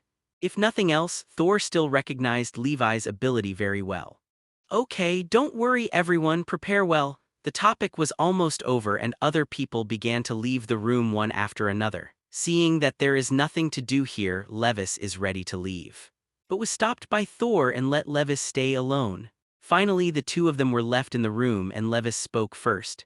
"Is there anything you want to ask?" Thor shook his head. "No, just curious how strong the TIE particles the Dark Elves have been looking for." 35. Levis also had no hesitation and summoned TIE particles from his hands.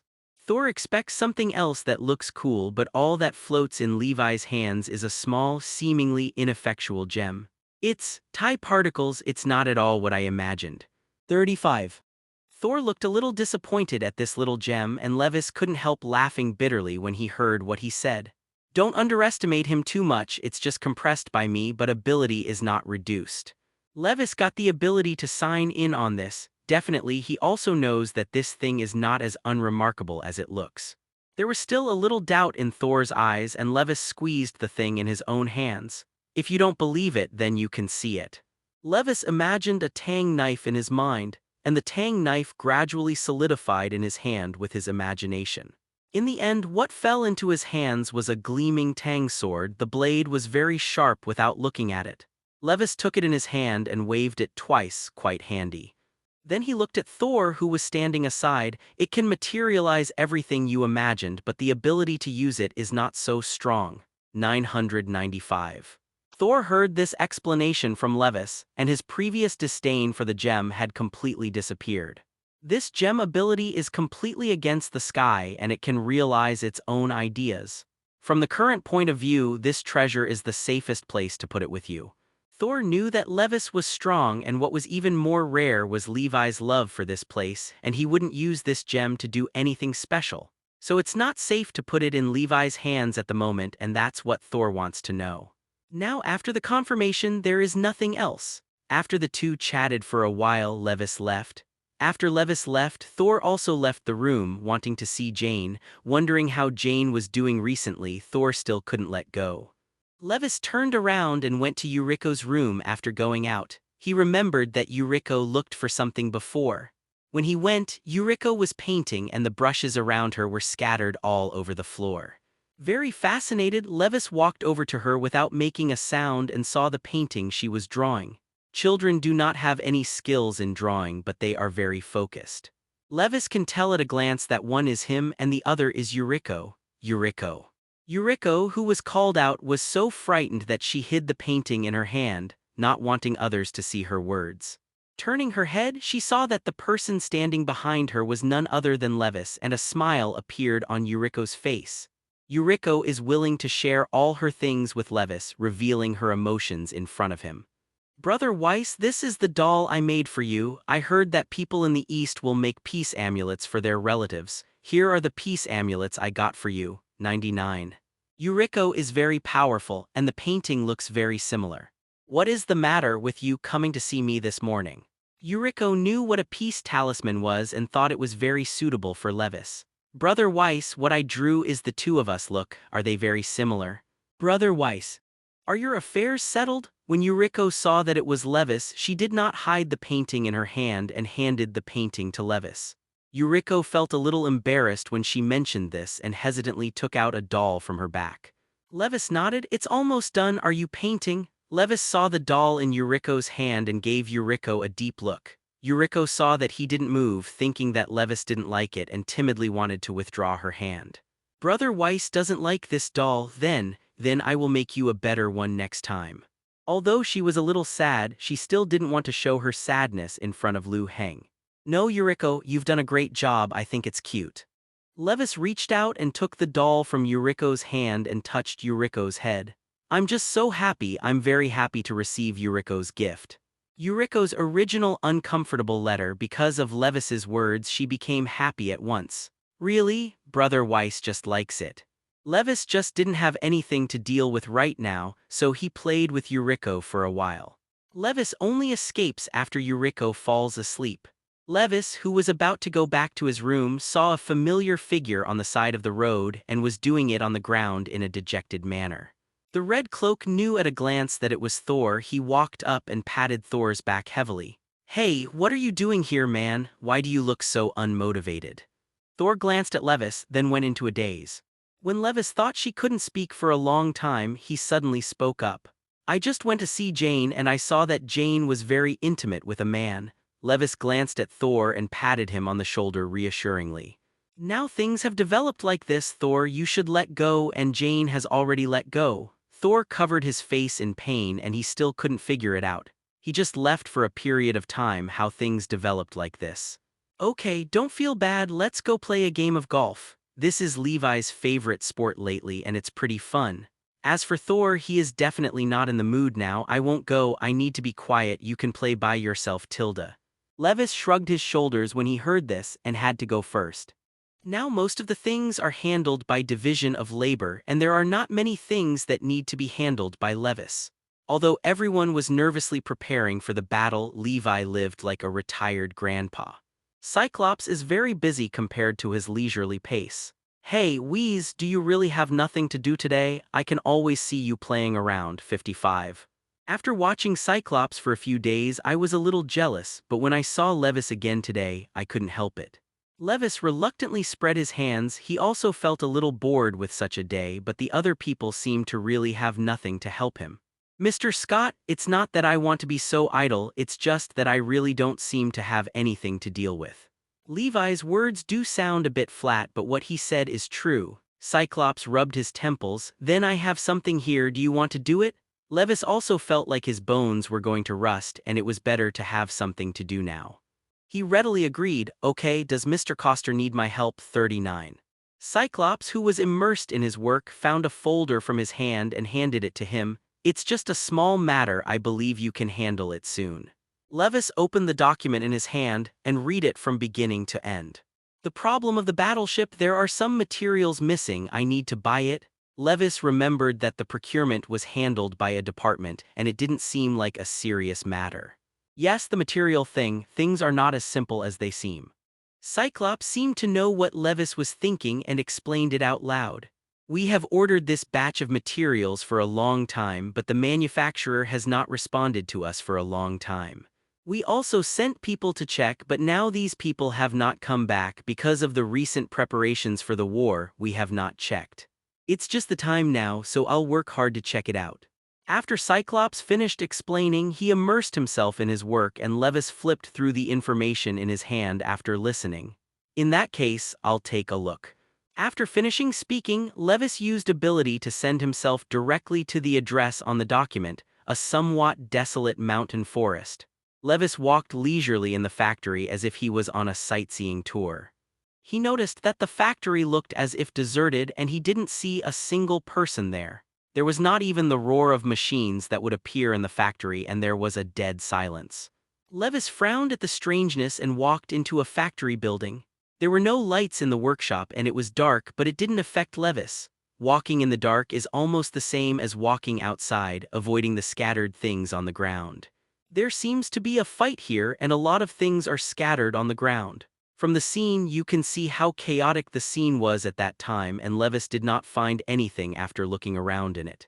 I turned my head to look elsewhere, but at the moment when I turned my head, Levis noticed something was wrong and the figure disappeared from the place in a blink of an eye and appeared in another place. What attacked him was a mechanical monster he had never seen before, a bit like a jellyfish with 4 mechanical arms. It should be a relatively small monster, but it is still very large compared to Levis. Seeing that the sneak attack was unsuccessful, the monster did not hesitate and then went on to attack Levis. Levis stood still when the monster's hand touched Levi's body. It was overturned in one fell swoop, leaving a huge amount of pit on the king's wall behind him. The matter was far from over here, and Levis heard a rustling sound around him. In this factory building, there is not just this one mechanical monster, but a lot of them. They surrounded Levis in the middle, screaming at what should be the mouth. But it's very ugly, it's very harsh, and it's not a good experience at all. After the monsters surrounded Levis, they attacked, and a pair of tentacles screamed towards him. In Levi's eyes, this attack was nothing at all, and these annoying things were solved in just 3 or 2 strokes. He walked out of the factory building unscathed, the remains of the mechanical monster behind him. It was all piled up by Levis, and after coming out of the factory, Levis planned to see if anyone was still alive. But now that it's like this, he probably doesn't have it anymore. However, he still checked carefully and turned the factory upside down. A mutant was found in an underground warehouse, and the clothes on his body should be the person Cyclops said to investigate. Levis checked, nothing happened, just passed out. He did something to wake the man, who was startled by Levis when he opened his eyes. He subconsciously wanted to attack, but he couldn't move at all. After seeing the person in front of him clearly, he hugged Levis excitedly as if he had seen a savior. He knew Levis and knew that Levis must have come to save him. "Hey, can you let me go first? What's your name?" Levis doesn't like people getting too close to him, and the big guy looks like he can't wait to shrink himself into his arms. The scene was so unsightly that Levis reached out and pushed him away. "My name is John. I was sent here to investigate. Have you seen those strange things?" John now seems to know that his actions just now are a bit embarrassing, and after calming down, he is more serious. Levis nodded, meaning he knew about it. 600 Besides the group of mechanical monsters, have you found anything else? Levis said as he searched the surroundings and checked the place. John shook his head. "No, I don't know what happened after the fainting." 99. Levis didn't ask anymore. This man must know this, and he planned to go back to the place where he first saw the monster. This monster is only in that workshop, and there must be some secrets in it. John didn't dare to move alone. He followed closely behind Levis, carefully paying attention to the surrounding situation. The two came to the door of the workshop, and Levis realized something was wrong when he entered the door. The wreckage of the monster he had thrown together before disappeared, and the clean ground seemed to have never appeared. If it weren't for the traces of fighting on the walls, Levis would have thought he had gone to the wrong workshop. John shivered a little as he walked in. "Weiss, this is the first place we encountered that monster." John remembered this too, and wanted to remind Levis to be careful. Levis made a gesture to shut John up and walked into the workshop himself. See, John's ability is not as strong as that of Levis, and all he sees in it is a piece of black, barely able to see the outline. Levis found the main switch in the workshop, opened it, and the light of the incandescent lamp illuminated the whole workshop. "Wait for me here, I'll see what's going on here." John wanted to keep up, but knew he couldn't be of much help at this time. "I understand, I'll be waiting for you here." Levis nodded and walked into the depths of the workshop. Inside is a warehouse with a lot of undelivered goods piled up. He turned a corner and saw a sphere not far away, like a living creature, pulsing non-stop. And this ball is surrounded by monsters that Levis has dealt with, which is like a guardian around the ball. They also perceive that something very threatening to them has intruded into their territory, all towards Levis. The cry from his mouth warned Levis who was approaching. Levis saw scattered clothes around, thinking that they were all from this factory. It can eat people, so this thing can't be left behind. As long as Levis moves, the surrounding monsters immediately attack. The number is very large, and a normal person will feel numbness on the scalp at first glance. But Levi standing in the siege made no difference, watching the monsters charge at him.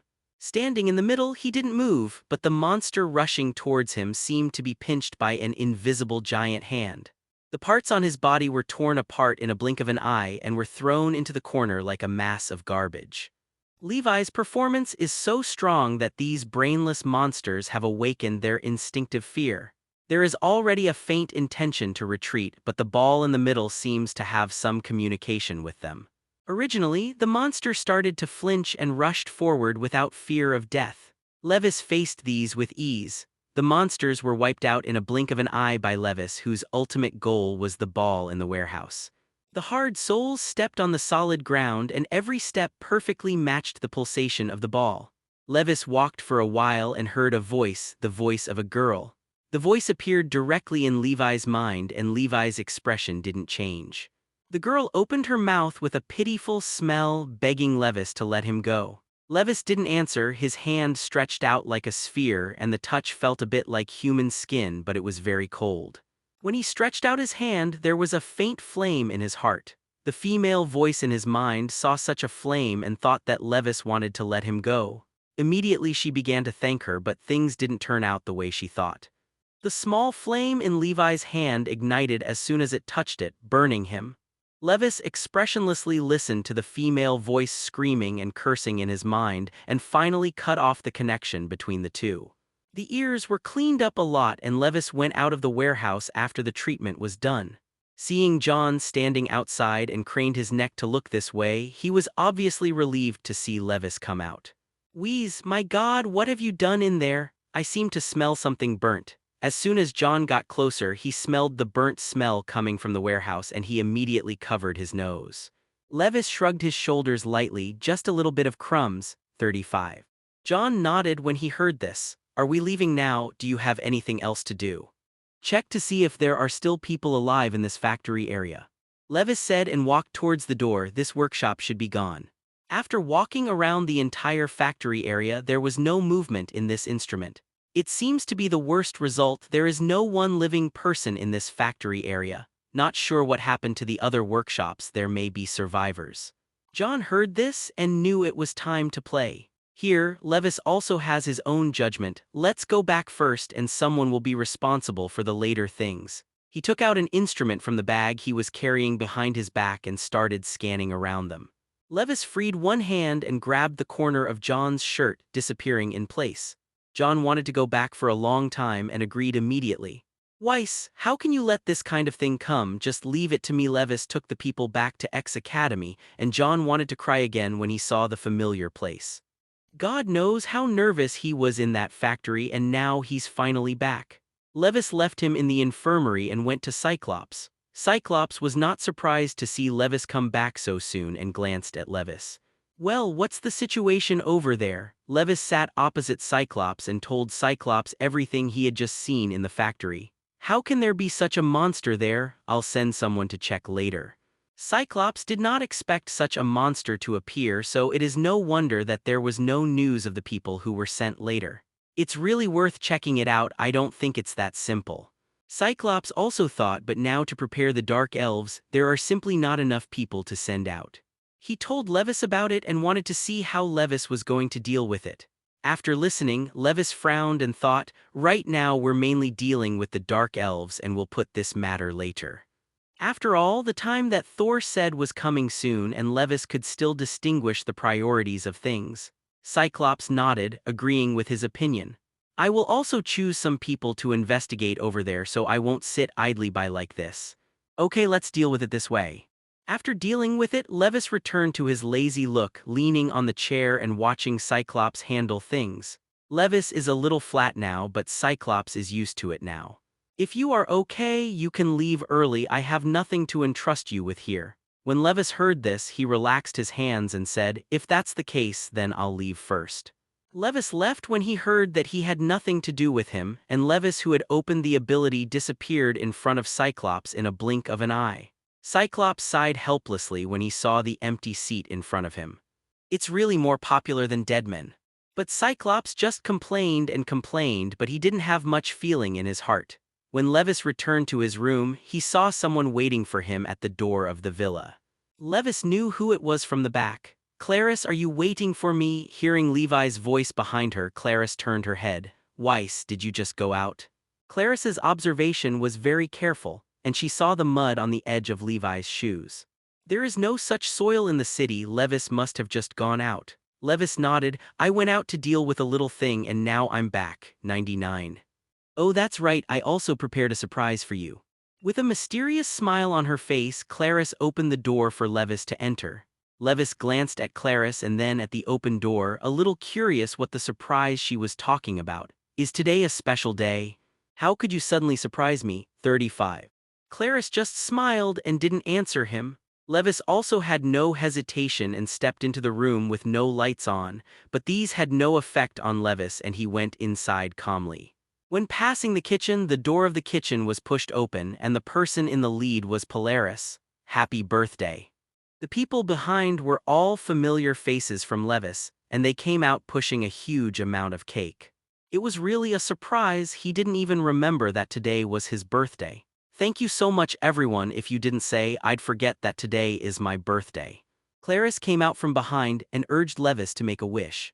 Hurry up and make a wish and then you can eat the cake, we have more than that. Levis made a wish as Clarice said and blew out the candle. Everyone was happy for this moment. Come here quickly, we have prepared other gifts. Polaris dragged Levis to the restaurant after blowing out the candles, and they prepared a very sumptuous dinner for Lu Hengyao. Polaris, they all looked at Levis expectantly. How do you like it? We've made it to your taste.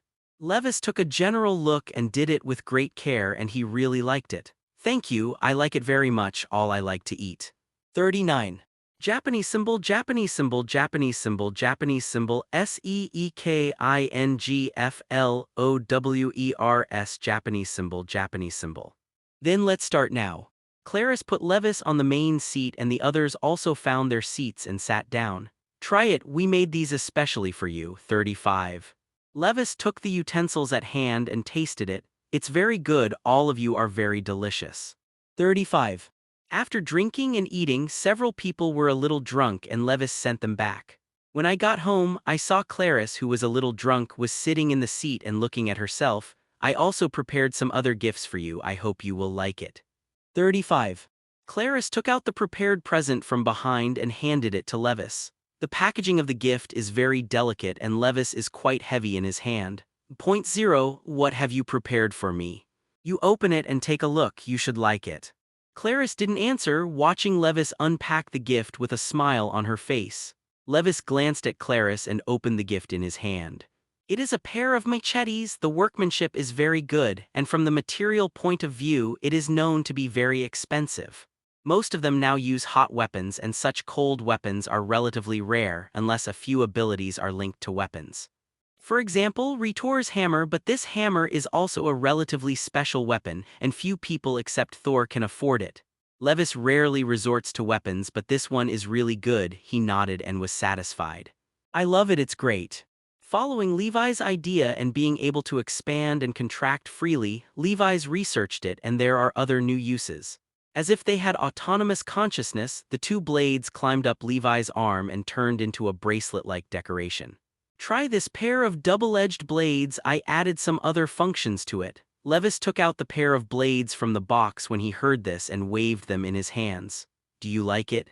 I've prepared this thing for a long time. I think it's worthy of you. It is estimated that it will be known in the actual combat later, and there are still some that cannot be used here.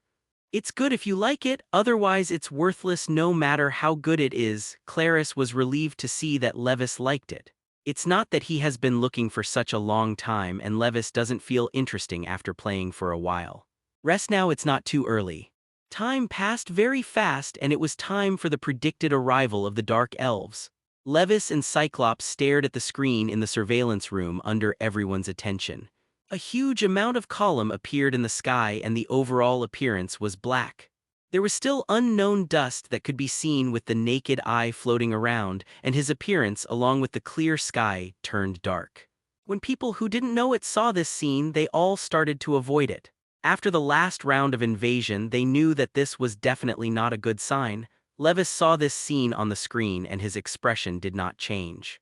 Instead, 603 had a kind of self-confidence that he had a chance to win, and he looked at the people around him with a raging fighting spirit. This time they must show their skills and have a good time. The last time I was suffocated, this time I have to fight back hard. This time the battle is still under the command of Levis. Now everyone is ready to go. As long as Levis gives an order, they can immediately meet the enemy. The appearance of this column did not make Levis eager to fight. Because of this highlight, the leader on the opposite side did not appear. Levis was waiting for Melkith to appear. The first to fly out of the column was the stealth battleship, which blended perfectly with the surrounding things. The human eye cannot see it, although it is very perfect, but Levis and the others have already prepared a way to deal with it. Once the detection equipment has been prepared, an attack will be launched to knock down all these warships once they are discovered. The first round of the Dark Elf's attack was blocked like this, and it ended in failure. Everyone was so excited when they saw this scene. They prepared so hard during this time just to see this scene. Such a prepared war is very refreshing, like opening the perspective of God. Everyone was excited but didn't go up, knowing that things didn't end here. While Levis was waiting, a large army of Dark Elves arrived, and Levis saw the man he had been expecting, Lord of the Dark Elves, Malekith. Malekith, who was standing high above the building overlooking the underground, was very arrogant. When Levis saw him, he remembered that he had not signed in today. I don't know what this sign-in will get from Malekith, thinking that Levis has also moved. The person who used ability disappeared in place and appeared on the battlefield. Cyclops couldn't help but curse when he saw Levis disappear like this and took over from Levis. Put the strikers out and keep up with Levi's moves. After the order was issued, several warships flew out from the place where they were parked, and the destination was very clear.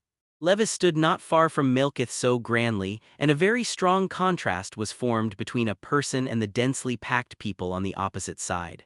Everyone noticed Levis and he was instantly recognized. Look, is that Levis? Oh God, yes, that's him. The panicked crowd was relieved now, and they knew what Levi's appearance meant. The Dark Elf didn't know Levis, and the person he wanted to meet right now wasn't Levis. Where is Thor? Is this coward afraid to come out now? The only person Malesky wanted to see now was Thor, and after he had finished speaking, Thor also appeared. I'm here, what do you have to say? Thor looked at Malesky with a hint of anger in his eyes, but now he is not impulsive. You finally came out. I thought you were afraid of the previous war, ha ha ha ha. Malekith saw that his old enemies had all hid on the earth, and now he was filled with unstoppable joy. And Levis used the system to sign in Malekith while the two were talking. Has the host checked in the Dark Elf Malekith? Yes, ding. Sign in successfully. Congratulations to the host for obtaining the ability to manipulate magic. Experience value 100 points. Levis opened the panel and looked at the introduction of this ability, which Levis had never touched before. At a glance, this ability sounds a bit magical. After getting it, Levis planned to experiment. By operating according to the obtained memory, his body directly turned into mist and he swam around Thor's side twice. Then he changed back to himself and stood beside Thor. Levis thinks it's a bit tasteless, but one more is too much. It doesn't affect much. It will always be useful in the future. His movements caught Malekith's attention, and he looked Levis up and down with doubtful eyes. Who are you? I feel the power of Thai particles in you. You hand it over now, and we will treat you well later.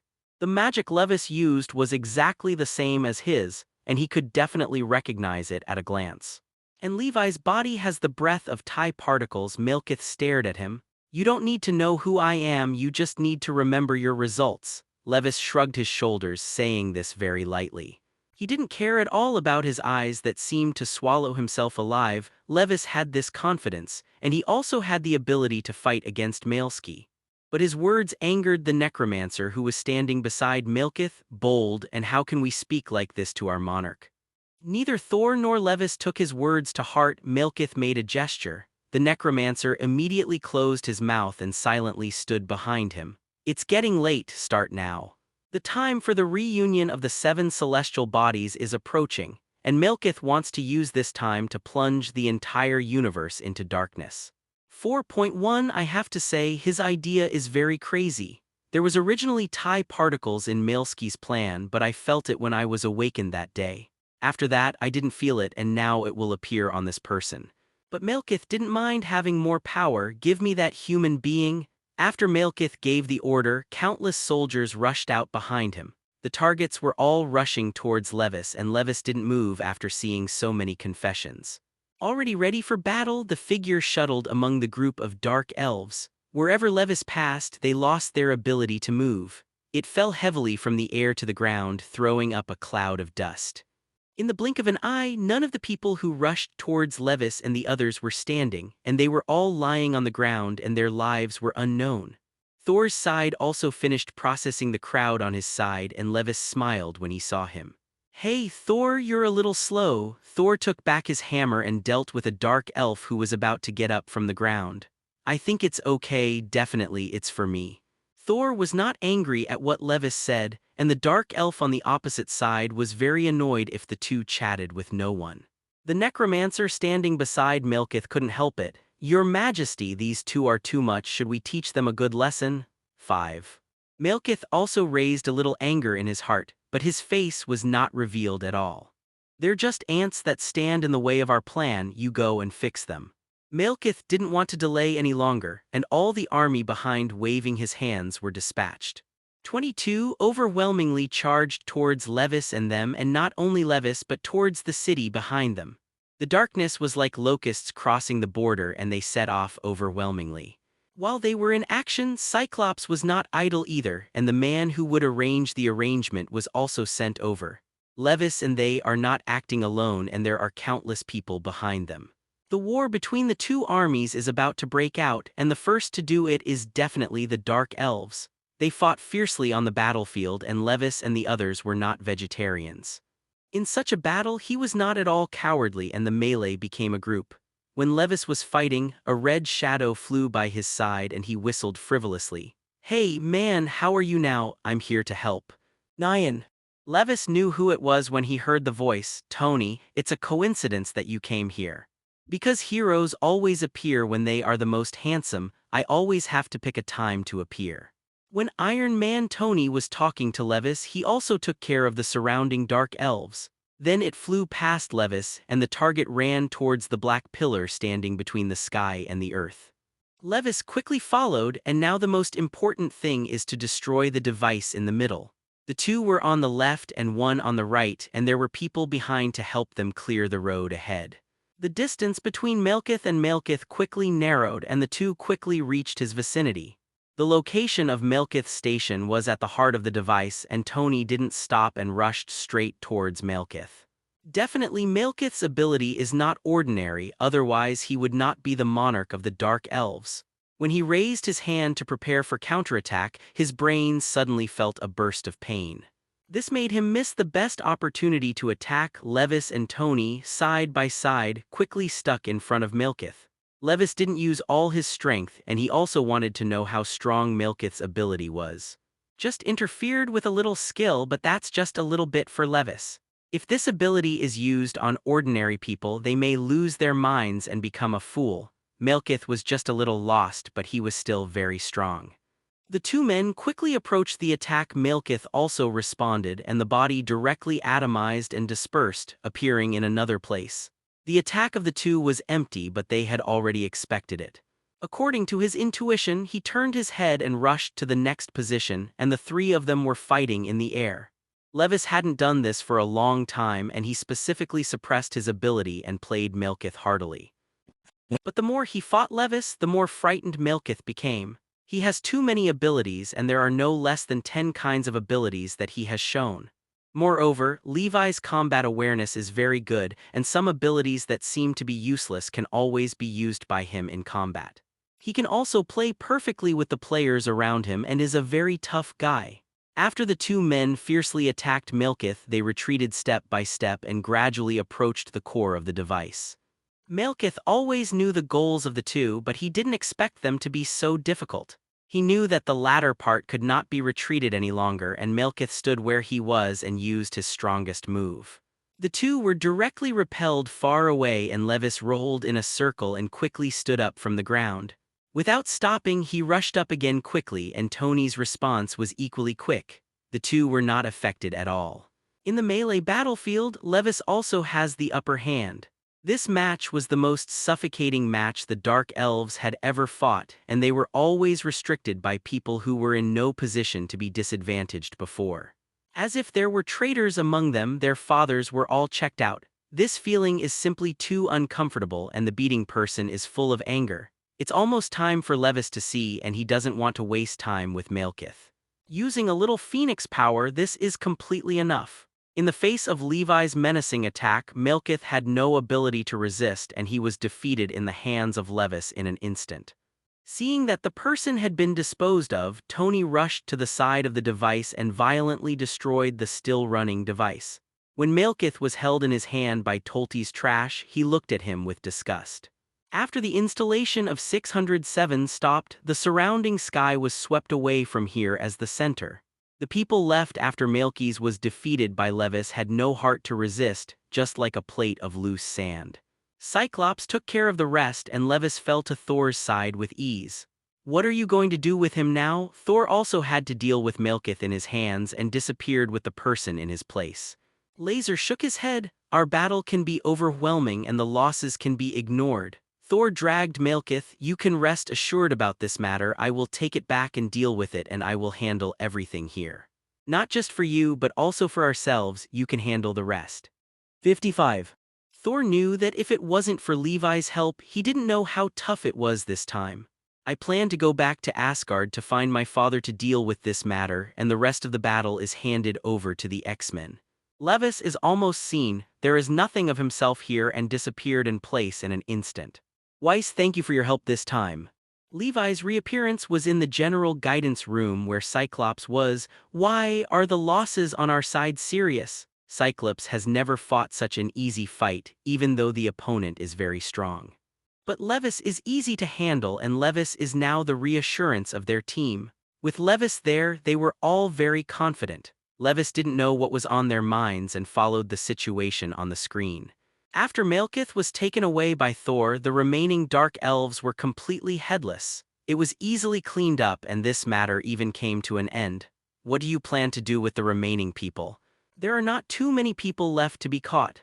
Levis sat on the stool next to them after seeing them dealt with and drank a cup of coffee. He just took a sip of Levis and put it down. He really couldn't get used to this kind of bitter stuff. We will contact Thor and let them deal with this. Cyclops got up from his position and walked over to the window to look outside at the column that hadn't disappeared. Levis thought about it for a while and indeed this matter can only be left to Thor. Is there anything else now? If not, I'll go first and I've made an appointment with Yuriko. Cyclops was very helpless when he heard this. How could this man just come down from the dangerous battlefield, turn his head and go back to play without any psychological burden? Let's go, there is nothing for you to deal with here. Cyclops was helpless too, as there was nothing to do here. Cyclops let him leave. Levis nodded and disappeared in place the next second. This ability, Levis, is very consummate, just go away. Cyclops also knew Levi's speed and just shook his head helplessly at this scene. They can handle things here anyway, even if Levis leaves. After Levis left, Cyclops turned his head to deal with the rest. Levis came out of the command and went to Yuriko's room and he did make an appointment with Yuriko for a few days. Planning to take her out today, Levis glanced at his watch, being a few minutes late but not a big deal. Appeared in Yuriko's room in a blink of an eye and Yuriko was not surprised at Levi's sudden appearance. I was very excited to see Levis, Brother Weiss. I just saw you, you are so handsome, I will become a person like you in the future, Tilda. The current Yuriko is obviously like a little fangirl looking at Levi's eyes full of fanatical love. Completely out of yearning for the strong, Levis touched Yuriko when he heard this. Yuriko will definitely be very powerful in the future. Yuriko will definitely be very strong after that, but she is still relatively immature now. The topic of Levis on the internet also began to rise step by step and there was another topic along with it. Can you become a mutant? Seeing this crushing battle today, some longing people spontaneously organized such a topic. The degree of discussion is not low and both sides have their own opinions. Some people feel that this will lead to an increase in crime rates and that the country will become more difficult to manage. Some people think it's cool to be a mutant and have the ability to protect yourself. The two sides have been arguing on the internet because of this matter and everyone has noticed this. The management people also started a round of arguments about this matter and neither side came to a good result. But much as Levis thought, the world is now taking notice of mutants. There are also new changes in the relationship between mutants and ordinary people, but all of this is just the beginning. There is still a long way to go in the middle and there are still many things in the middle that are not perfected. But as people's acceptance increases, it's not impossible for the full name mutant. This is definitely a later topic, and the one higher than this discussion is Levis. Everyone saw the scene where Levis killed Malekith with his incomparably beautiful face and absolute strength. Levis is now far more popular than some international superstars with a fault-like popularity, becoming a star hero that everyone seeks, but Levis doesn't care much about it. Just do what you want to live your life, but travel has been affected a little, but it is not very serious. Levis was about to go out to play golf today when he was stopped by Cyclops. Weiss, are you free now? I'm getting ready to go out and play golf. Is there anything important? That's great, there's a meeting that needs your presence. As soon as Cyclops heard it, he knew that Levis had nothing to do right now, so he took Levis and left.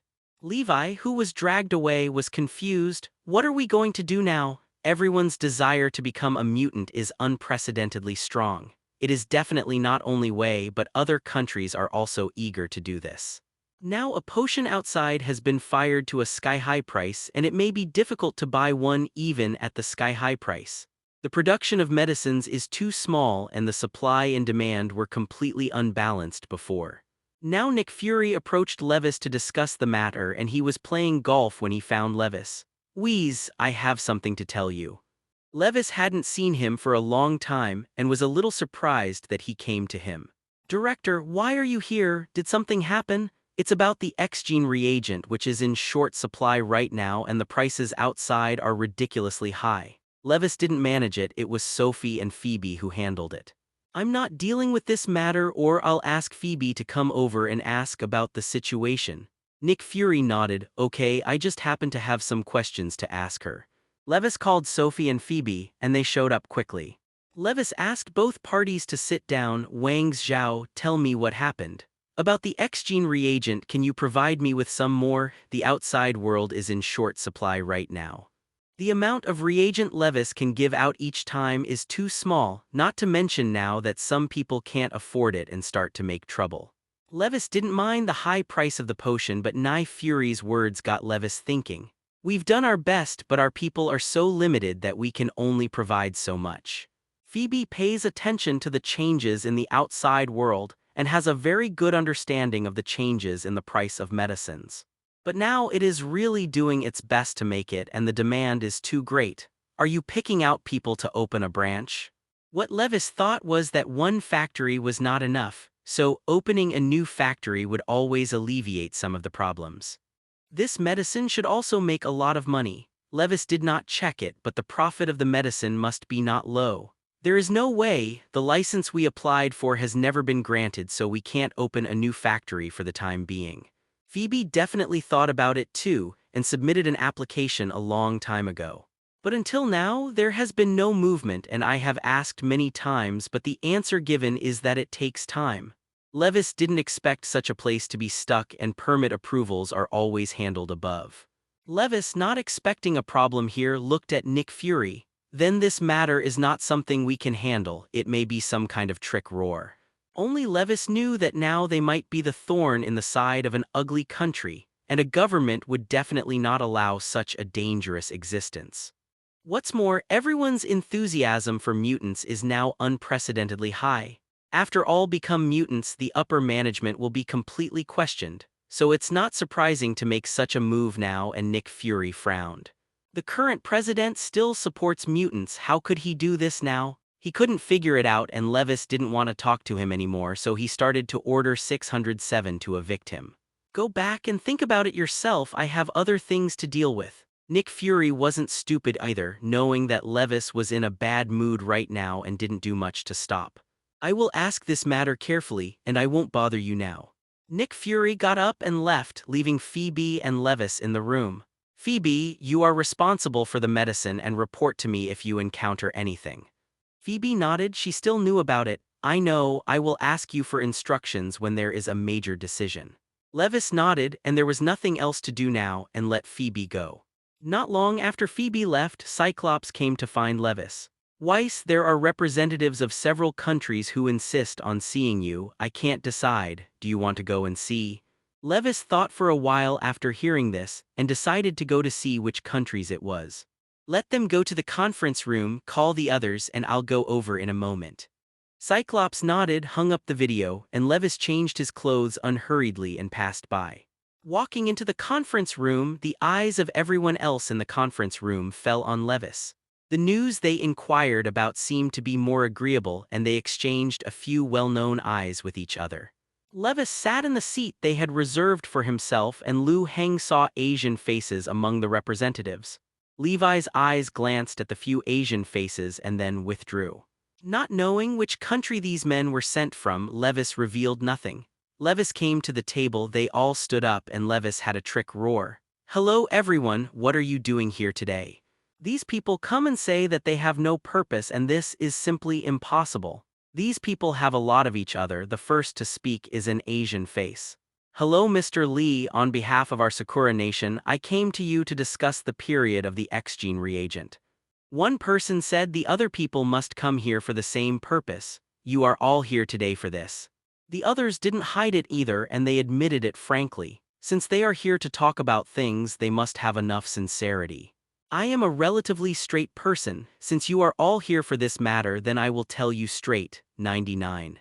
The production of medicine is limited, you have seen it, and now I have no way to do it. Hearing his words, everyone began to think. To know that when they came, the superiors all gave death orders and they must succeed. Therefore, they also attached great importance to this conversation, thinking about what kind of method C-Seb could impress Levis. Levis leaned back in his chair and watched them think, thinking about expanding production in his own mind. Now since the ugly country is not allowed to set up factories, it will go abroad. Now foreign countries are definitely welcome to join Levis. Is there a representative of the Dragon Kingdom? Levis thought of the Dragon Kingdom for the first time, and the Dragon Kingdom Levis still believed it, and his work was generally more reliable. Here we are at 9. Sitting in the corner all the time, the few people sitting in the corner in a low-key manner heard their own country, raised their heads and responded calmly. "We are here, what does Mr. Lee ask for?" The representative of the Dragon Kingdom spoke slowly, neither flattering nor lowering his posture. Levis likes this kind of communication very much, and the Dragon Country is worthy of being a great country. "I want to ask about your needs and conditions." The representatives of other countries all looked at the representatives of the Dragon Kingdom and did not understand why Levis only listened to the Dragon Kingdom alone. If the Dragon Kingdom can open the conditions, they can also open it. The representative of Long Guo opened the text he brought and began to explain their plan and my strategy. Each one takes into account both sides and then makes the best choice from the inside. Levis saw the sincerity of the people of the Dragon Kingdom in this plan, and people from other countries also listened to it. After listening to them, they began to think about their own plans, but the plans of the Dragon Kingdom were not perfect. Long Guo was like this. It seemed that he had done enough adjustment before, and these conditions were indeed a win-win situation. Levis also pondered after listening to the Dragon Kingdom, but he did not forget the other countries. "Tell me about your plans in order and I will make a decision after comparing." 99.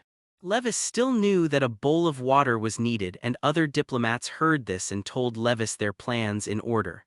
"Okay, everyone, I'll be here today. I will discuss with other people in the Academy and I will notify you if there is any feedback." Levis said this, and the other people didn't want to rely on them. They got up and said goodbye to Levis and left. Having been with Levis for so long, Cyclops can still see this. Cyclops listened to the whole process next to him. "Weiss, what plan do you have in your mind? I see that you are like this. Do you have the answer in your heart? How about you, teacher? Which country do you think offers better conditions?" Levis didn't answer but asked the question back to Cyclops. Levis also had some headaches. I'll talk about that later. Cyclops also doesn't know how to choose. The conditions offered by these countries are indeed high, but it is more difficult to choose. Cyclops didn't bother much about the matter and skipped the topic. The conditions offered by big countries are very attractive, and I think they are all good. 99. Okay, what's next? Levis was lying on the chair with his legs crossed. "I should have asked you this, teacher. What happened to the Dark Elves?" Thor came back and took all the rest away, as if they were sealed. It is estimated that they will not have the energy to come back for a long time. Levis felt that Thor's handling of this matter was a little soft-hearted, and Malekith would have a chance to make a comeback if he did not die. If we can win now, who knows what will happen in the future? Levis felt that this matter was not safe. "I went to Thor to have a look. He was dealing with a bit of a hidden danger." Cyclops nodded. "Okay, you go." As soon as Cyclops finished speaking, the man disappeared in place, and when he arrived at Asgard, he found that he was very lively here. Levis are a little weird. Are they any special holiday today? Levis, who couldn't figure it out, went to Heimdall where he was only familiar with Heimdall. However, along the way, Levis did not see the ruins like the previous days but restored the scene when he first came here. Heimdall is still in his old position where he has always guarded Asgard. Hey Heimdall, do you have any festivals? Why does it seem so lively? Heimdall heard Thor talk about Levis and smiled when he saw him. Hey, are you here to find Thor? Unfortunately, you shouldn't be able to see him now. Levis was a little curious to hear this, but combined with what he had just seen, he immediately had a guess. Zeus gave Thor the position. He is in the position today. Heimdall nodded. Hey, you're so smart, but how did you find out? Heimdall didn't expect Levis to guess it, very surprised. I don't know either, but when will I see Thor? Levis came to see Thor today, and now that Thor has something to do, Levis wants to leave. Heimdall thought for a while. I'll take you to him, he should be in his palace now. Levis didn't want to go there for nothing, so he agreed. Heimdall took him into Asgard's palace and everyone was very busy at this time. I was walking around the palace to deliver all kinds of things. This lively scene was completely different from when Levis was worth a lot of money, but they can recover so quickly. It has to be said that it is also an ability. Heimdall took him to a door and pushed it hard. Thor stood inside looking in the mirror, saw the door being pushed open by Heimdall and saw Levis behind him. When he saw Levis, Thor was very excited, walked up quickly and hugged Levis. Oh Wheeze, how come you have time to be here? 39. Levis punched him. Why didn't you tell me you took over from your dad? I didn't bring anything today. 95. Thor was also very helpless about this matter and spread his hands. I can't help it either, my dad forced me. Thor didn't want to take this position now, but after the Dark Elves, Zeus felt really old. I just wanted to give this position to Thor, but Thor couldn't help it. Okay, let's get down to business. I'm here today to ask you, Dark Elf, how did you deal with it? Thor didn't think that Levis came here today to ask about this, and was stunned for a moment. We locked them up. I don't think it's appropriate. You can lock them up for a while. Can you lock them up for a lifetime? If there is another accident in the future, you all know how difficult they are. Thor was silent for what Levis said, thinking for a moment that his words really made sense.